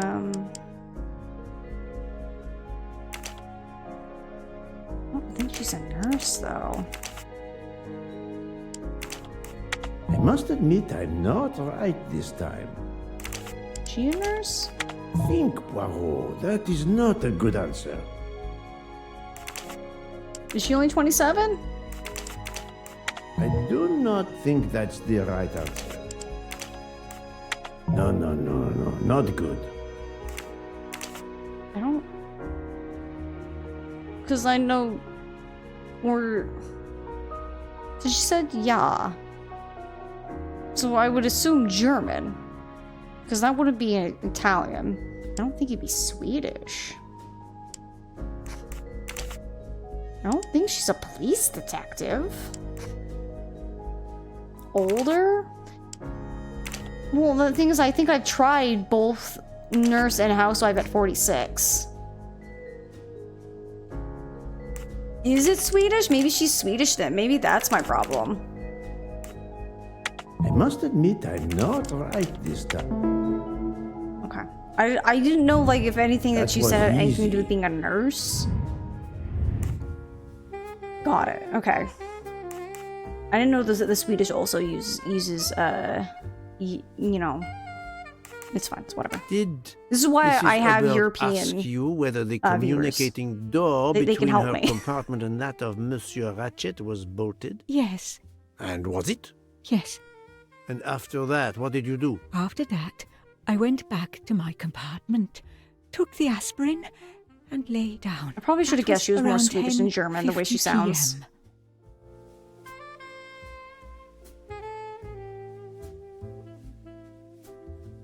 I don't know what they instructed this voice actress, but it sounds like she's just like constantly just making so many pauses. Is there anyone else in your compartment? Yeah, a young English lady. Very nice. Yeah, it sounds much Very more Swedish now that I listen. After the train left Vinkovsky, did she leave the compartment? No, I am sure she did not. Why are you so sure if you were asleep? I sleep very lightly. I am used to waking at a sound. I am sure that if she had come down from the berth above, I should have awakened. Did you yourself leave the compartment after that? Not until this morning. Do you have a scarlet silk kimono, mademoiselle? No, indeed. I have a good comfortable dressing gown of Jaeger material. Do you smoke, mademoiselle? No, I can't stand the smell of tobacco. Perhaps you will be so amiable as to write me down your address. With pleasure. She's right-handed?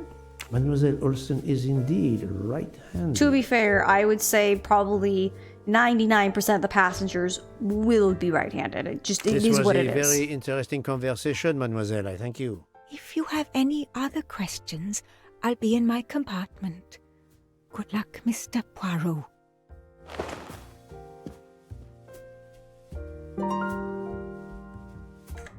Mind map? A contradiction.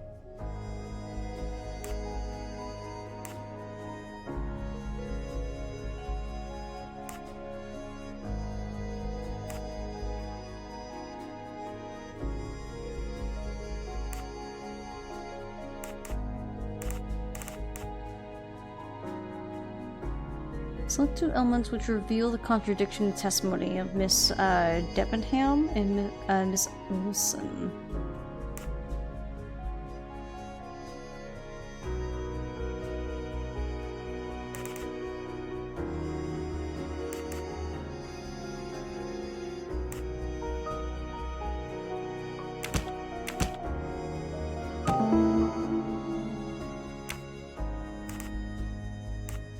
Strange, this story.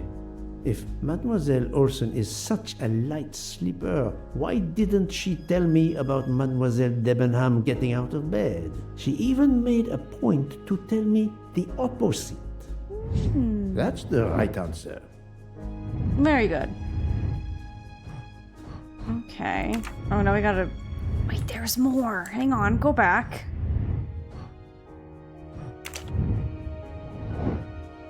Mrs. Hubbard... Well, clearly it's right-handed. Well done. I can see it in the picture. Oh, I remember he was writing and then his hand kept going off the paper? What a little silly. Yes. So pretty much everyone's a suspect. Et voila. Oh my gosh.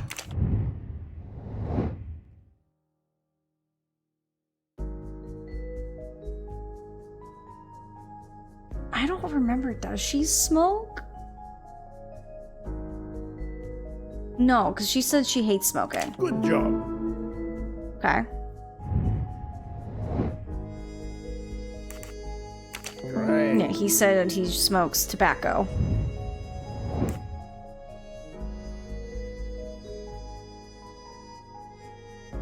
I don't remember what he said. I think he said he smokes. Adequate. No one's owning up to the electronic cigarette.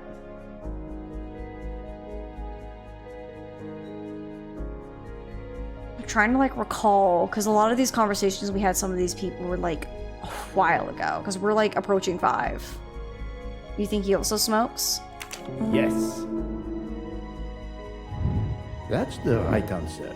Mr. Mastermind sounds like you're making fun of him. Unfortunately, that is his name. Yeah, no one's owning up to like vaping of any kind. It's almost as if like everyone knows. They're like, he's looking for someone who smokes e-cigarettes. She's also right-handed. I'll observe her instead. I'll keep an eye on them instead.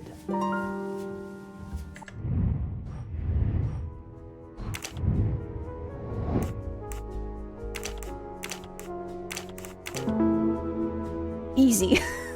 Easy. That was easy. It was. Or for Mr. Ratchet smoke, though it was odd, as they both said he hated people who smoke. That is quite true. It is. Now that you're saying it, that is kind of sus. Monsieur Fauché, may I disturb you for a moment? Of course. How can I help? It is, of course, about the murder of Monsieur Ratchet. Can you tell me your movements last night? I understand. Yesterday evening, I took a break at Vinkovsky station with Hotaru. We then went to our quarters in the staff accommodations, a section of the luggage car. Freya was there, reading, and I went to bed right after. Freya is there now, I think, and Hotaru is in the kitchen. They can verify my story. What time was this? 11:30 p.m. or a bit after. The snow is beginning to fall heavily. I see. Thank you. Can you write your address on this paper, please? You want to pay me a visit? Who knows, Monsieur Fauché? Oh my god, he's right-handed. He is right-handed, there can be no doubt. I like it was like, they're right-handed. Who would have guessed? Even when it's like the most common trait amongst people is being right-handed. Even though I know Crystal's left-handed, so. And I think it's like, I know left-handed's not as dominant, obviously, as people who are right-handed. And then there's even smaller people who are ambidextrous. I wonder, like, if someone's gonna pop out being ambidextrous in this game. Are you a smoker? I'm trying to quit, but yes. I'm now down to just 1 pack of cigarettes a week. If you're looking for a heavy smoker, you should talk to Hotaru. Thank you, Monsieur Fauché. I'll come back to you if I have more questions. Alright. Alright, I'm coming in. Oh, golden mustache! You can never have too many of these. You can never have too many golden mustaches. I shall acquire them all.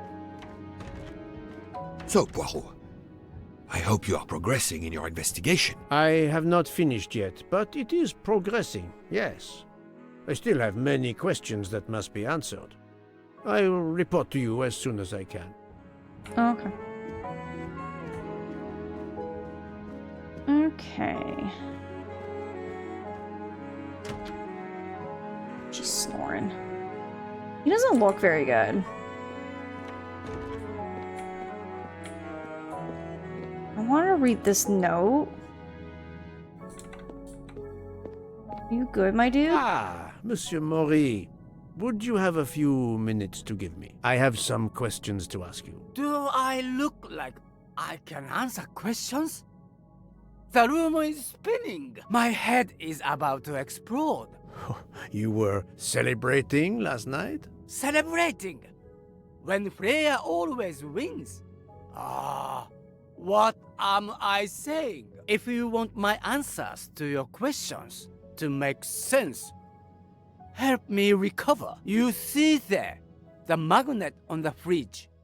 That is my special recipe. I call it my day after survival tonic. If you could make me my special tonic, I might survive long enough to answer your questions. Jean knows the recipe very well. He can help you with the preparation. Very well, Monsieur Maury. If I must, I must. I will make you your day after Nope, we got a survival minigame. tonic. Okay, he's Japanese. He's a chef. Nailed it. Easy peasy. Et voila. Okay. Alright, well first let's see what we're looking at. Day after starting with tonic. One half of lemon juice, 15 something of fresh sparkling water, 6 mint leaves, 5, is that supposed to be cloves? No, that doesn't make sense. 5 something of ginger juice, got it. I need a lemon.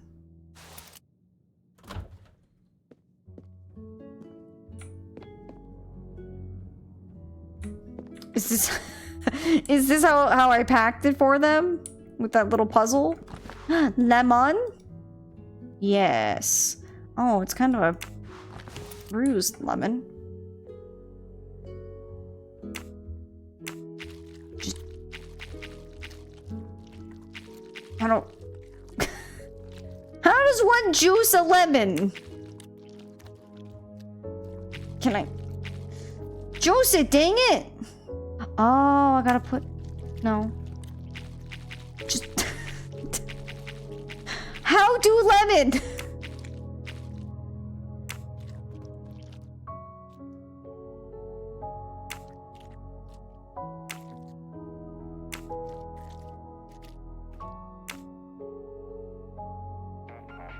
Thank you for the follow. I'm sorry you're coming in on me not knowing how to lemon. How does one lemon?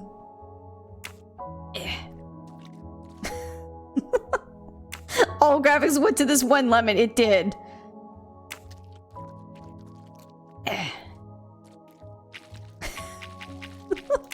I'll come back. That lemon is not cooperating.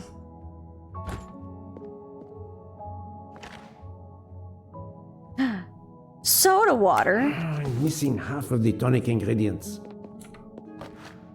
Ginger. The squeeze. Okay, round 2.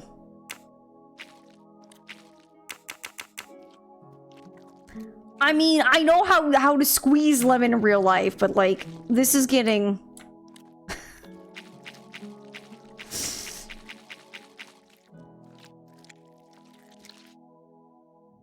I have all the ingredients for Monsieur I don't know why Maurice juicing tonic. that... I have to go and see I don't know why the Monsieur juicing of the Fauchet lemon so he was can so prepare it for me. counterproductive. Got any golden mustaches hiding in here? No, but I see one stunning mustache. Hun, listen, you don't need to ask what's happening today later, okay? How many Poros does it take to juice a lemon? 1, which is a lot longer than you would expect it to take. I don't know if anyone wants... Oh, mustache! Haha! Golden mustache. I don't know if anyone wants to clip the struggling of 11, but if you do, I'd appreciate it because that was kind of silly. Use part of the raid. Just want to drop a follow and lurk here? I appreciate it. Feel free to lurk if you want. I talk enough that y'all can just chill, and I appreciate it. Why is there no more golden mustaches when I want to find them? I'm disappointed he doesn't put on the golden mustache. Well, there's like 40 in this game. I don't think he could like have 40 golden mustaches hanging from his face, you know? Yeah. You know what'd be crazy? If you find all of them and then you play the game again, his mustache is just golden as just like a collectible thing where it's like, I have the golden mustache now. Monsieur Fauché, may I disturb you for a moment? Of course. How can I help? Monsieur Fauché, I need your help to prepare a cocktail. What is this phrase? This is music to my ears. What can I fix for you? A mojito? A gin and tonic? Or perhaps a martini? Shaken, not stirred? Oh, I love the Bond reference. But for Monsieur Maury. Ah, his day after survival tonic. Unfortunately, I know it well. Here is everything that was listed on the magnet. Don't ask me how long it took you to juice that lemon. Here. I don't want to talk about it. Poirot, I'm uncertain about the lemon juice. Is it half a lemon or a full lemon for the recipe? Half a lemon. Half a lemon. I can't remember if Hotaru prefers it with ginger or without. Do you remember? There should be ginger on it. I can assure you that he will want the ginger. If the lemon is juiced, you just stick the lemon, you just kind of go like, yeah, and then out comes juice, right? That's how you juice a lemon? My goodness. There you are, sir. Hotaru will be himself again. Excellent. Thank you very much. Nice. Hopefully we did it correct. Okay. The views on this game are in. One reviewer writes, I am disappointed by the gameplay, but the lemon, though, that was great. The realism was amazing on it. Yeah? Is that actually a review, Epic? You sure about that? You'll take a gin and tonic? Well, if I have some more hands, I'll see what I can do. Here you go, Mr. Maury. I hope this will help you. Thank you very much. Please give me a moment while this takes effect. It will be a while, I'm afraid. But I will not move from the kitchen. Since I have to wait, do you know where I can find Mademoiselle Nielsen? She is in the staff quarters in the luggage car. If the door is locked, John will have the key. Thank you. I will return. I hope you have a speedy recovery. Oh, I was gonna look at the paper to be like, am I right about the ginger? But I'm sure I'm right. Why else would I pick it up? Ooh, we're now in a new part of the car. Alright, alright. Hello. It's locked. Of course it's locked. Why wouldn't it be locked? More walking. It was a joke. I had a feeling. Oh, he's no longer behind the bar.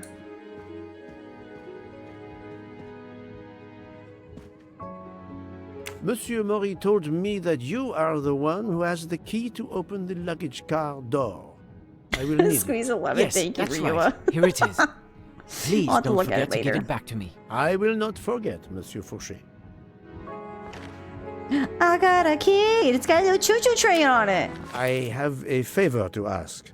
Could you visit the passengers who are in their rooms and explain there has been an error with their allergy and diet form? But, Monsieur Poirot, I made no errors. Of course not. Call it a computer error. Yes, it is possible, but even if I can see this is part of your investigation, I do not understand it. I would ask that you observe which hand each passenger uses. Ah, you wish to know if they use the right or left hand when they write? That is my intention. I will take on this mission for you. Excellent. If you leave reviews, leave it in the lemon. Oh, for sure. Maybe that's what we should do when we finish games. We should write Steam reviews. What do you think? You guys want to be a part of a collective group Steam reviewer? That That's it. It's open now. Huzzah! Why is she in here locked? Empty rum bottle? Why is the rum always gone? Cards! A classic. A deck of cards. I suspect they were reading diamonds and spades instead of books. Yes.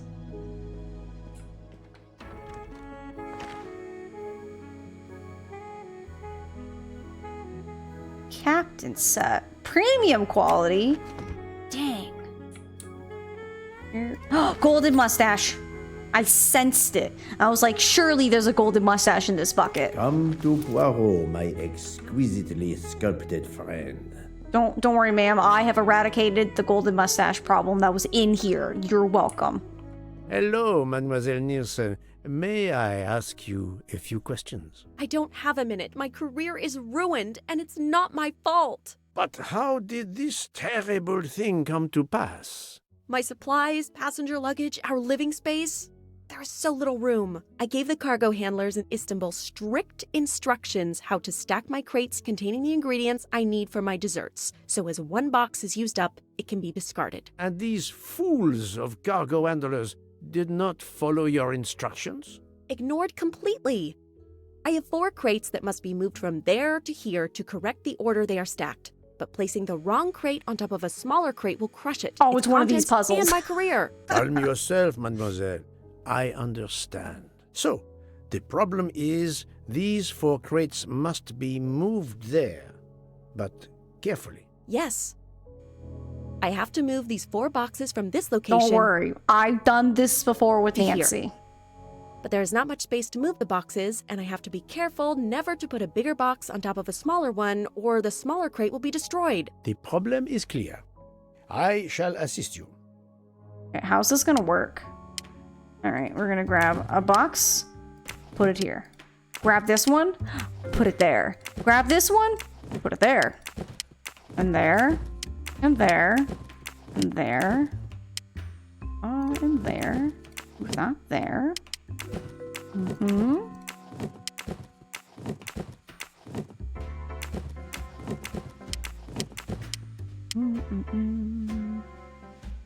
Actually, no, I'll leave that there.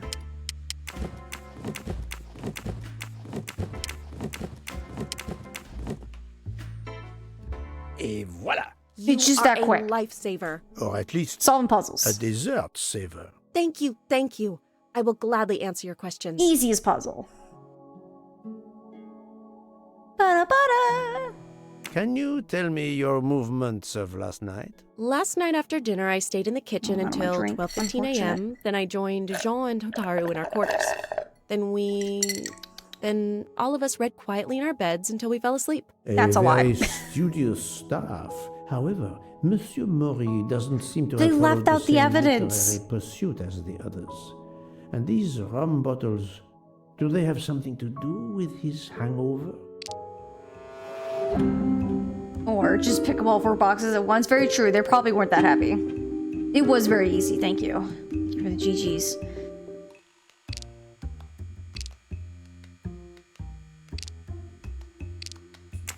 I rather think that you didn't just read last night. What makes you say that? The cards. That deck of cards. I imagine that you didn't spend all evening reading. Yes, you're right. We played a little last night, but it wasn't long. Nobody really wanted to. Knowing about the card game does not seem to further my investigation. Okay, so that wasn't exact right, but... The empty rum bottles. Were their labels part of your reading last night? My fault. I must have left them there before I put them in the bin. And these are straight from the bar. Our passengers must have drunk them. I have my doubts. But why would she feel the need to lie? I spoke to Monsieur Maury. He seemed to be quite hungover. He even asked me to make him his day after tonic. He blurted out, "Freya always wins." Wins what? Looking around, it is clear you were gambling and drinking most of the night. You don't understand. It's late when we're off duty, but we need to unwind. And now there's been a murder? Yes, I admit it. We went overboard last night. But please don't tell Mr. Book. It's against regulations. We could all be fired. Mademoiselle, I realize your difficult jobs have been made more difficult. But as you say, there has been a murder. I must have the truth. Of course. I'm so sorry. It's not such a crime. I'll leave it there and check in with Monsieur Fauché. Would you mind writing your address on this paper? I'm asking everyone on the train for addresses, in case I need to contact them once they leave the train in Paris. I understand. Oh my god, she's right-handed. Yes, that's it. Mademoiselle Niersen is I wonder, can I like right-handed. say it's left-handed to be like, yeah, she's definitely left-handed. If she says she doesn't smoke, I'm gonna call BS. Do you smoke? No, I never have. Oh, a food work service person and they don't smoke? I mean, I guess she's not technically a cook and she's more of a patisserie, but still. Thank you for your answers, That's Miss sus. Nielsen. You're welcome. I don't know anyone who doesn't work in some kind of food that also is not a heavy smoker to compensate for it.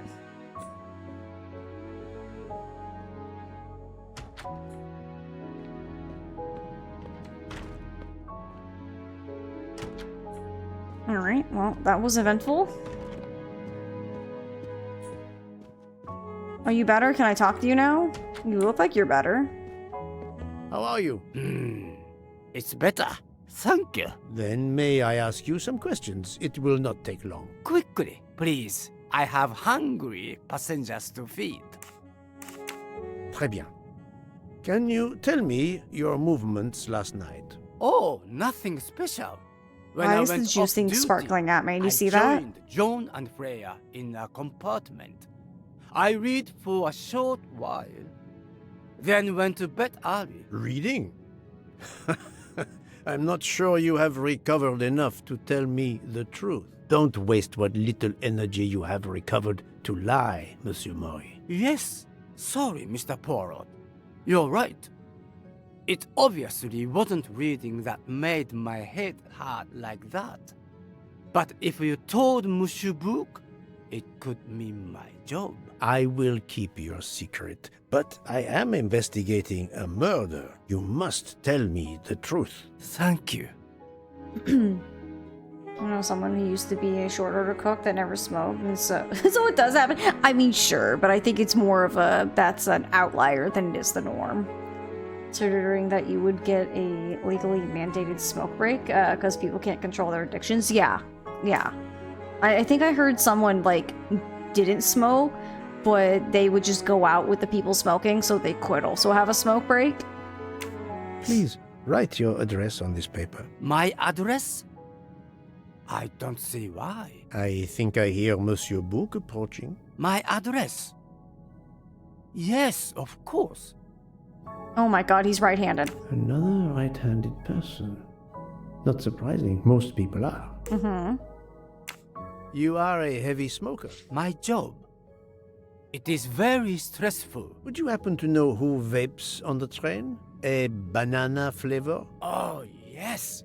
The smell disgusts me. What is wrong with the good tobacco? I do not have time to answer that. Who is it? I've only seen one person who vapes. It's Captain Arbuthnot. Captain Arbuthnot. And he didn't want to speak to me through the door. Your testimony was invaluable to me. Thank you. Take care, Monsieur Mori. My palate depends on your good health. Bum, bum, bum. Oh my goodness. All right, I can give you your key back. Thank you. Here is your key. Thank you very much.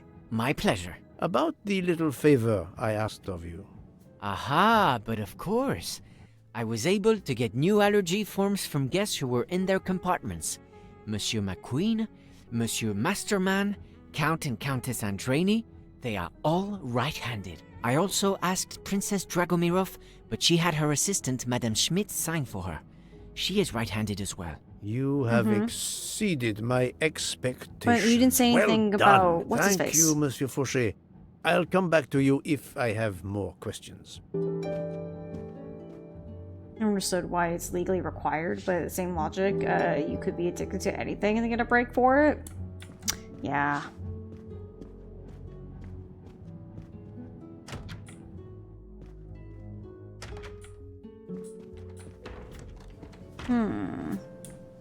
So he's back in his normal spot.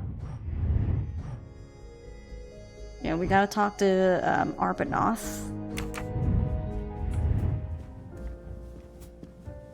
Yeah, he didn't say anything about him either, and he's been in his room.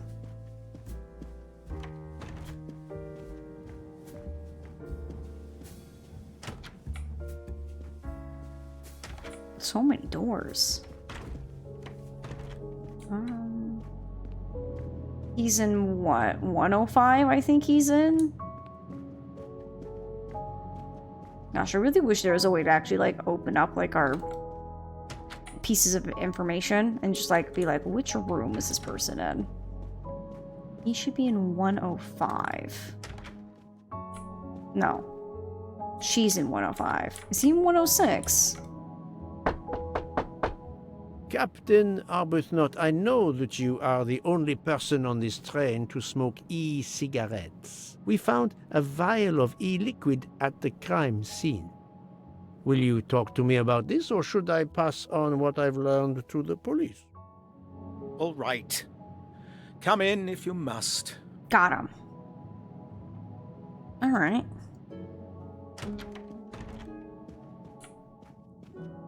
I have just a few questions for you. Very well. Let's hear them. The young English lady, Mademoiselle Debenham, was at the Tocatlian Hotel. Perhaps you met her there? We exchanged a few words. Fellow Brits abroad, that sort of thing.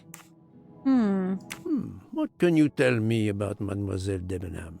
Nothing whatsoever. We barely spoke. The director of the Orient Express, Monsieur Bouc, thinks the assassin is a woman. And that is enough to accuse her? She had nothing to do with this murder. How can you be so certain? The idea is absurd. Ratchet was a perfect stranger to her. She'd never seen him before. Ah, did she tell you so? Well, yes, maybe she did. She may have commented once upon his somewhat unpleasant appearance. If a woman is concerned, as you seem to think, to my mind, without any evidence, I can assure you that Miss Debenham could not possibly be implicated. It is clear that the captain is defending Miss Debenham. His lady. A woman he supposedly doesn't know very well. What were you doing last night around 1:15? 1:15? I believe I was still talking to that young American fellow, Mr. McQueen, the secretary of the man who was killed. We were in his compartment. He was a friend or acquaintance of yours? No, I never saw him before this journey. We'd hit it off at dinner, and the conversation continued into the early hours. Until what time was that? Until 1:45. He is awfully defensive. Then I retired to my room and went to sleep. There is nothing you can recall last night that in any way struck you as suspicious? It's nothing. A mere detail. Allow me to be the judge. Well, before returning to my room, I went to the lounge car to get a glass of water. When I was passing through the first-class corridor, I noticed that the door, which is just after your room, 201, was not quite closed, and the person who was inside peered out in a furtive sort of way. Then he closed the door quickly. I know there's nothing in that, but it was the furtive way it was done that caught my attention. Struck me as a bit odd. I understand. Thank you for letting me know. Could you write down your address here, please? My address? If you insist. Oh my god, he's right-handed. This man is right-handed.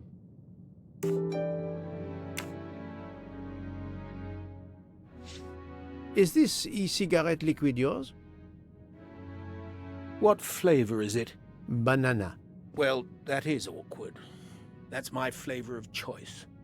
But I have no idea what it was doing there, whatever. Can you explain how it ended up there? I have no idea.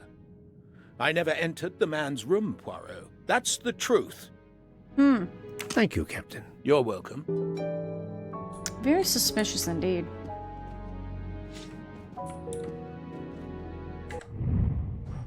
Okay.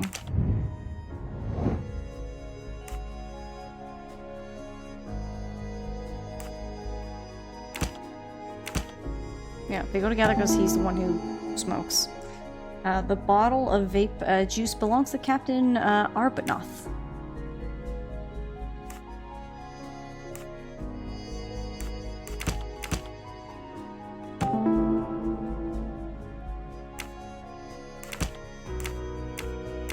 Wonder what two go together. I can't accuse Arbuthnot. His alibi protects him despite the liquid found at the crime scene. Captain Arbuthnot is the only passenger to smoke an e-cigarette. Even if this liquid in Ratchet's room is a solid clue, he has an alibi. I cannot accuse him without any other proof. I'm right again. That happens to me a lot.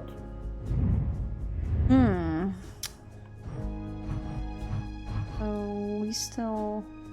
Why is this purple? Oh. Just glowing purple over there, and that's... In front of Miss Olsen. Okay. I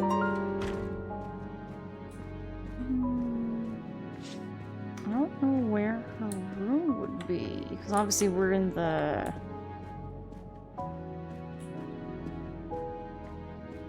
Does 104... Is 104 her room? Pardon this intrusion, Mademoiselle Olsen, but something you told me earlier confuses me. Oh, please, come in. Have we gone to see the passenger list again? No, we haven't.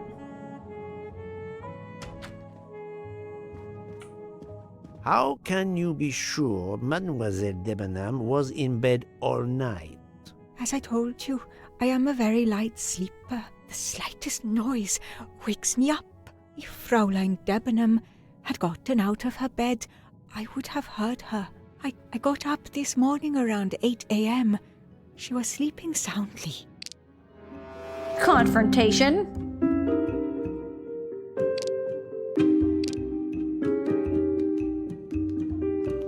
Are you certain you would have heard her? Yes. Why are you asking? I spoke to Mademoiselle Debenham and she told me that she got up around 5 o'clock in the morning. She opened the door and looked down the corridor. It was then that she saw a woman in a red kimono. How do you explain that? I think I must have been sleeping very soundly not to have heard it. Oh, but does that make me a suspect? I am not accusing anyone, mademoiselle. Do not worry. I am just trying to determine what happened last night. Thank you for your testimony. Interesting. While I'm here, don't mind if I just kind of look in your room. Just for a quick second. Sure you don't have any glorious golden mustaches? No? Okay. Alibis. Okay. So he and him have an alibi together.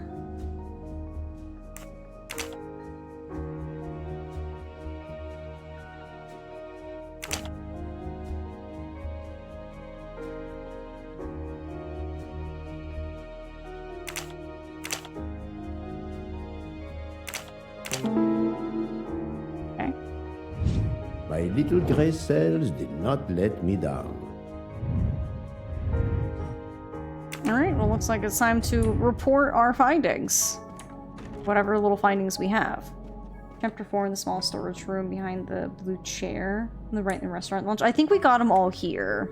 I think if I pause, go to inventory. Yeah, 3 out of 3 mustaches were collected here. I guess I don't know why I'm looking. Yeah, we found all 3. Luckily. But I'm not, like, too worried. Like, I'll try my best to look for them and see if I can spot them. But if I don't, I'll probably do another playthrough the hunt at whatever little achievements I miss at the end.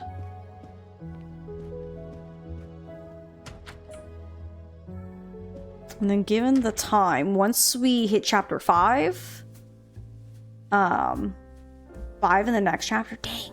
Once we hit chapter 5, we'll probably stop for the day. Because it's getting late. I've got the tummy rumblies. But we'll do some more tomorrow. Also, before I forget, I'll reiterate again later. I'm starting early tomorrow. Oh, did I pass him?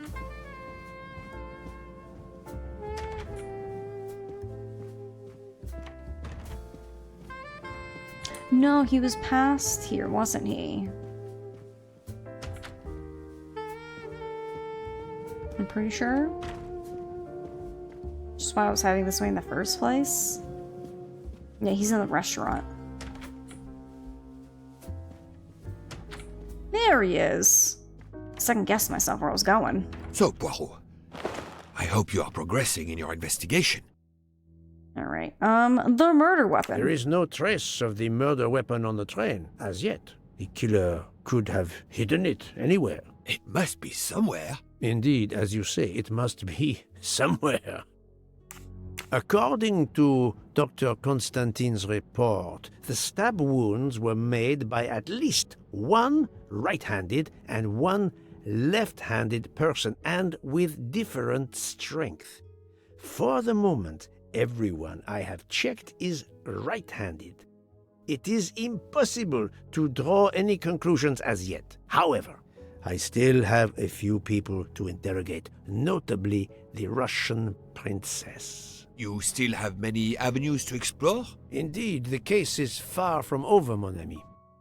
I identified the person responsible for the bottle of liquid for the vape found at the crime scene. So, this is our culprit? Do we hold him? No, unfortunately, this bottle belongs to Captain Arbuthnot, but he has an alibi, confirmed by Monsieur McQueen for the time of the murder. Monsieur Bouc, Monsieur Poirot. Michel, calm down. But it's Mrs. Hubbard. She says she found the murder weapon in her room. She's very upset. Let's go, Poirot. Okay. Just a found murder weapon. Alright. Find Mrs. Hubbard.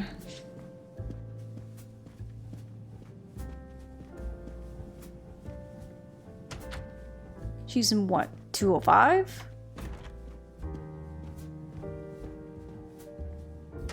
Keep forgetting that it's meant to be modern, and then the vape. Yeah, I keep thinking it's more old-timey than it is, and the vape is also kind of throwing me off too. So no, it's 205. No, maybe it is 204. Oh, I thought there was more things scattered in the forest, just the light. I demand to be allowed to leave this train! Madame, we are in the mountains, trapped in a snowdrift. Stating the obvious, there is a murderer among us. He had the audacity to hide his weapon in my room. Please, Madame Hubbard, take a deep breath and tell us what occurred. Where did you find the knife? I wanted to get a handkerchief from my purse, and when I opened it, I saw it! A bloody knife! Am I next to be murdered? I very much doubt the murderer would give you his weapon. What do you mean? Madame, he would have used it. Oh, I haven't! Okay. Did you touch the knife? Of course not! What a question! I will take that as a no. I will take that as a no.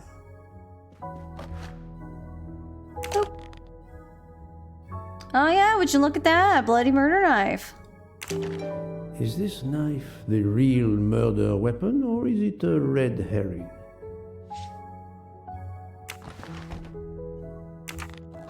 Okay.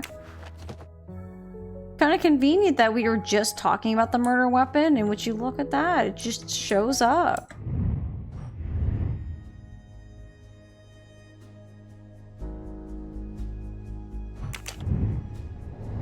I have to find... Oh, Dr. Constantine. Okay. And he should be in the next room over. Not the handle design. It was a very nice knife.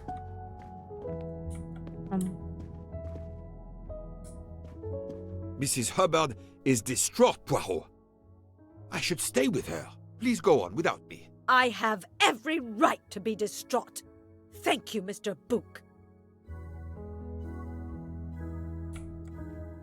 Nice knife. Oh, I mean, oh no, a murder.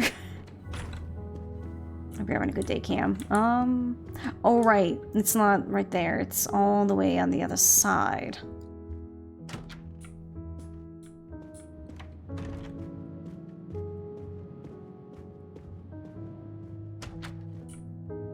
There you are. Dr. Constantine, we may have found our murder weapon. We need to make certain. There is a pretty quick way to be sure. I have estimated the depth of the wounds. You can easily find the depth of each wound by comparing the width. There are 5 of them that I am not sure about. Test them, and then we will compare our results. I will do as you say, Doctor. Okay, how do I...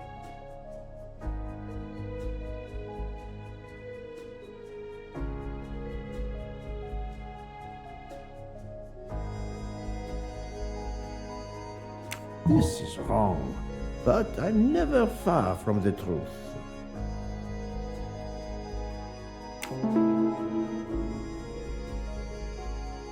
I do not think that's I don't the know how right I'm answer. supposed to be able to tell. It's kind of hard to judge. I must admit I'm not right. How am I this supposed to tell? No, not good. Think, Poirot. That is not a good answer. I don't know how I'm supposed to... It's just shallower as the wound is thinner? You think so?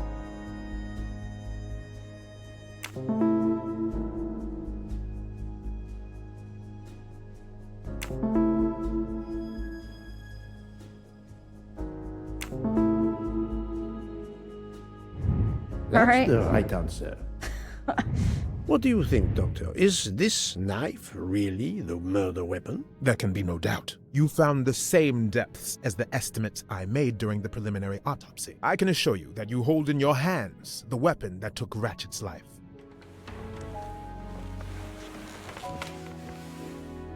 Thank you.